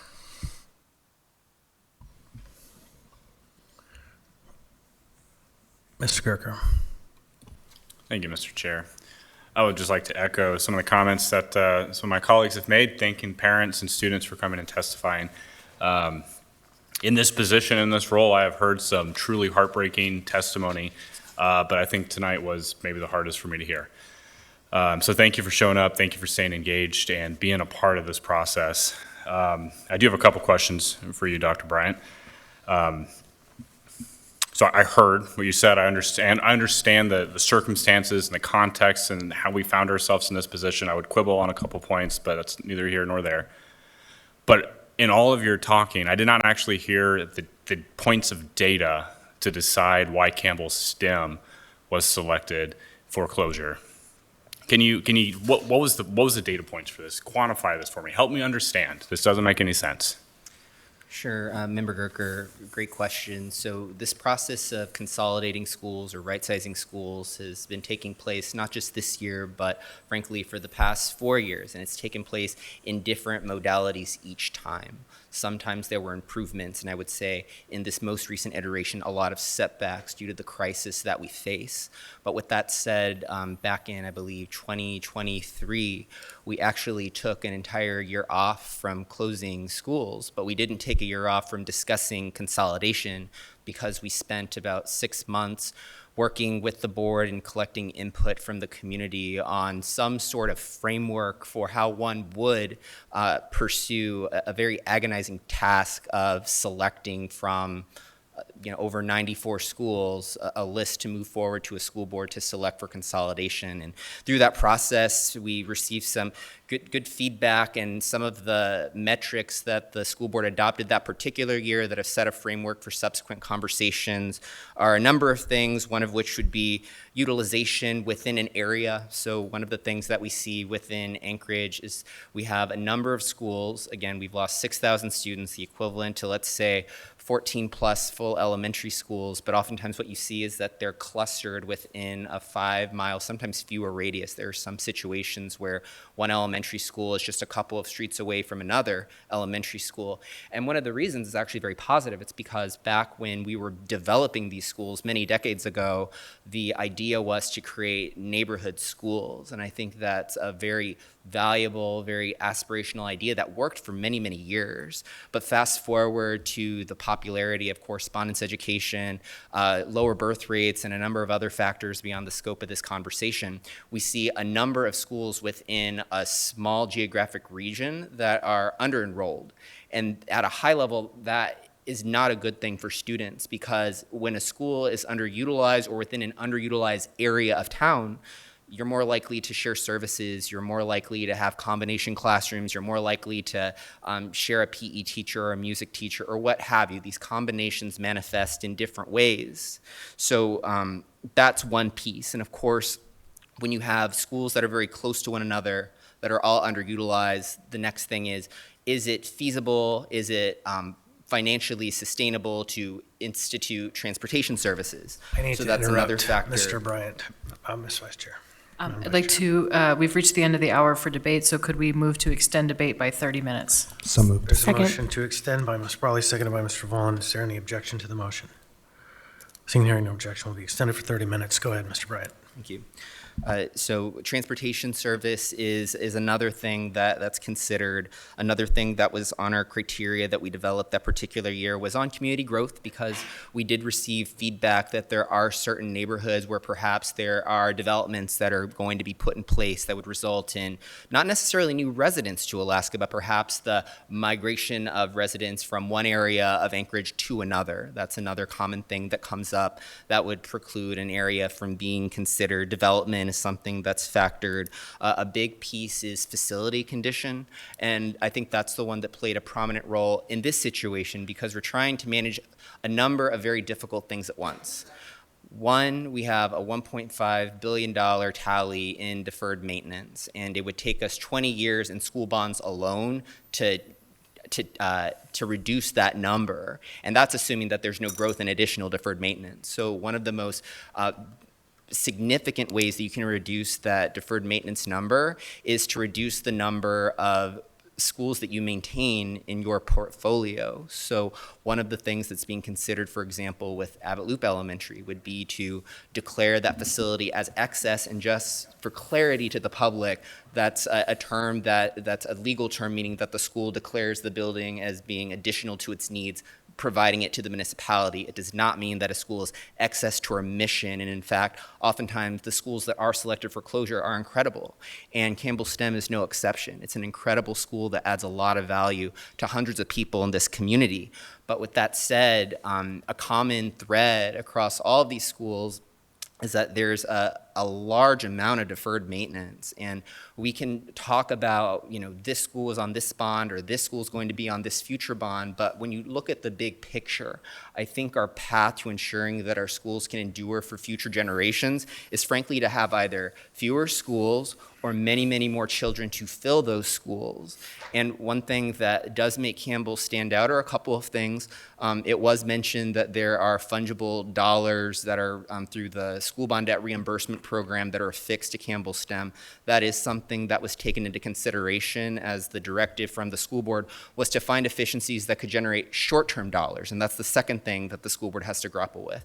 The first one was around large deferred maintenance needs. The second one would be around how do we, in this crisis moment, try to bring back as many fungible dollars to the district as possible so that we can move services forward for an additional school year. And I will say to the school board, they were making a very difficult decision between adopting a budget that dramatically reduce the number of healthcare service providers in the school, specifically nurses, and then also athletics, and to consider that with a building that's in need of many repairs, with Campbell specifically, again, a wonderful program, but I think we have to separate the program from the facility. So Campbell is I believe the only school that I can recall this year that was closed more than one time due to severe winter conditions. There was a sewer line that was frozen, and something that doesn't get often talked about in these technical conversations is that specific issue with the facility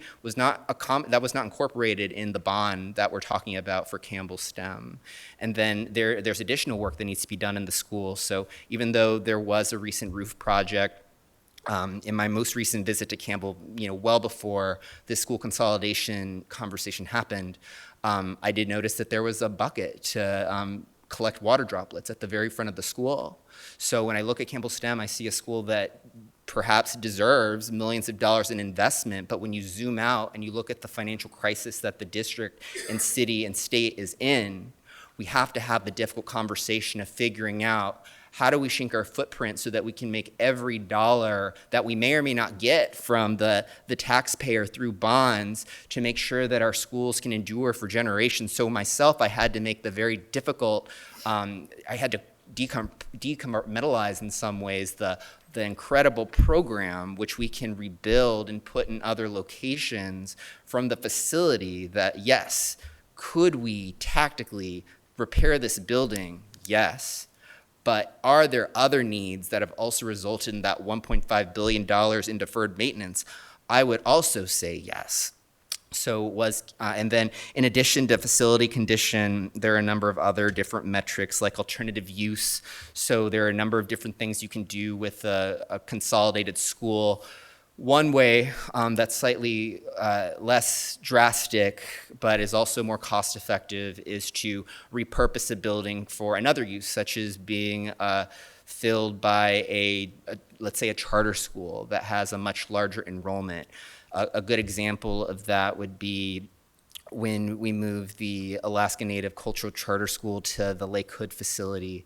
Lake Hood, the year that it was closed, was approaching about 50% utilized, meaning that it was more susceptible to combination classes and a number of other things, sharing specialists, et cetera, et cetera.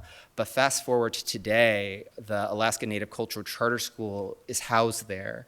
And as a charter school, they're able to use their dollars to maintain the minor maintenance on that facility. But I would say in the bigger picture, I'm also seeing a school that's at its highest enrollment that it's ever been. So now we have nearly 400 students that are in that building, whereas before it was approaching under 200 within the next couple of years. So that specific community, that specific building was transformed by alternative use. And that's another thing that was considered, and that's why in this proposal you'll see a number of different combinations. In the case of Campbell STEM, the proposal is to declare it as excess because of the very intense needs that it would need to repair it for generations to come. But the alternative would be to repurpose a vacant facility for a charter school, one, so that you can have an independently funded charter school to pay for the minor maintenance and utilities costs, but two, ensure that that building has a greater utilization than it has before. And I would say in all the situations where that's happened, it's been better for students. It was better for students when we were able to fill the Lake Hood facility with one of our highest performing Title I charter schools. And it also was a huge win for the Baxter community when a school was closed on the east side, but those students were rezoned to Baxter. So now it's at the highest enrollment that it's been in for about 10 years. And as a result, it was less likely to have combination classrooms. It was less likely to have a number of these different vulnerabilities that happen when you have the same number of buildings that you had 30 years ago when you had almost 10,000 more students. So it's extremely complicated, and I don't blame the public for desiring some sort of strict criteria that spits out the school that's the number one best candidate for consolidation. That's never the case. And there was never a school that was easy to close. There was never a school where there were arms racing, please close my school. We haven't heard from a single family from the Fire Lake and Lake Otis communities tonight, and those are fantastic schools as well. And I had the honor of hearing from hundreds of families that told me very compelling reasons why those schools should be open as well. This is not easy work. But at the end of the day, I have to offer some lens of objectivity to the board that when I say that there are 6,000 fewer students in the same number of buildings that we had 20 years ago, that it's ultimately a disservice to those students when they're more vulnerable to the impacts of underutilization, such as everything that I previously described. So at a high level, those are just some of the criteria that we looked at for about a year and have largely guided our decisions in the subsequent years. Yeah, I appreciate that, Dr. Bryan, and I beg indulgence for my colleagues. I have a couple more questions that did generate. What is considered underutilized? Like, what's the percentage threshold there? Sure. So utilization, you can define it in a couple of different ways. The state actually has an index for defining utilization. They look at it in terms of square footage. It's a very sterile process. In ASD, we've created a somewhat more school-friendly way of calculating capacity. So that's incorporating factors such as, perhaps we must house a special education program that requires just a handful of students being in a large room. So in which case, having a small number of students in a large space is actually utilizing the building to its full extent, because some of our high-needs special education programs actually do need a lot of space. So it's very nuanced. I wish I could just tell you if it's 50 and below, you're on the list. If it's 50 or more, you're not. But it's more complicated than that because, again, to my previous point, sometimes you'll have as many as 4 to 5 schools within a 5-mile radius. So even if one school may be utilized, if that school were to be consolidated into the others, they'll be much better utilized. So what I'm hearing you say, Dr. Bryan, is that utilization isn't necessarily enrollment. Is that correct? So utilization, student enrollment is a large driver of it, but I think it's important to keep the nuance of special programs like special education. And I guess my comment there then is that, Campbell STEM, I think, was at 72% enrollment. That doesn't seem underutilized to me. And I know that you mentioned infrastructure, some of the capital projects needed at the school, but there's bonds in the most recent years for it. And that's actually, we're taking that money now, we're moving it towards other projects. And that's what you said was actually one of the driving factors for it. I think to parents who supported the bond, thinking it's going to go to their school to support their kids' education, that's probably a very frustrating thing to hear. That's really frustrating. How would you say that it's weighted? You listed utilization, transportation, community growth, facility condition. How are those weighted amongst themselves? It depends on the context, and that actually reminds me of the last point that I wanted to make. But I think when we developed that initial criteria several years ago, each one was affixed a point system. I'm happy to give that to the assembly and others. It's on our website, but just for clarity, I'm happy to provide that, but I don't want to misspeak on what got what number of points. But the other piece that I'll leave you with on the topic of school consolidations is that oftentimes people assume that there's some sort of short list and my X school wasn't on the previous list that I saw last year or this year, so why is it on the list now? And I will offer some nuance to that because this would be the third proposal that's gone before this set of school board members. And each time there have been amendments or adjustments made to the original proposal. And when those changes are made, it causes a cascade, a domino effect. So for example, Baxter was one that I mentioned earlier. It was actually initially slated for closure. Why was it not on the list again? Because the school board did close another school on the east side that same year. We reboundaried that school into Baxter, so it now is at a very high level of utilization. There are other examples too, like Tudor Elementary was previously on a list, but after it was not consolidated by the school board, program changes were made and preschool classrooms were moved into that particular building. And there are countless other nuances of when a school is removed from a list or not consolidated or the list is adjusted. There are a series of other changes that happen that could impact utilization. Most recently, the school board was faced with a proposal on consolidation, right-sizing rather, in November. And while they did decline to consolidate schools at that time, they did approve the administration to move forward with commercial childcare in underutilized buildings. So for example, Fairview Elementary, which is historically a school with low utilization, will now house the headquarters for one of the childcare providers as an in-kind service or some sort of joint collaboration. We've also been able to utilize funds from municipal grants to put that work forward. But again, not to get too in the weeds, but again, every time that there are changes made to a consolidation proposal, it creates a ripple effect that changes the nature of the criteria by which these schools were initially assessed. Appreciate that. I asked at the works or the joint meeting last week, how many of some nearly 500 positions that were being eliminated through this budget were vacant PCNs, and how many of those were actually filled positions at the time you didn't know? Do you have an idea now? Yeah, so I went and checked those numbers today. We currently have 371 FTE that are vacant within our general and transportation funds. As that relates to potential layoffs, though, I mean, that's across all funds. So if we have 27 FTE and custodial vacancies, but we're laying off more teachers than that, then not necessarily kind of one-to-one. And that's all, even the teachers are going to depend on their content area, what their certifications in, and if they have any openings in those. A good example is like we have some vacancies in psychologists. So we've cut a few psychologists out of our budget, but we're not going to have to lay anybody off because we have those vacancies in there. But conversely, we can't have like a non-psychologist, even certified education, move into that position. Right. I appreciate that. No, that's good to hear. And one of the things I would say that it would be nice to see when the district is pushing out information about positions being eliminated is how many are actually filled positions and how many are vacant positions. Eliminating 371 FTEs that are vacant FTEs, that's a completely different situation for parents to grapple with than eliminating 371 teachers. That matters, and I think you know that.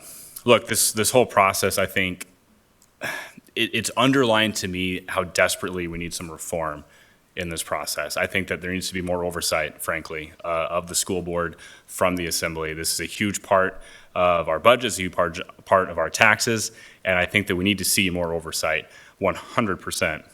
I've also seen, conversations, Dr. Bryant, you've raised a good point, that the funding timeline with the state is a mess. It's an absolute mess as far as when do you guys know when the funds are going to be available, what is it, and you have to pretend you've got a deal for your budget before you actually have the money. And that creates this huge situation where you're sending out pink slips, you're telling these teachers, hey, sorry, hit the road, Jack, and then a couple months later you're going, just kidding, come on back. And that's terrible for teacher retention. So I think one of the things we need to look at is reforming the timeline a bit. Like, how do we get ourselves on a timeline where we're not screwing around with people's livelihoods like that? That's such a knee-jerk reaction to do, and that's not fair for the teachers. Simple as that. So yes, I think we need some reforms. I appreciate the conversation. And respectfully, finally, a no vote, I do not believe is violating my oath of office. I do intend to vote no. I do not believe that my oath requires me to rubber stamp bad decisions. Thank you. I yield back. Mr. McCormick. Thank you. Yeah, both my parents were career-long ASD teachers, and in fact, my grandparents were career-long ASD teachers.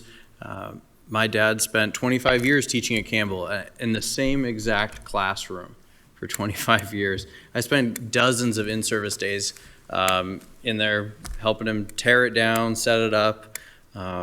So this isn't abstract to me, though I didn't go to Campbell. I spent plenty of time there. But what I see here today is that ASD has a trust problem with the public. You can hear it in the testimony over and over again. People are talking about process, transparency, decision-making. And then I hear from out front and then from members in the dais as well, a lot of finger pointing. This is the governor's fault, this is the state legislature's fault, this is the oil prices' fault. Anything but the personal responsibility. And why is it so hard? Why are we sitting here talking about this still? Why can't you get funding? And it's decisions like this one here. You've lost the public's confidence. That is your failure. Voting this budget down is not anti-education, it is pro-accountability. And while I understand that the charter, a no vote will still allow this budget to pass by default, it can do it without my support. So, per my oath, I will faithfully perform the duties of an assembly member to the best of my abilities, and I'll be voting no. Ms. Martinez. Thank you, Chair. To the families and to the youngest testifiers that came today, thank you. I heard you. I think everyone here has heard you. What they heard may be different, though. And so I do appreciate that. And I also wanted to share in solidarity to the members of the East Anchorage community. We were a part of the first lists, the year one and year two. And I appreciate working with the administration, the superintendent, the school board, and the members of our East Anchorage community, because the Baxter, New NACA, Stream Academy model, I mean, so many moving parts. It was hard to kind of track it all, but as a parent in the community, we were tracking things that tried to make the most sense for the neighborhood. And I found that we were able to get there. We did have time. I do want to call out the legal time requirement was met, but the ability to have thoughtful, deep, informative conversations with the community didn't happen. And so they're righteously uptight about that. And on the other hand, Chair, I do want to raise a point that, from my vantage point, is the oversight question that I want to land on today. And maybe someone from the administration, maybe the municipal attorney, maybe our attorneys. But I do want to land on a fundamental question around trust and voter intent. And the question I have is, how do we, as the municipality, get out of using bonds when voters voted on bonds for a particular reason? What is our back door to get out of a bond, or do we have those? So if the voters say, for example, we approve this amount of money for example, the education levy, presumably we will now use that for the education purposes, or we did a voter-approved bond for police equipment, and we added additional, to what extent do we have the ability to say the calculus has changed and we will no longer spend those dollars there, we'll use them in a different category? I just want to get a sense of that part of the oversight to the trust mechanism.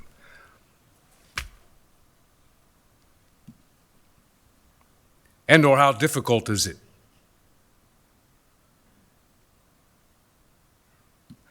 Just for those who are keeping tabs in the background, don't know who, they're conferring and figuring out who's going to answer. One of the legal folks. Member Martinez, I think it would be unfair for me to go first since I went first last time, so I'm going to defer to my colleagues. Mr. Hurt, I don't disagree with you.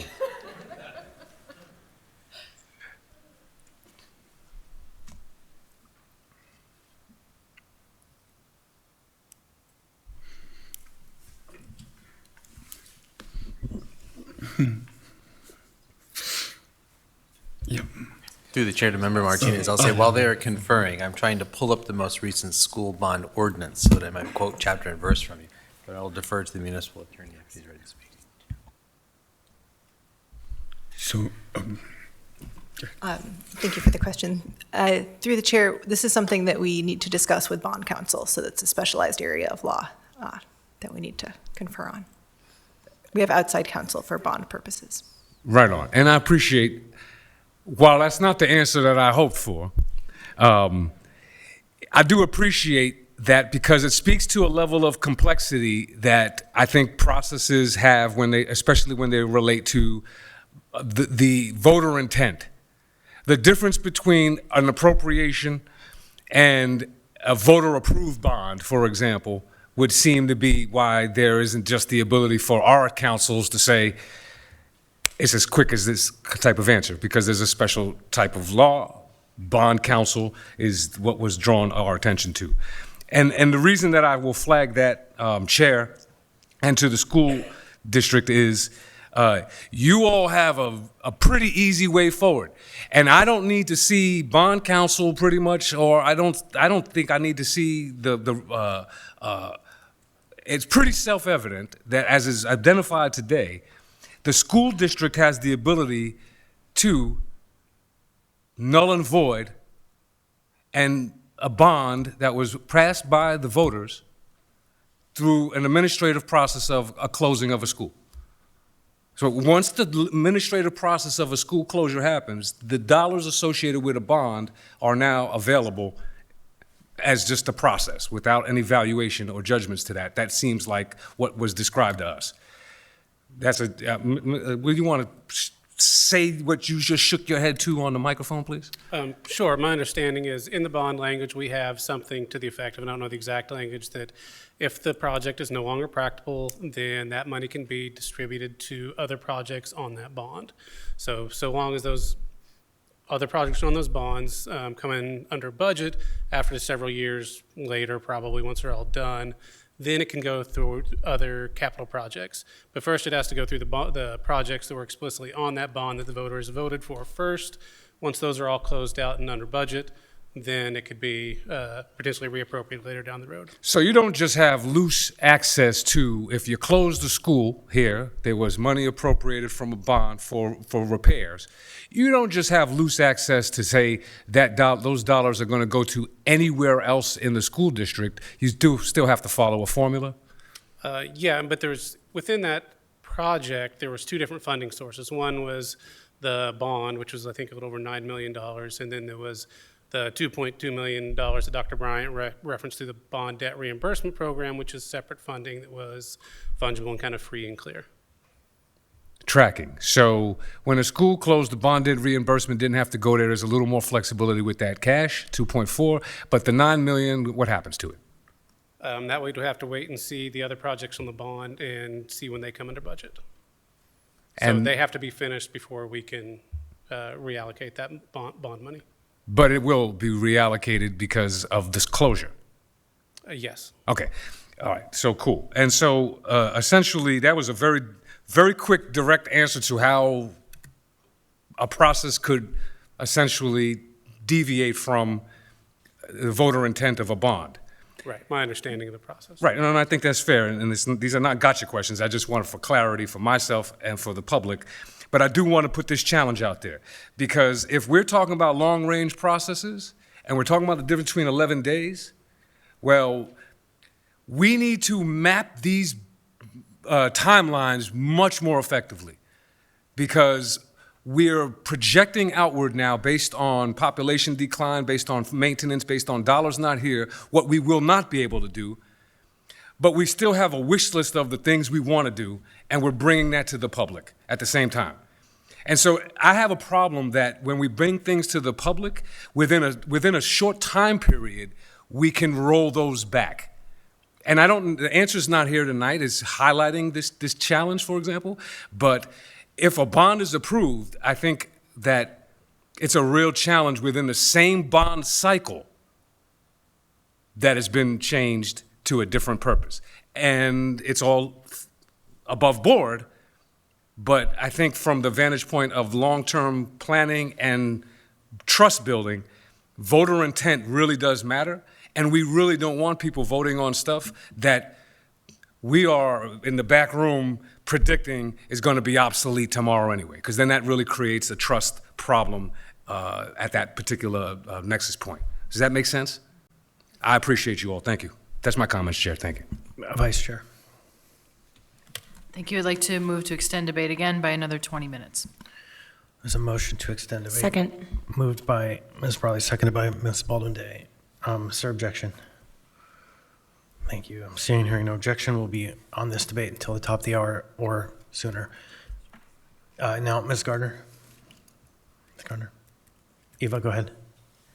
Thank you. I just wanted to draw a distinction and do one point of clarification. There are two items on the ballot. One is the bond for capital expenditures and capital improvements. One is the levy, and the levy is a separate one, and that one is strictly required to be used only for classroom, teacher operational expenses to keep class sizes down. So that one is specifically on the ballot. That one could not be repurposed for anything other than keeping class sizes down.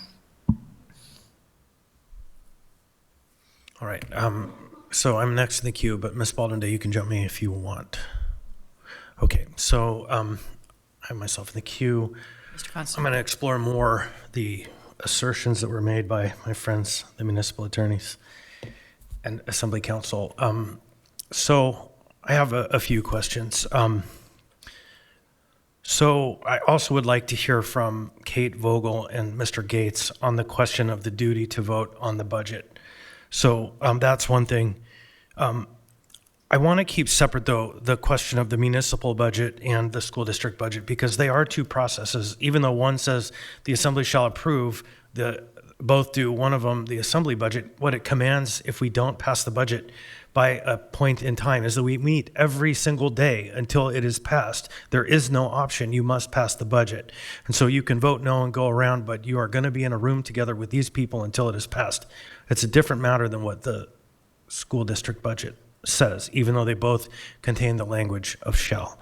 So I do want to hear both from Ms. Vogel, Deputy Municipal Attorney, and Mr. Gates on the question, because I believe that it was much too comfortably asserted to the members that the language of the charter, it's defensible that you just vote no. I want to hear other opinions, and then I have some to add to that after.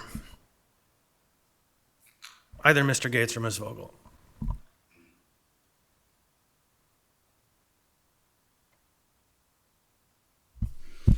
Well, thank you, Mr. Constant. And that's certainly not an easy question. I hadn't contrasted, actually, between the two. They both do have that initial sentence that the assembly shall approve budget of the school district or the assembly or the municipality. And that's a pretty firm directive. It's directive, though, to the body. So it's incumbent on the body to come out, I guess. And that's probably a lot easier to formulate or to do in terms of the municipality's overall budget, because without passing, without funding, if you get to the end of the year, where are you? You don't have a functioning government to provide essential services and so forth. With the school district, it is a little different with that mandate to do it within 30 days or else it's automatically approved. Again, though, it's a duty of the body to do it, and so it doesn't speak to a duty for each individual member to vote. So I kind of struggle with, finding there's a grounds for recall to do that. But the grounds for recall among them is there's three, and one is failure to perform prescribed duties. So this prescribed duty of the body to approve a budget, if it fails by, I guess, no votes, there's possible grounds for recall. I actually can't really, I have not seen case law on that specific scenario. I'm not exactly sure how that would turn out. And in some discussions here, it feels like we're arguing in circles about how that might turn out. So I wish I could give you a better response to that. But it's a very uncertain and difficult question to answer. I appreciate that answer. Ms. Vogel has something to add. I appreciate that answer much better than, no, it's not a problem. Ms. Vogel?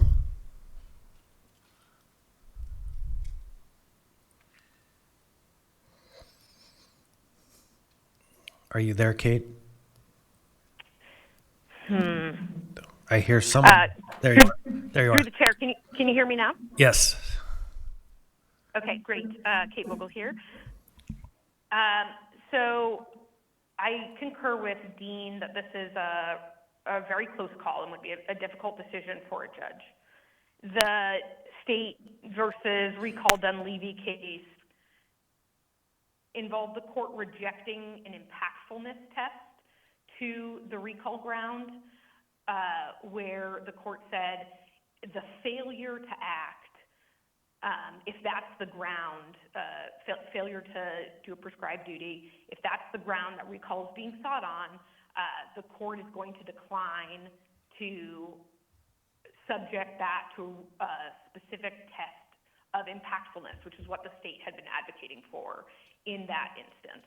And there, the issue that was the subject of recall was the governor's failure to appoint a judge within 45 days. And the state was making the argument that the judge was eventually appointed, so the 45-day measure, didn't really matter. Here, there is a statement in charter that has a mandate.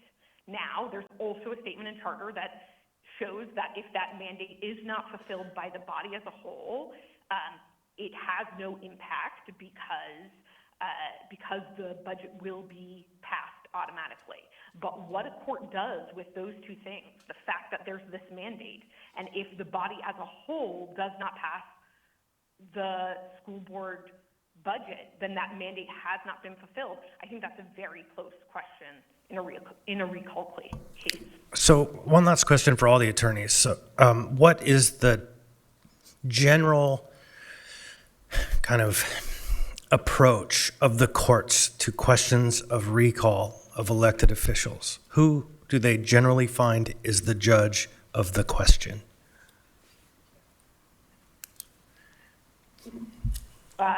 Through the chair, they're certainly generally giving it back to the voters. They're giving it to the voters. Right. That's, I think everyone will nod their heads to that question. They will generally agree that the voters are the judge to the question. Right. And so Mr. Rivera has lived through that painful experience. And so to me, that's the kind of logic model or the kind of crosswalk that I take when I think about it, because I have seen the courts consistently say, we're not the judge, the people are. This is a political question. And so for me, I think members ought to really read that section of the charter, because the charter is pretty clear. I see Mr. Hurd is in the queue. Mr. Chair, I just want to clarify, I wasn't flippantly saying it's not a problem to vote no. I'm sorry, The distinction if I characterize that. Yeah, I I'm just sorry. want to clarify, the distinction I was drawing is that there is an element of discretion that the assembly explicitly has both in the municipal budget process and in the school budgetary process. You have the right to amend the total value of the budget for the school up or down. So it's not a ministerial function. And that was the distinction I was drawing between a discretionary function of this body where reasonable disagreements can occur and unanimity is not required, and a ministerial function that is just simply you have to do this, do this. So that was the distinction I was drawing. Fair enough. I apologize for speaking to that plainly about what wasn't necessarily clear, but the bottom line of that question is really, generally speaking, the courts defer to the voters on political questions, and the language is clear, the assembly shall approve if it doesn't. So I have a couple more thoughts, and then I'll yield back the floor. It was asserted by a member that we need more oversight of the school board. You don't have oversight of the school board. If you want oversight of the school board, you need to run for the school board. They are a separate body with separate powers. They are elected to do that job, period and full stop. So if you want that job, get that job. It offends the separation of powers when a member asserts that it is our role to oversee the functions of that school board. Our job in the process is the budget and the budget only, and it's the amount of the budget up or down or approved. It is not to tell them they need to do it this way or they need to do it that way. I don't agree, it should be whatever, and we can all say we agree it can be more transparent, there can be more time, but it is an offense to the separation of powers to assert a right to oversee and tell the school board what to do. They are an independent elected body with all of the rights and authorities granted them under the charter. The charter does not grant you the authority to provide oversight, and that offends. This is a night of attorneying dangerously. There's a lot underpinning this conversation. I'm going to get out of the way. There are a lot of people still in the queue. I think probably the attorneys can take themselves out. No, Eva, you still need to go. Go ahead. Thank you. I just want to add one more comment on the recall issue, which is that the duty and charter is put on the assembly. The assembly shall pass. It does not say individual members must vote yes. And so I think that if the assembly as a whole were to vote it down, then there would be more, of a, I think, space for debate between attorneys over what exactly that means. And if there is no effect to the action, is that something that would be the basis for a recall? Looking at the case law, not comprehensively, but it does seem I'm not seeing cases where there has been absolutely zero effect, right? Where the action that has been voted down goes into effect anyway, as is the case with the school district budget. So I think that an individual member voting no, with the body still voting yes, to me is not a close question, but there are often differences of opinion between attorneys. I actually agree with that. Ms. Baldwin-Day. Thank you, Chair. One additional question for council, since it was suggested by a couple of folks testifying that a no vote or a budget reduction would somehow send this budget back to the district for reconsideration. And I just want to clarify with council that that is not in fact the case. That is not in fact what happens. Yes, that is correct. That is not what happens. Okay, thank you. Couple of questions back to the ASD administration, and thank you, gentlemen, for being here tonight, especially for sticking with us so late. There was a question asked earlier regarding what it would take for the Campbell STEM closure decision to be reversed, and I think what I heard in summary was that it would take money. Is that a fair characterization of the situation?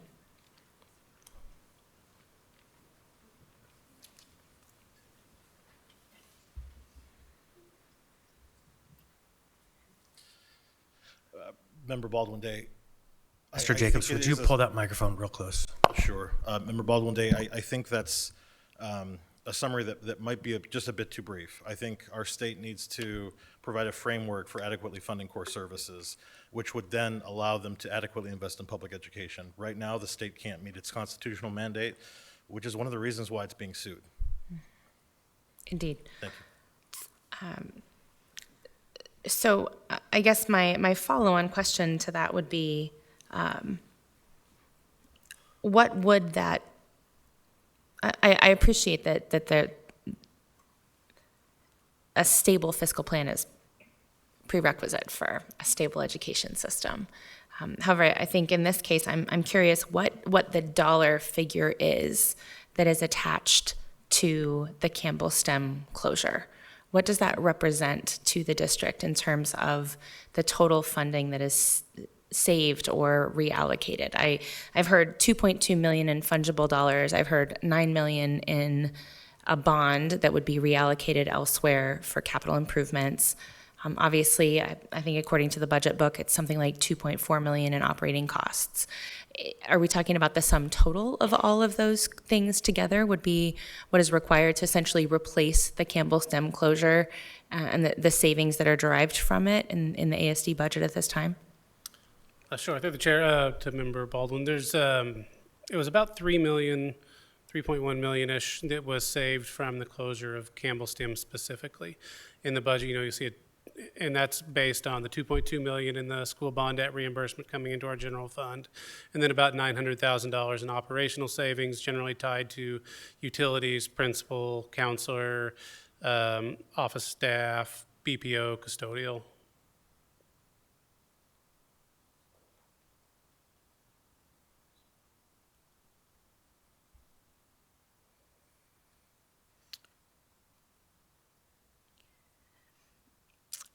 I'm putting myself in the shoes of the parents and the teachers who are sitting in this room right now, who have heard conversation about charter schools assuming responsibility for buildings, and outside grants that have been secured to maintain programs and childcare operations entering buildings as a way of maximizing the utilization.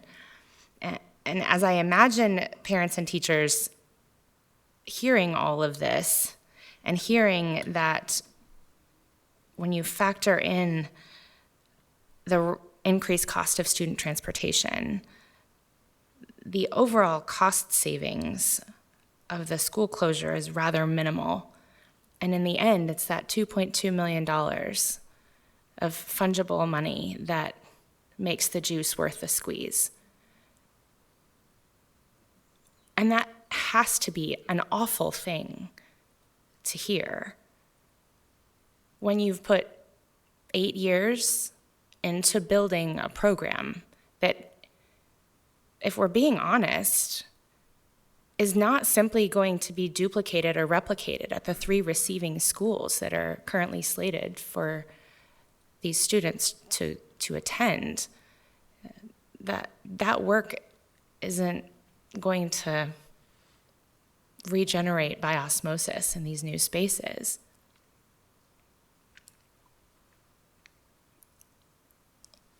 And I think what I'm struggling with here is that it seems like we're making a really significant long-term decision for $2.2 million in one-time funding.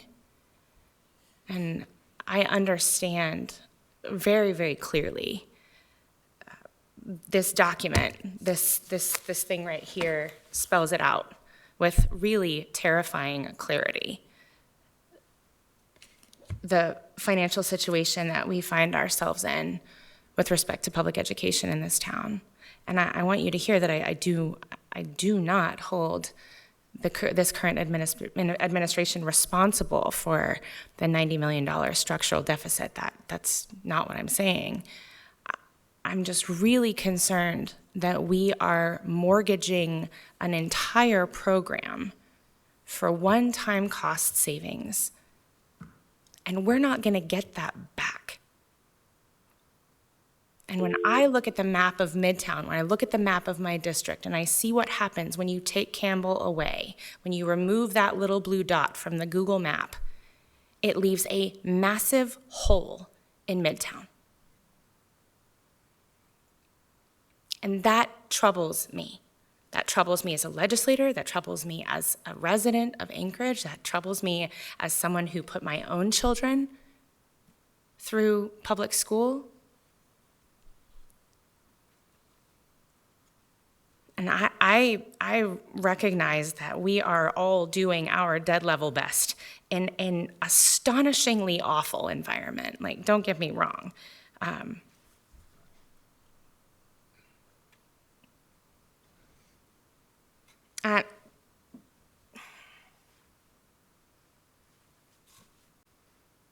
But I cannot, in good conscience, support a budget that does what we're doing here.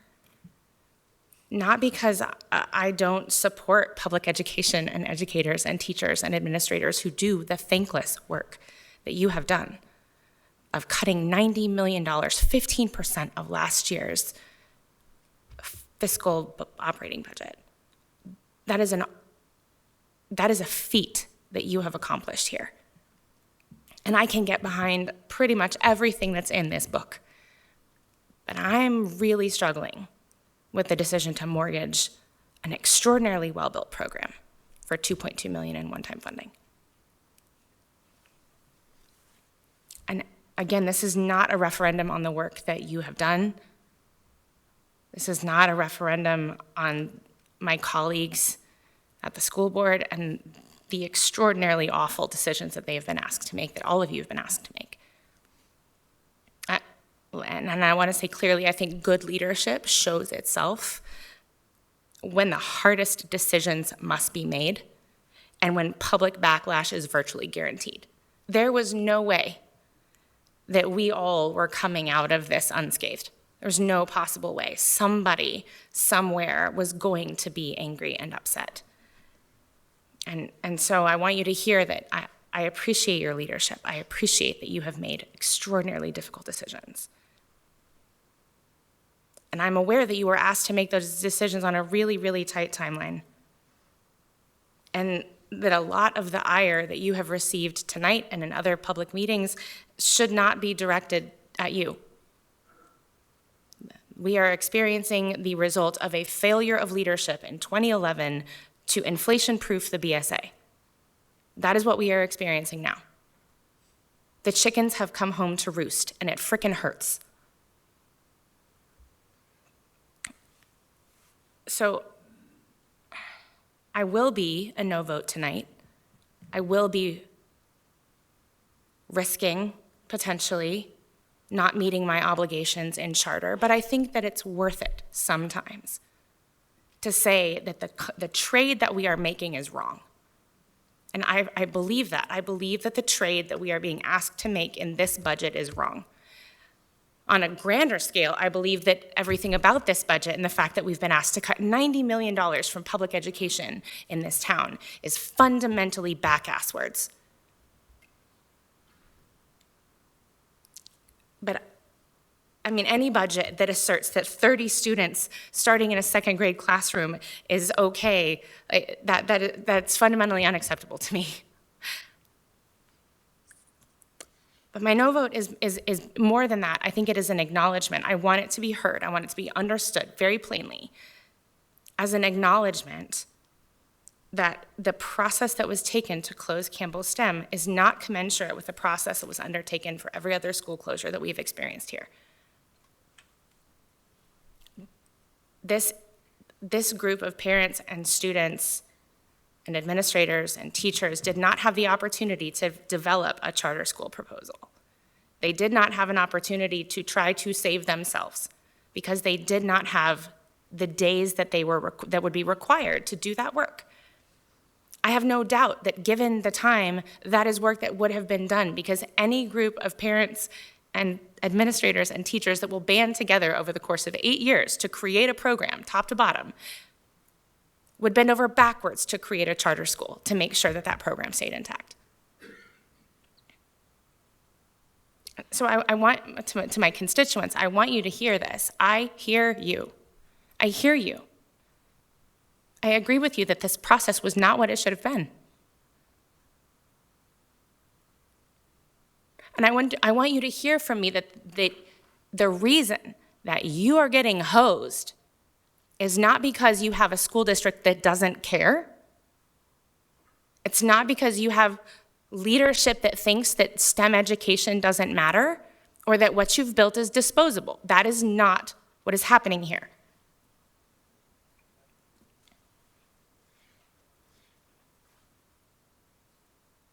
I'm going to continue to ask for what I asked for at our joint meeting on Friday. I'm going to continue to advocate for a town hall at Campbell STEM that offers some of the clarity that we've started to get to tonight, and I appreciate that deeply, that we have started to get at the why, at what happened, at the criteria, at how these decisions were made and how the math worked out. But the broader community needs to hear that. I believe that you all deserve that. You deserve to hear how these choices came about. Even if the rationale is not great, the truth is still worth it. I will continue to advocate that somehow we figure out how to preserve the program that you've built, because it's worth it, and it's exactly the kind of thing that we want to see in Anchorage. It is not the kind of thing we want to cut the knees out from under. I will continue to ask for that. I don't know what that looks like. I am not an expert in these matters.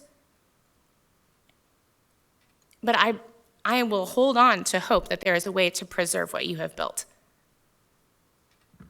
And then I will continue to ask for the reconsideration of this closure decision, should there be funds available to do so. I do not want a hole in Midtown. I do not want to see the closure of a neighborhood school. And I believe that my colleagues on the school board feel the same way. I don't know a single person on the school board or in the ASD administration that relishes the idea of closing neighborhood schools. Not a single one. And I'm going to ask for another thing tonight, which I really appreciate that the superintendent alluded to the need for a longer-term decision-making framework, because this is not the end of the school closure conversation. We are going to be here again next year, and the year after that, and the year after that, until the state has its house in order. And the fourth request I'm going to ask is that we develop some sort of public engagement, whether that is a right-sizing commission that is made up of members of the public who help to weigh in and to make more public and more transparent this process, these very painful, awful, horrendous processes that affect our neighborhoods,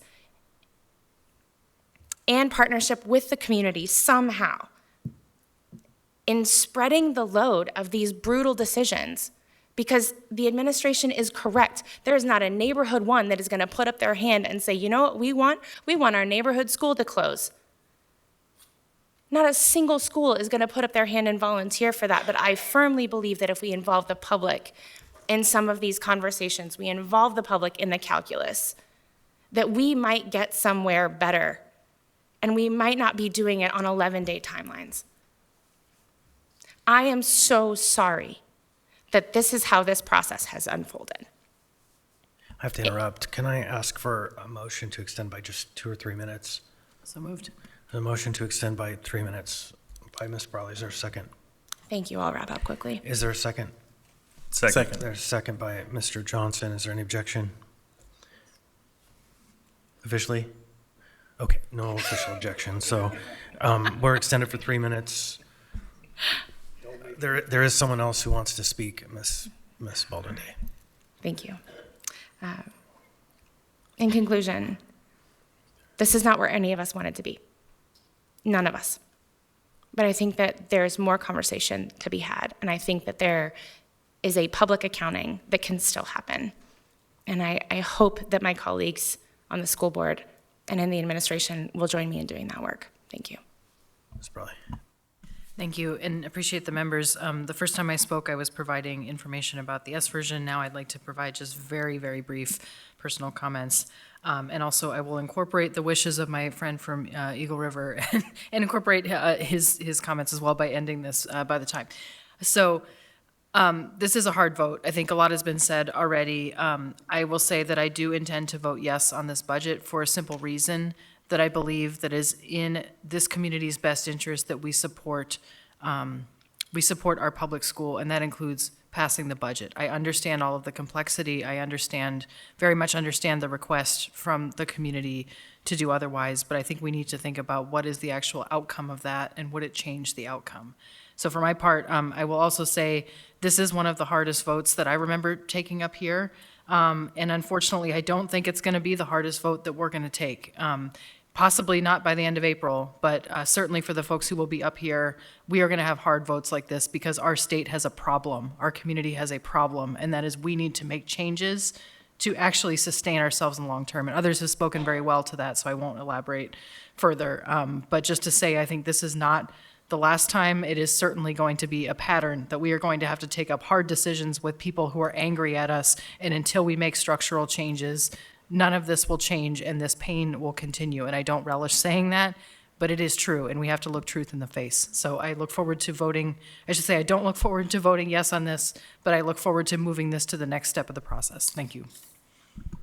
Seeing no one else in the queue, members may proceed to vote. Mr. Chair. Oh, Mr. Myers. I was in the queue. Oh, you're going to speak? I do. Okay. I was going to ask the question, but since we're done with time, I'm not going to ask the question. I am not worried about a recall, so I intend to vote no. Fair enough. Thank you. With that, then, I've got broken queue issues going on here. Members may proceed to vote.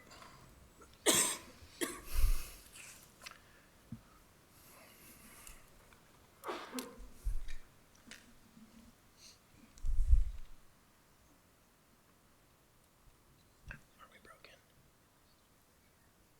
Ms. Silvers.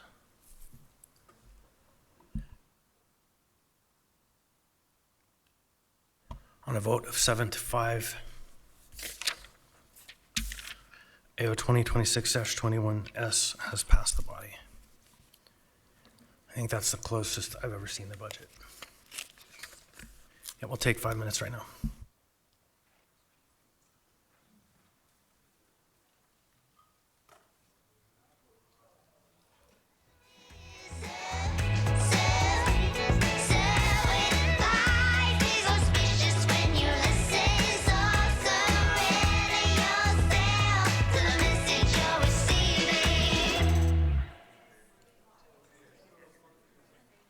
Air's so fresh where I'm from. Palm palm trees, ready-made goods, don't front. Cause you was on your own time coming. Don't stop running, burning the leaves in the backyard summers. Flower scented breeze keep warming me. Tired of the priest keep warning me. Seconds from release, it's hard to treat. I'm too scared to breathe from my beliefs.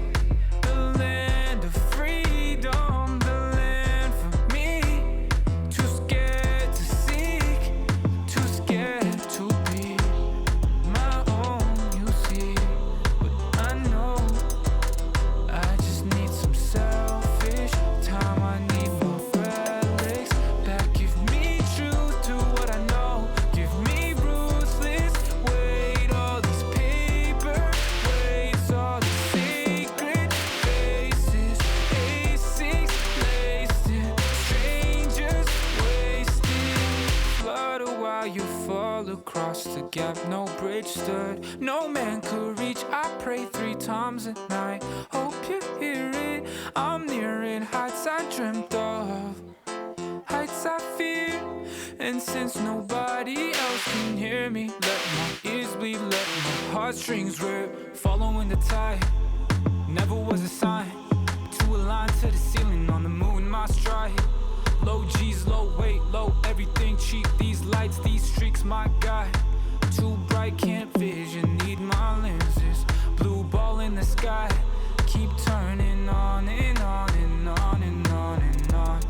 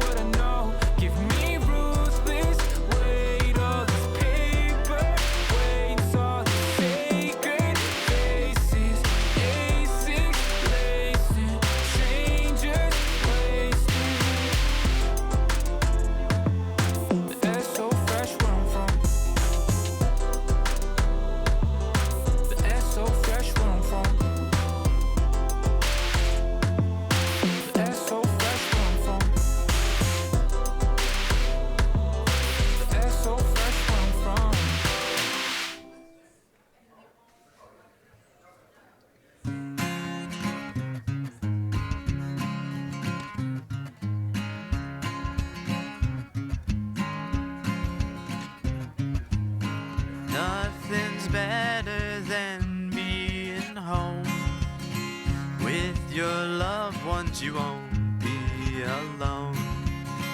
When it's cold out, you'll be in warm in your own bed and from the storm.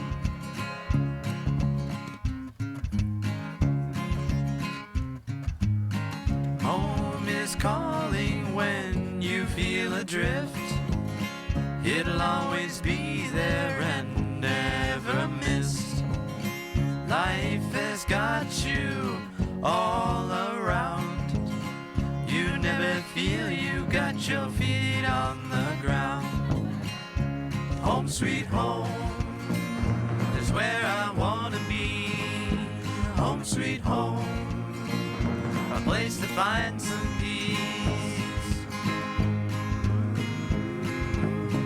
You are worried of what's to come, but you never know until it's all said and done. You can stay home all night and day, resting your mind, keeping all bad thoughts away. Home sweet home is where I wanna be. Home sweet home, a place to find some peace.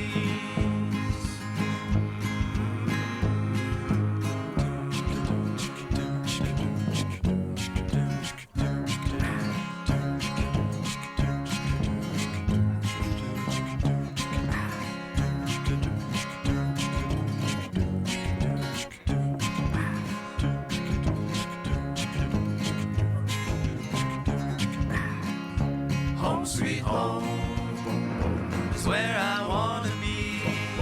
Home sweet home, a place to find some peace. Nothing's better than being home with your loved ones. You won't be alone. When it's cold out, you'll be in warm, in your own bed and in from the storm.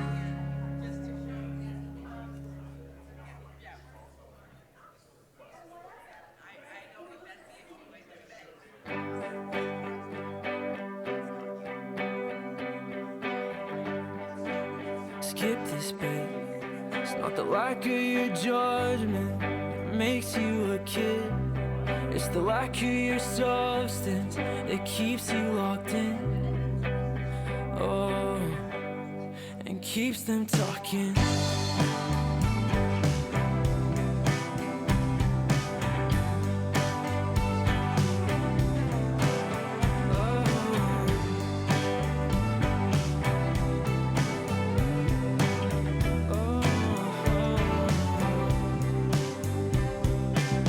Find out a way to spend your whole life holding hand with empty faces that you'll never see again.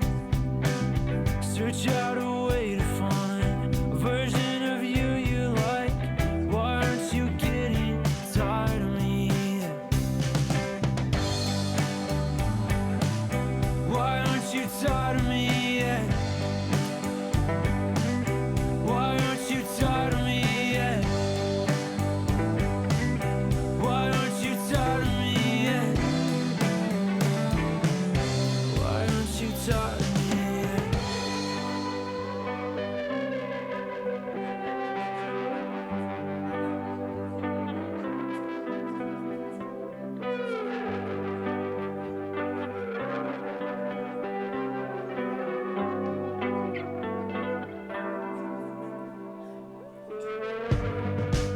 When I get home, can I see? I'm scared that I might ruin everything I left on my own and see through. You're getting tired of everything. Why aren't you tired of me yet? Why aren't you tired of me yet? Why aren't you tired of me yet? Why aren't you tired of me yet? Why aren't you tired of me yet? Why aren't you tired of me yet? Why aren't you tired of me yet? Why aren't you tired of me yet?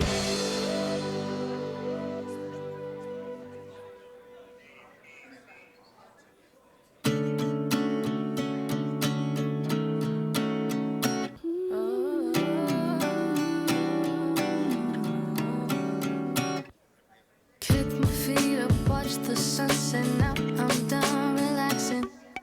Time is chasing after me. I need a little substance. Not sure where it's headed, but I know it's going somewhere. Take a cab and don't look back. I'll move through all the silence. Now I'm colder than the weather. Steady going under pressure. I'm finally over being low key under these old covers. Now I'm back and I'm better. Steady going under pressure. Sit back and watch the paint dry. Take time and watch the dough rise. In another world, I'd have control of my mind. Can't seem to get it through that things I do, but on my own time.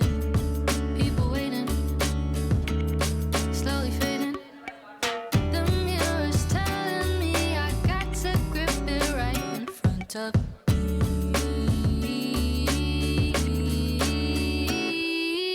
Secure the seat and don't release the opportunity. Now I'm colder than the weather. Steady going under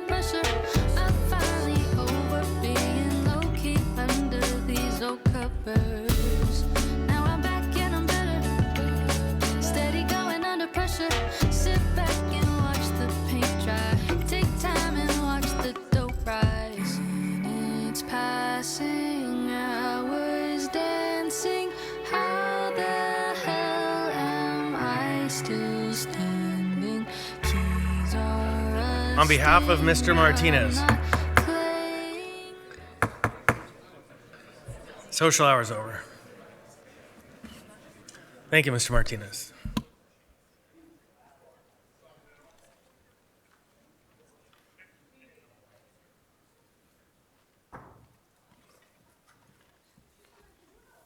Next on the agenda, we have item 14B. 14B is AO 2026-13 ordinance, to the Anchorage Municipal Assembly, amending Anchorage Municipal Code, Section 4.60.090 and 27.30.080, 27.30.085 to establish a review and comment procedure by an advisory commission for capital improvement projects within the Chugach State Park Access Service area.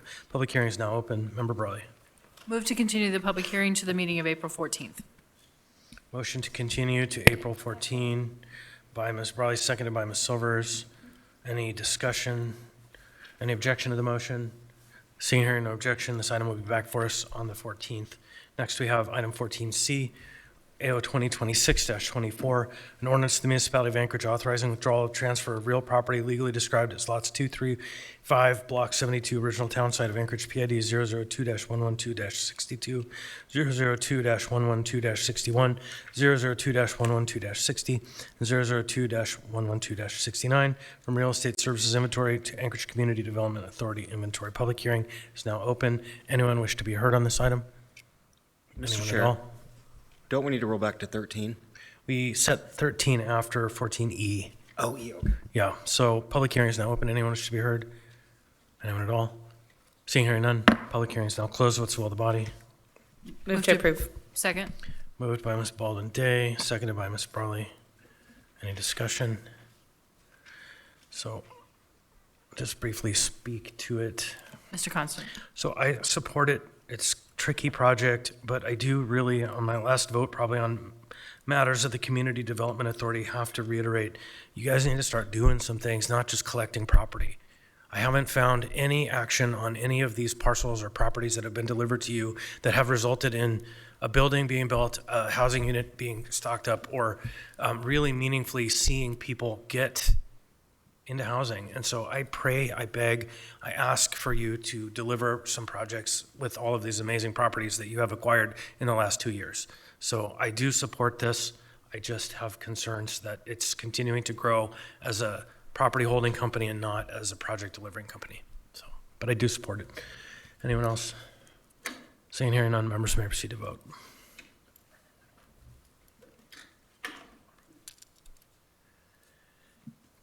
On a vote of 12-0, AO 2026-24 has passed the body. That takes us next to item 14D, which is AM 144-2026, recommendation of approval for the Great Alaska Archery Challenge in Hilltop Ski Area as a community event. The public hearing is now open. Anyone wish to be heard on this item? Anyone at all? Seeing hearing none, public hearing is now closed. What's the will of the body? Move to approve. Second. Moved by Mr. Johnson, seconded by Ms. Brawley. Mr. Johnson? Great event last year. I'm sure it'll be great again this year. All right, Ms. Brawley. Yeah, thank you. Just briefly, I want to note that this was back before us last year, the first time this was held. If you look at the memo, the intent of this is that it's valid for a 5-year period, provided there's not substantial changes to the safety plan. And that is because there is a public hearing required for discharge of a bow within a municipal park. But this is really within the scope of a safe event, well-planned event. And so unless something goes terribly wrong, then it wouldn't be back before us for a few years. Thank you. All right, so anyone else? Seeing hearing none, members may proceed to vote.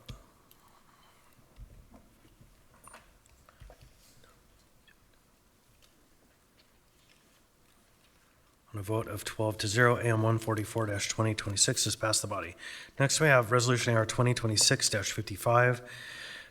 A resolution of the Anchorage Municipal Assembly approving the 2026 Tourism Improvement Projects tips and reappropriating amount not to exceed $1,600,000 from the Convention Center Operating Reserves Fund 2026 Tourism Budget Office Chief Administrative Officer is $750,000 to the Airway General Fund 101000.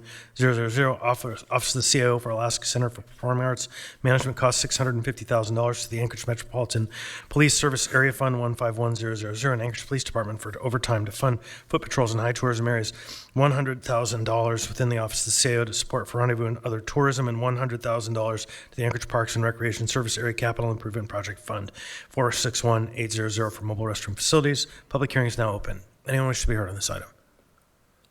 Anyone at all?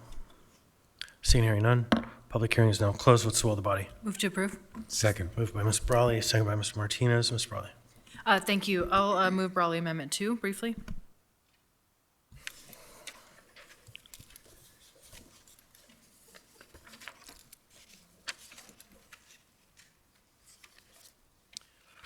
There's a motion to amend by Ms. Brawley. Is there a second? Okay, moved by Ms. Brawley, second by Silvers. Ms. Brawley. Thanks. This is just correcting a couple fund strings. Any discussion on the motion to amend? I'd like to ask unanimous consent. Any objection to the motion? Seeing, hearing no objection, the amendment is made. Ms. Silvers. Oh, go ahead. And, sorry, just one more brief comment. Just to note, actually, no, I'll come back afterwards. Thank you. Okay, Ms. Silvers. Second? Is your microphone not working? There you go. Thanks. So Ms. Silvers has moved Silvers Amendment 1, and we have a second by Ms. Brawley. Ms. Silvers. Yeah, so the purpose of this amendment isn't really to change the purpose or the focus of this funding. What it's meant to do is give more flexibility for APD to choose to address a problem spot in another area that sees tourist use. For example, if there's an area of frequent purse snatching on the coastal trail, I would like APD to have the flexibility to address that with a patrol. So I tried to make the language carefully so that it's the focus and the purpose is still foot patrols in downtown, but it adds a little level of flexibility for APD to address another problem spot in a high tourist area if they needed to. So I ask for your support for this amendment, please. Thank you. Any further discussion on the amendment? Any objection to the amendment? Seeing, hearing no objection, the amendment is adopted. You do? Okay, Mr. Voland. Then we'll go ahead and take a vote, or do you want to speak to it? Okay, members may proceed to vote. So it's already preloaded, but you can change it however you want. All right. Everyone ready for the vote to be recorded? Okay, members, she's just going to record the vote. On a vote of 11 to 1, the amendment has passed. We're back on the main motion as amended. Ms. Brawley. Thank you. I just want to put some brief intent on the record. I really appreciate this funding and this new proposed TIPS or Tourism Improvement Projects program, and thanks to Visit Anchorage and the municipality for negotiating that. But like with many, or really all of our funding, it should not be expected that this funding is utilized for the same purposes forever. And I know that is also the intent of Visit Anchorage, there was a letter from Ms. Sape in our inboxes earlier today. So I appreciate this. It isn't that these aren't important, but I think we have already run into issues where there's expectations that the same funding continues forever, and we should not be planning on that, especially in this challenging funding environment. So glad to see these move forward, and I also expect that in the future this funding allocation would change. Thank you. Ms. Baldwin-Day. Just wanted to note that there are more hotel rooms in Midtown than there are in downtown. And so as I'm very excited to support this particular package of tourism improvement projects, I, as Member Brawley alluded to, look forward to Midtown getting some of that love in the next iteration of tourism improvement. Thank you. Thank you. Ms. Silvers.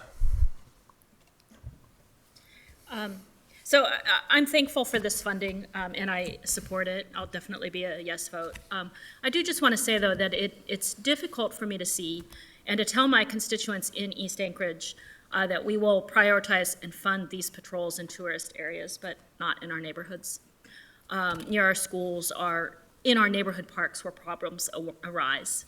I have constituents in Unaka Valley who have been dealing with drug use and illegal activity in public areas around their homes for many months now. We've attended many public safety meetings, listening sessions, and we found no solutions for them. It's difficult for me because I hear it said that we don't have the funds or the manpower to send out patrols for a time to curtail frequent illegal drug activity in known locations.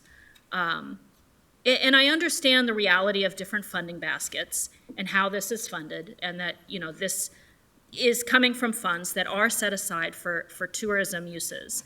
But I would like to ask the administration to work towards finding the means to provide our neighborhoods and our residents with the same level of public safety by trying to find a way to provide for patrols to curtail hotspots of illegal activity muni-wide and not just in tourism areas. Thank you. I have myself in the queue briefly. Mr. Constant. Thank you, and I co-sign that, and the reality is with the fact that we're finally running full academies and getting close to what would be considered a full police force for the tax cap budget that we have, even though it's definitely not enough relative to other communities of our size across the country.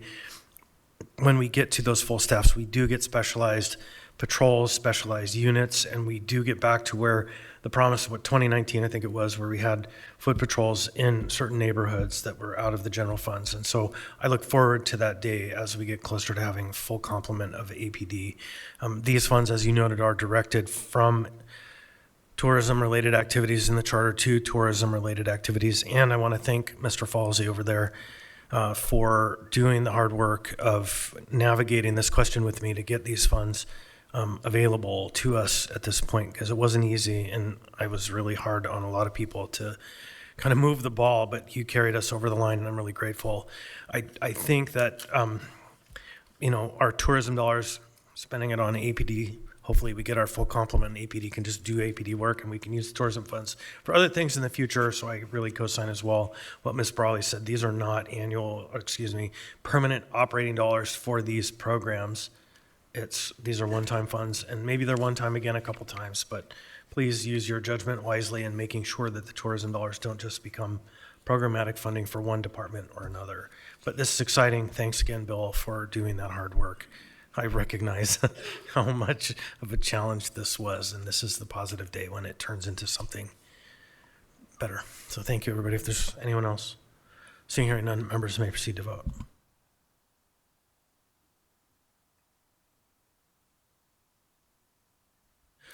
On a vote of 12-0, AR 2026-55 is amended. Let's pass the body, which takes us back to 13A.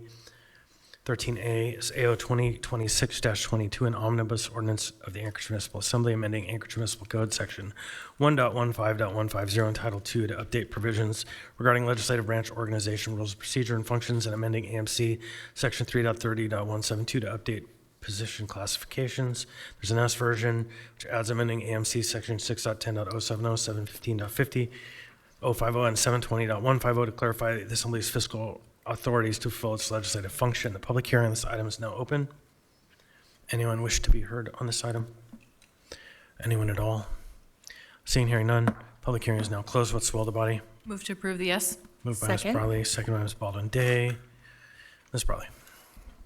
I'm going to actually turn it to Mr. Constant to run an amendment. So, Ms. Baldwin-Day, you suggested you might have an amendment. Yes, Chair. I would likely make that a verbal amendment to unify the language of legislative branch staff versus assembly staff in a couple of places, which I could identify for the clerk if that would be helpful. So the motion to amend is to clarify that wherever it says assembly branch, it should say legislative branch. I'll second. Moved by Ms. Baldwin-Day, seconded by Ms. Brawley. You want to speak to that? No, that's it. Self-evident. Okay, just unify the language into one. Any discussion on the amendment? Any objection to the amendment? Oh, but yeah, he was on, I think, on the main, right? Mr. Johnson, you're not on the amendment, yeah.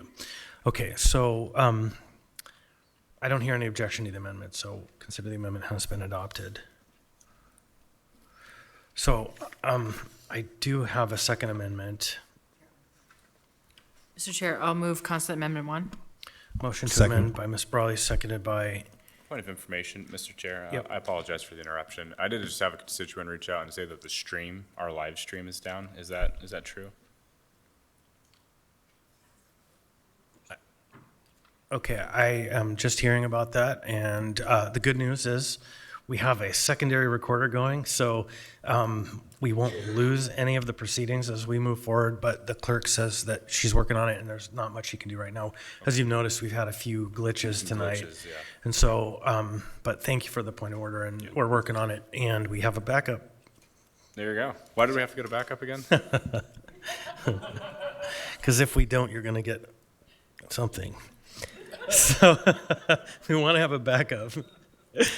So Ms. Brawley made an amendment, or proposed an amendment on behalf of me. I got it moved by Ms. Brawley, second by Mr. Wallen. I can speak to it if you want. Yeah, go ahead, Ms. Constant. So this just speaks to the powers of joint resolutions at the joint meetings, the joint conferences of the Assembly and the school district. And it makes it clear that we can act jointly, but each vote has to be taken separately. And for items to be passed, they need to be on the agenda. So essentially, same rules of a special meeting. This, I believe, only isn't, Mr. Hurt, is this only in the section on the school district, or is this in joint conferences as a whole? It's only on, there is only a section on joint conferences, so this would apply to joint conferences. Thank you, with- Mr. Volin. So yes, it would also apply to Aclina. What it doesn't do, so there had been some conversation about narrowly constructing it so that only items on the agenda could be discussed. But what we decided to do with this amendment was we could add discussion items, we just can't add action items unless they were noticed. The public has a right to understand what we're doing. And so action items, meaning we resolve to do the following things. But if we wanted to hear from the CFO or the police department or whatever, we could just add that to the agenda. It doesn't prescribe to that level, only to the level of action. So any further discussion on the amendment? Seeing and hearing none. Is there any objection to the amendment? I'm not seeing or hearing an objection to the amendment. We'll consider the amendment has passed. We're back on the main motion as amended. So I will speak briefly. Oh, meeting manager is broken again. So you just raise your hand if you want to get in the queue. I think Mr. Rivera? No, okay. So, or maybe we're back. So the gist of this is just a series of cleanups for the legislative branch rules of procedure and organization. I don't have a line by line kind of breakdown to go through it. I don't know, Mr. Hurt, if you wanted to add any kind of broad and kind of overarching elements, but this project was in the queue and being worked on methodically by multiple leaderships. It's kind of a 2 to 3 year project, actually. And Ms. Bry. Sorry, I was just pointing out Mr. Johnson's in the queue as well. Okay, so Mr. Johnson. No, I'm pretty good. I don't have the line by line details in my head, so. Okay, thank you. I'll say, having read through this, and especially the original version, most of these changes feel fairly intuitive to me, but I was wondering if the sponsor could briefly speak to, in the S version, the changes to section 9 and the problem we're trying to fix there. So, let's see, I don't know that I have it. Can you read the section? Well, I'll read it from the AM. It says, new section, clarify the Assembly's authority to delegate to the chair the ability to transfer unencumbered funds between categories within an appropriation to the legislative branch. S version, additional language.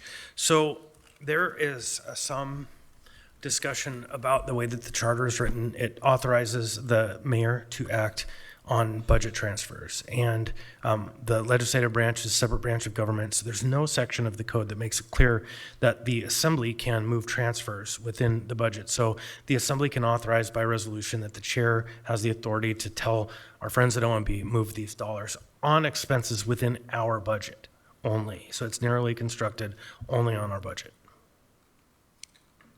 That's the gist. Okay, but as I'm reading this, as I understand it, right now, that authority to move money within the branch is could inherent. be done with approval of the Assembly, but this would be a change to delegate that to the chair instead of the body?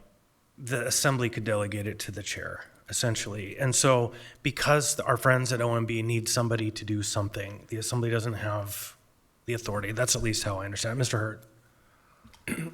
Yeah, and if Mr. Farina was here, he could probably, thank you, Chair. If Mr. Farina is here, he could probably clarify this more. As it is right now, the language in charter says that the mayor is the authority for transferring within an appropriation. And the way that that's read then is that if we want to transfer something within an appropriation to the Assembly branch, we don't have the authority to do that the mayor has to do it. So essentially, if we need to move some money from the clerk's office over to the assembly council's office for some reason or vice versa, the chair doesn't have that explicit authority in code.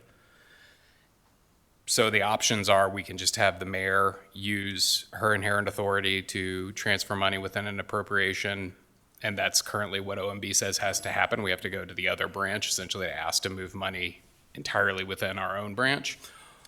Or we could bring a resolution to the assembly to reappropriate the money with more specificity within the assembly branch and keep it all within our house. But that's obviously a much more procedurally lengthy process. Mr. Hart, then the chair wouldn't have the authority, even if the assembly did it, unless the assembly specifically authorized. So this just puts it in the code that the assembly can do that, can make direction to the chair. The OMB folks need a person to say, like, I sign, the chair signs, leave requests, the chair signs, any number of administrative documents for the branch. But in this case, the way it's set up, only the mayor can until this is authorized. Okay, thanks. That explanation is satisfactory for me. Just one thing I'll point out, and I think this probably qualifies as a Scribner's error, but just to make sure that's on the record. On page 19, there are 3 paragraphs, 7, 8, and 9. And I believe in each of these paragraphs, there's meant to be a reference to protested by owners. However, in paragraph 8 on line 16, it says protected by owners. I'm pretty confident that's just a typo, but since protected could be interpreted a particular way, I just want to make sure that, in fact, protested is what is meant there. I mean, it doesn't sound like we would need an amendment, but I just want to make sure that that's caught and fixed if that's Good in catch. fact how it's supposed to be. Yeah, good catch. I think we're all in agreement it should be protested. Are we correct, Mr. Hurt? Yes, and just from a pure vanity point of view, I just want to say that that's already in code. I didn't write that. So. Well, if that's the case, then probably it's not a Scribner's error. We should make an amendment. We can go ahead and make an amendment now, or we could contact the code revisor. Thank you. I think it's better to make an amendment if it's Okay. old code, because. Yeah, then I'll ask for an amendment. Yeah, Ms. Brawley, would you, or Mr. Johnson? Yeah, I'll just say I would like to make a verbal amendment on page 19, line 16, to change the word protected to protested. Second. Motion to amend by Mr. Johnson, seconded by Ms. Brawley. The clerk has the notes. Any objection? Ask unanimous consent. Seeing hearing no objection, the amendment is adopted. Any further discussion?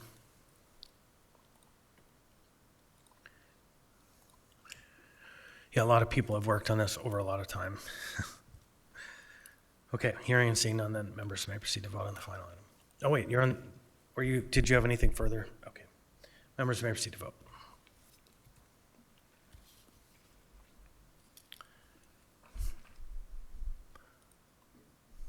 On a vote of 12-0, AO 2026-22 as amended the S 2026-22S as amended has passed the body. And we're still experiencing some weirdness with the system. It's going in and out. And so it's possible that we may revert to some old school assemblying and doing verbal votes with the clerk recording the votes. So, but that's okay. We're going to move on next to 13B, which is AO 2026-27, an ordinance of the Anchorage Assembly amending Anchorage Municipal Code, Chapter 21.05, 21.40 Old Code, and 21.50 Old Code, and Sections 21.09, 050, 21.10, 050, and 21.35.020 Old Code to clarify the land use review process for data centers, similar energy-intensive facilities, and requesting the Planning Department develop use-specific criteria for energy-intensive uses, and waiving Planning and Zoning Commission review. There's also an S version. I don't see any difference in the title. Public hearing is now open. Welcome. Please state your name, what part of town you're from. Oh, you already testified on this, sir. I'm sorry. Not on the S version. And Oh, so, fair enough. Yeah. Go ahead. So it's just brief. So Jamie Lopez, East Anchorage. So the one thing that I noticed in here, and mostly the entire document's good, but on page 9, and it's something I briefly spoke to before, it's designating between a small and a large data center based on the number of servers. And so it is section Municipal Code 21.35.020 definitions and rules of construction. And you skip to page 9, it says item B, a facility with less than 2,000 servers shall be considered a small data center. A facility with 2,000 or more servers shall be considered a large data center. The main issue with this is you have no way to figure this out. It's going to be whatever somebody's going to tell you. Are these virtualized servers? Are they actual, actual hardware, bare metal? So yeah, it's just better just to take it out and sort of look at, the power requirements, the wastewater requirements, noise, size of the facility, things pertaining to right to light, and noise pollution, just things that impact that you can monitor, because somebody can just make it up and you'll never know. So that's pretty much it. Otherwise, great job. It's good document. Thank you. Anyone else wish to be heard? Anyone at all? Seeing hearing none, public hearing is now closed. What's the will of the body? Move to approve. Second. Move to approve by Mr. Brawley, second by Mr. Rowland. Ms. Brawley. Thank you. So I know we haven't had a discussion about this. We did have a work session a few weeks ago. I'll briefly just comment that the S version. Point of makes order, some- Mr. Chair. My apologies. I should have gotten in the queue to make a disclosure. Yeah, there we go. A disclosure. Thank you, Mr. Chair.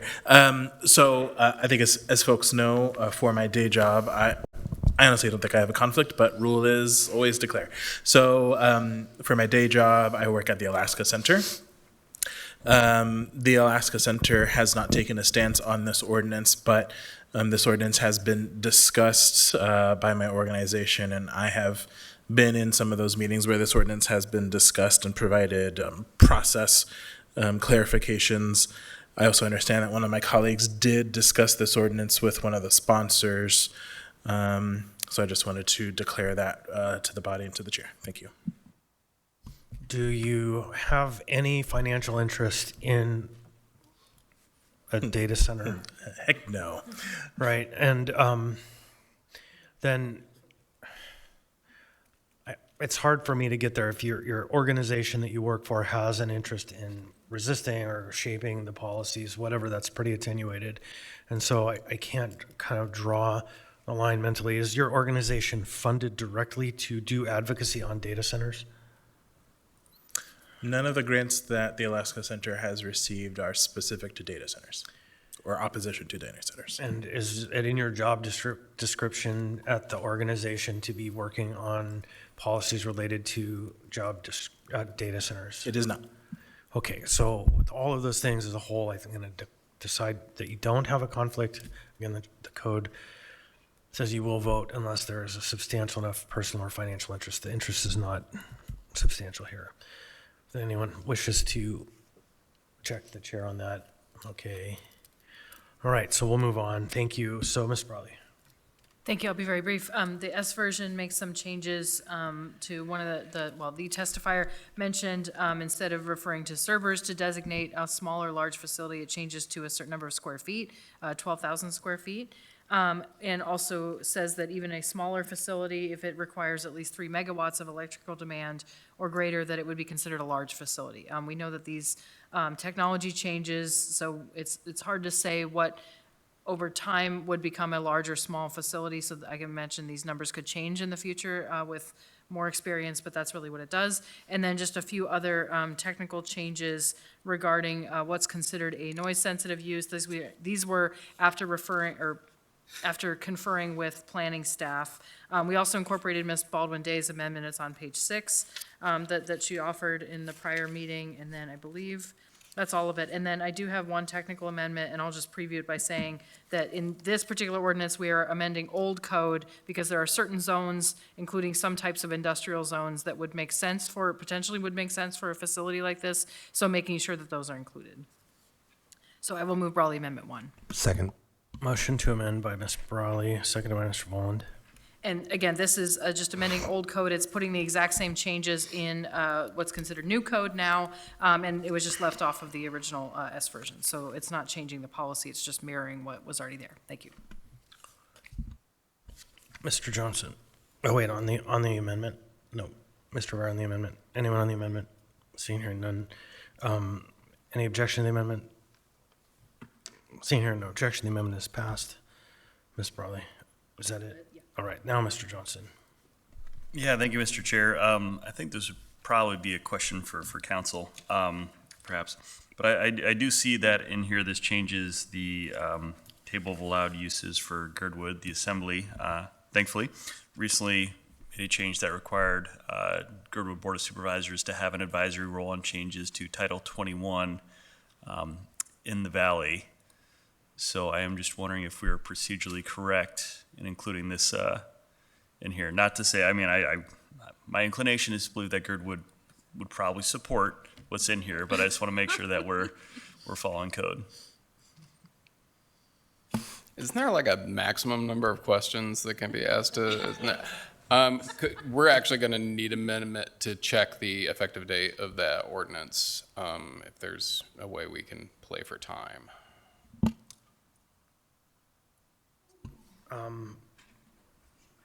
So I think the action, probably you can do that while we contemplate a motion to amend out that section, so Girdwood can become Anchorage's premier host for data centers.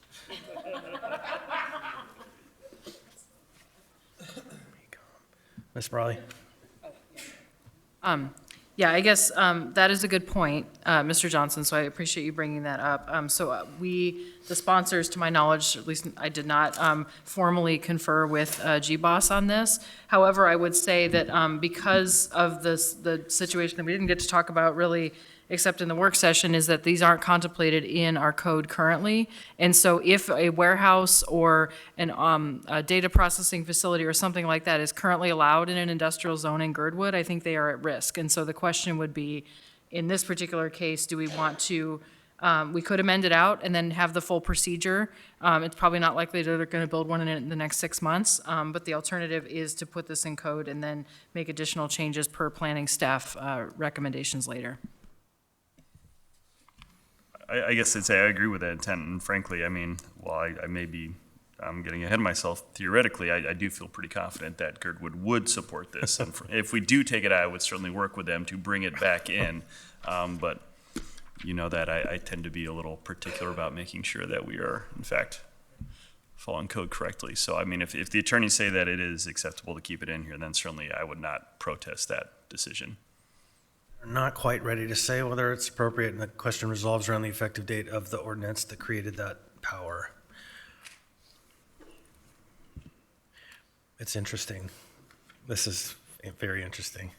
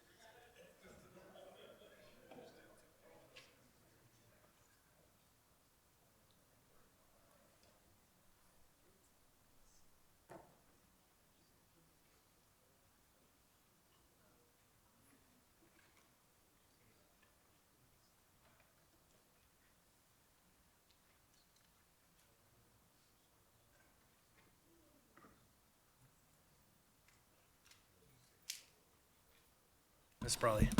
Thank you. As we're waiting for the attorneys to review, I wonder if I could ask the planning director to come up for one specific question. This is also in the consideration of Girdwood, so I'll let the attorneys figure out the procedural question. But my question is, if we made the intent to basically amend out the regulations for Girdwood, I know I'm looking at the last page of the ordinance, there's the use table. It's table 2902, specific for Girdwood, and then it's industrial zones. So would there be other changes needed, or would it just be removing this use table from the ordinance to make it not apply to Girdwood? Through the chair to Member Brawley, if you would just give me one moment, please. Thank you.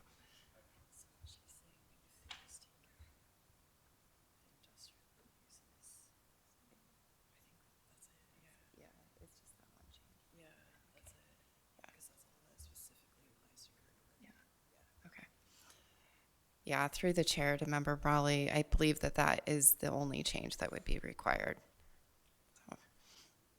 Thank you. So I think then pending the decision by the attorneys, then the consequences, if we did want to do that, we would delete this table, and if we were procedurally unable to do that, then we would leave it in.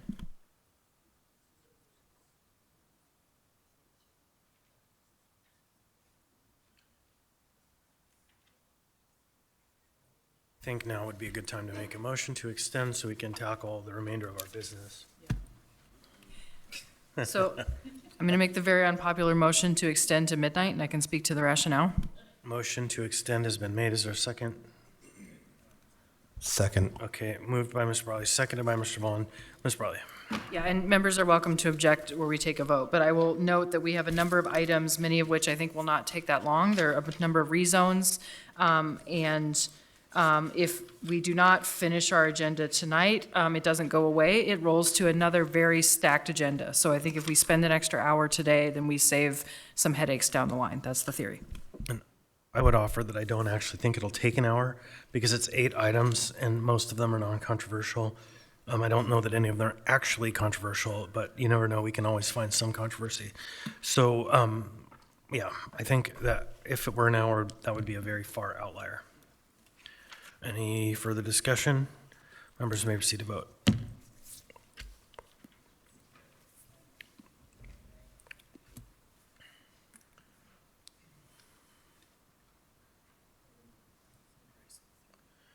Motion to extend has failed. Okay, we'll be done in 10 minutes. Good.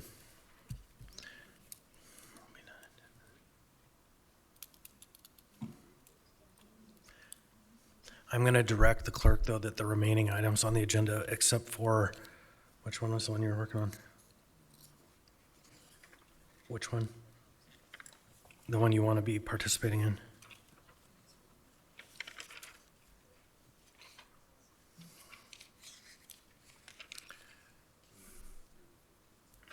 We do have to take up the 15 tonight.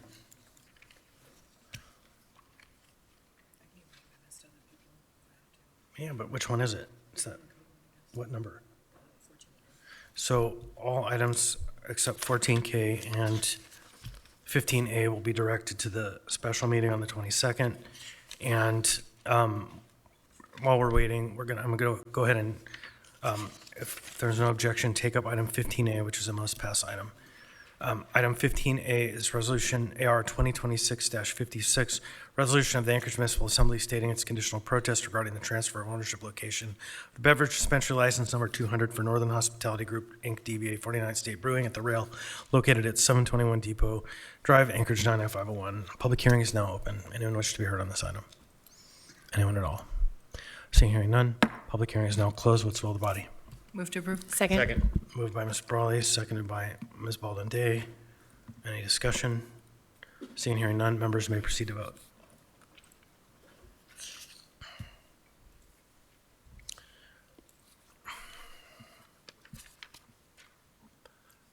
On a vote of 12-0, AR 2026-56 has passed the body. Let's go back now to item 13B. Entertain a motion to delete the file, delete the table. Second. Make that motion. Mr. Vaughn has moved. Ms. Brawley Second. has seconded the deletion of the Girdwood table. Is there any objection to that deletion? Seeing hearing none, Girdwood is now deleted from the ordinance.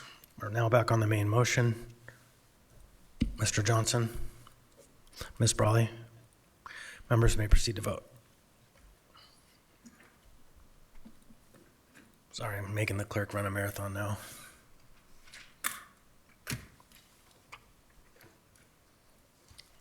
On a vote of 10-2, AO 2026-27S as amended has passed the body. We'll now move to audience participation. Any member of the public wish to be heard?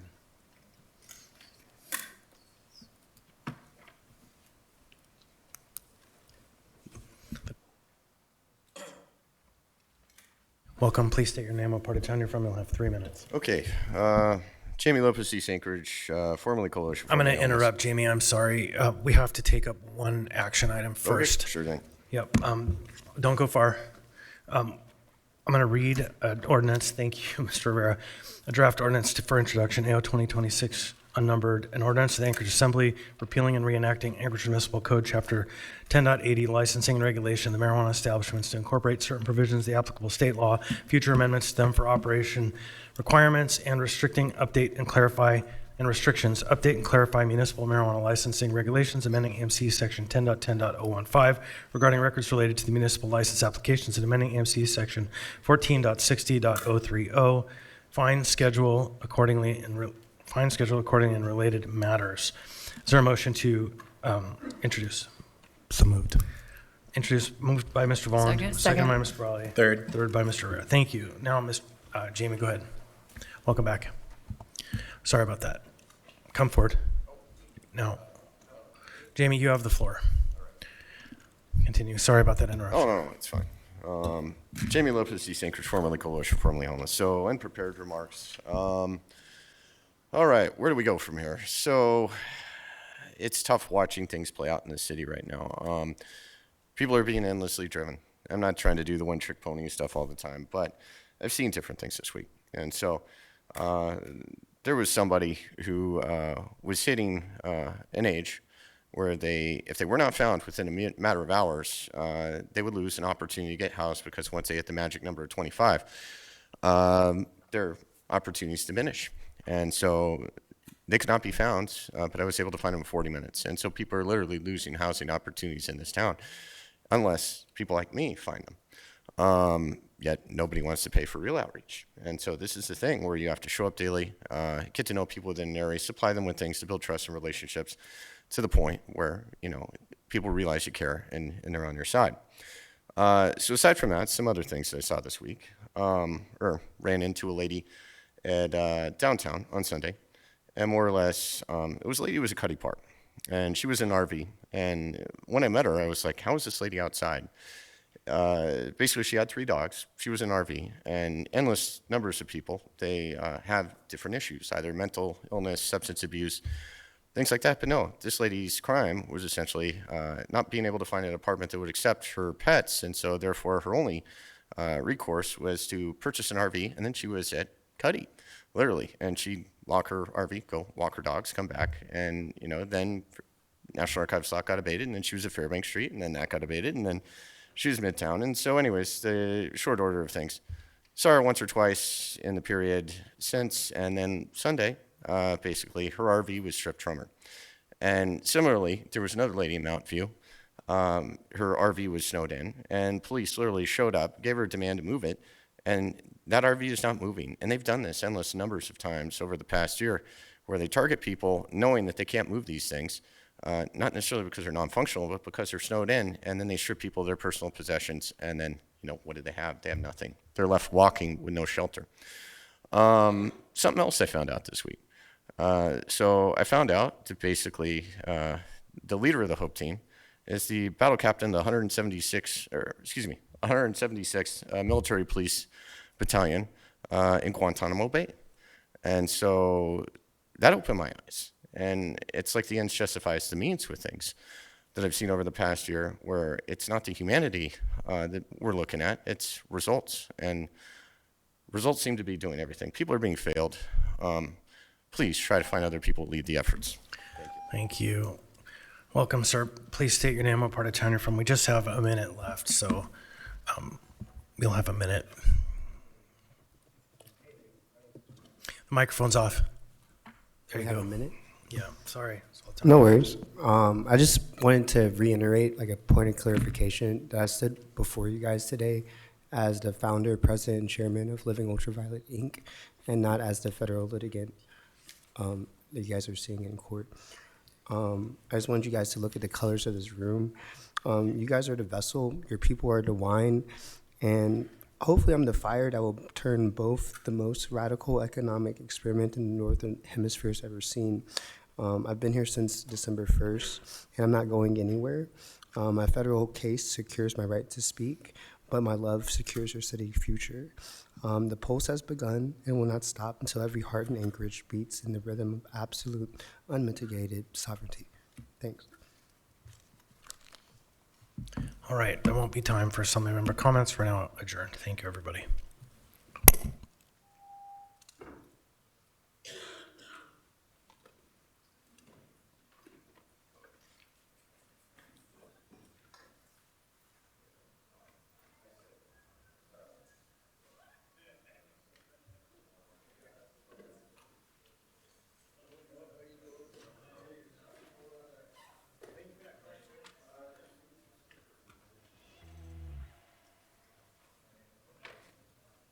The air's so fresh where I'm from. Palm trees, ready-made goods, don't front. Cause you was on your own time coming. Don't stop running. Burning the leaves in the backyard summers. Flower scented breeze keep warming me. Tired of the priest keep warning me. Seconds from release, it's hard to treat. I'm too scared to breathe from my beliefs. The land of freedom, the land for me. Too scared to seek, too scared to be my own, you see. But I know I just need some selfish time. I need more relics that give me truth to what I know. Give me ruthless weight, all these paper weights, all the sacred faces, A6 laced in, strangers wasted. Flood a while you fall across the gap, no bridge stood, no man could reach. I pray 3 times a night, hope you hear it. I'm nearing heights I dreamt of, heights I fear. And since nobody else can hear me, let my ears bleed, let my heartstrings rip, following the tide.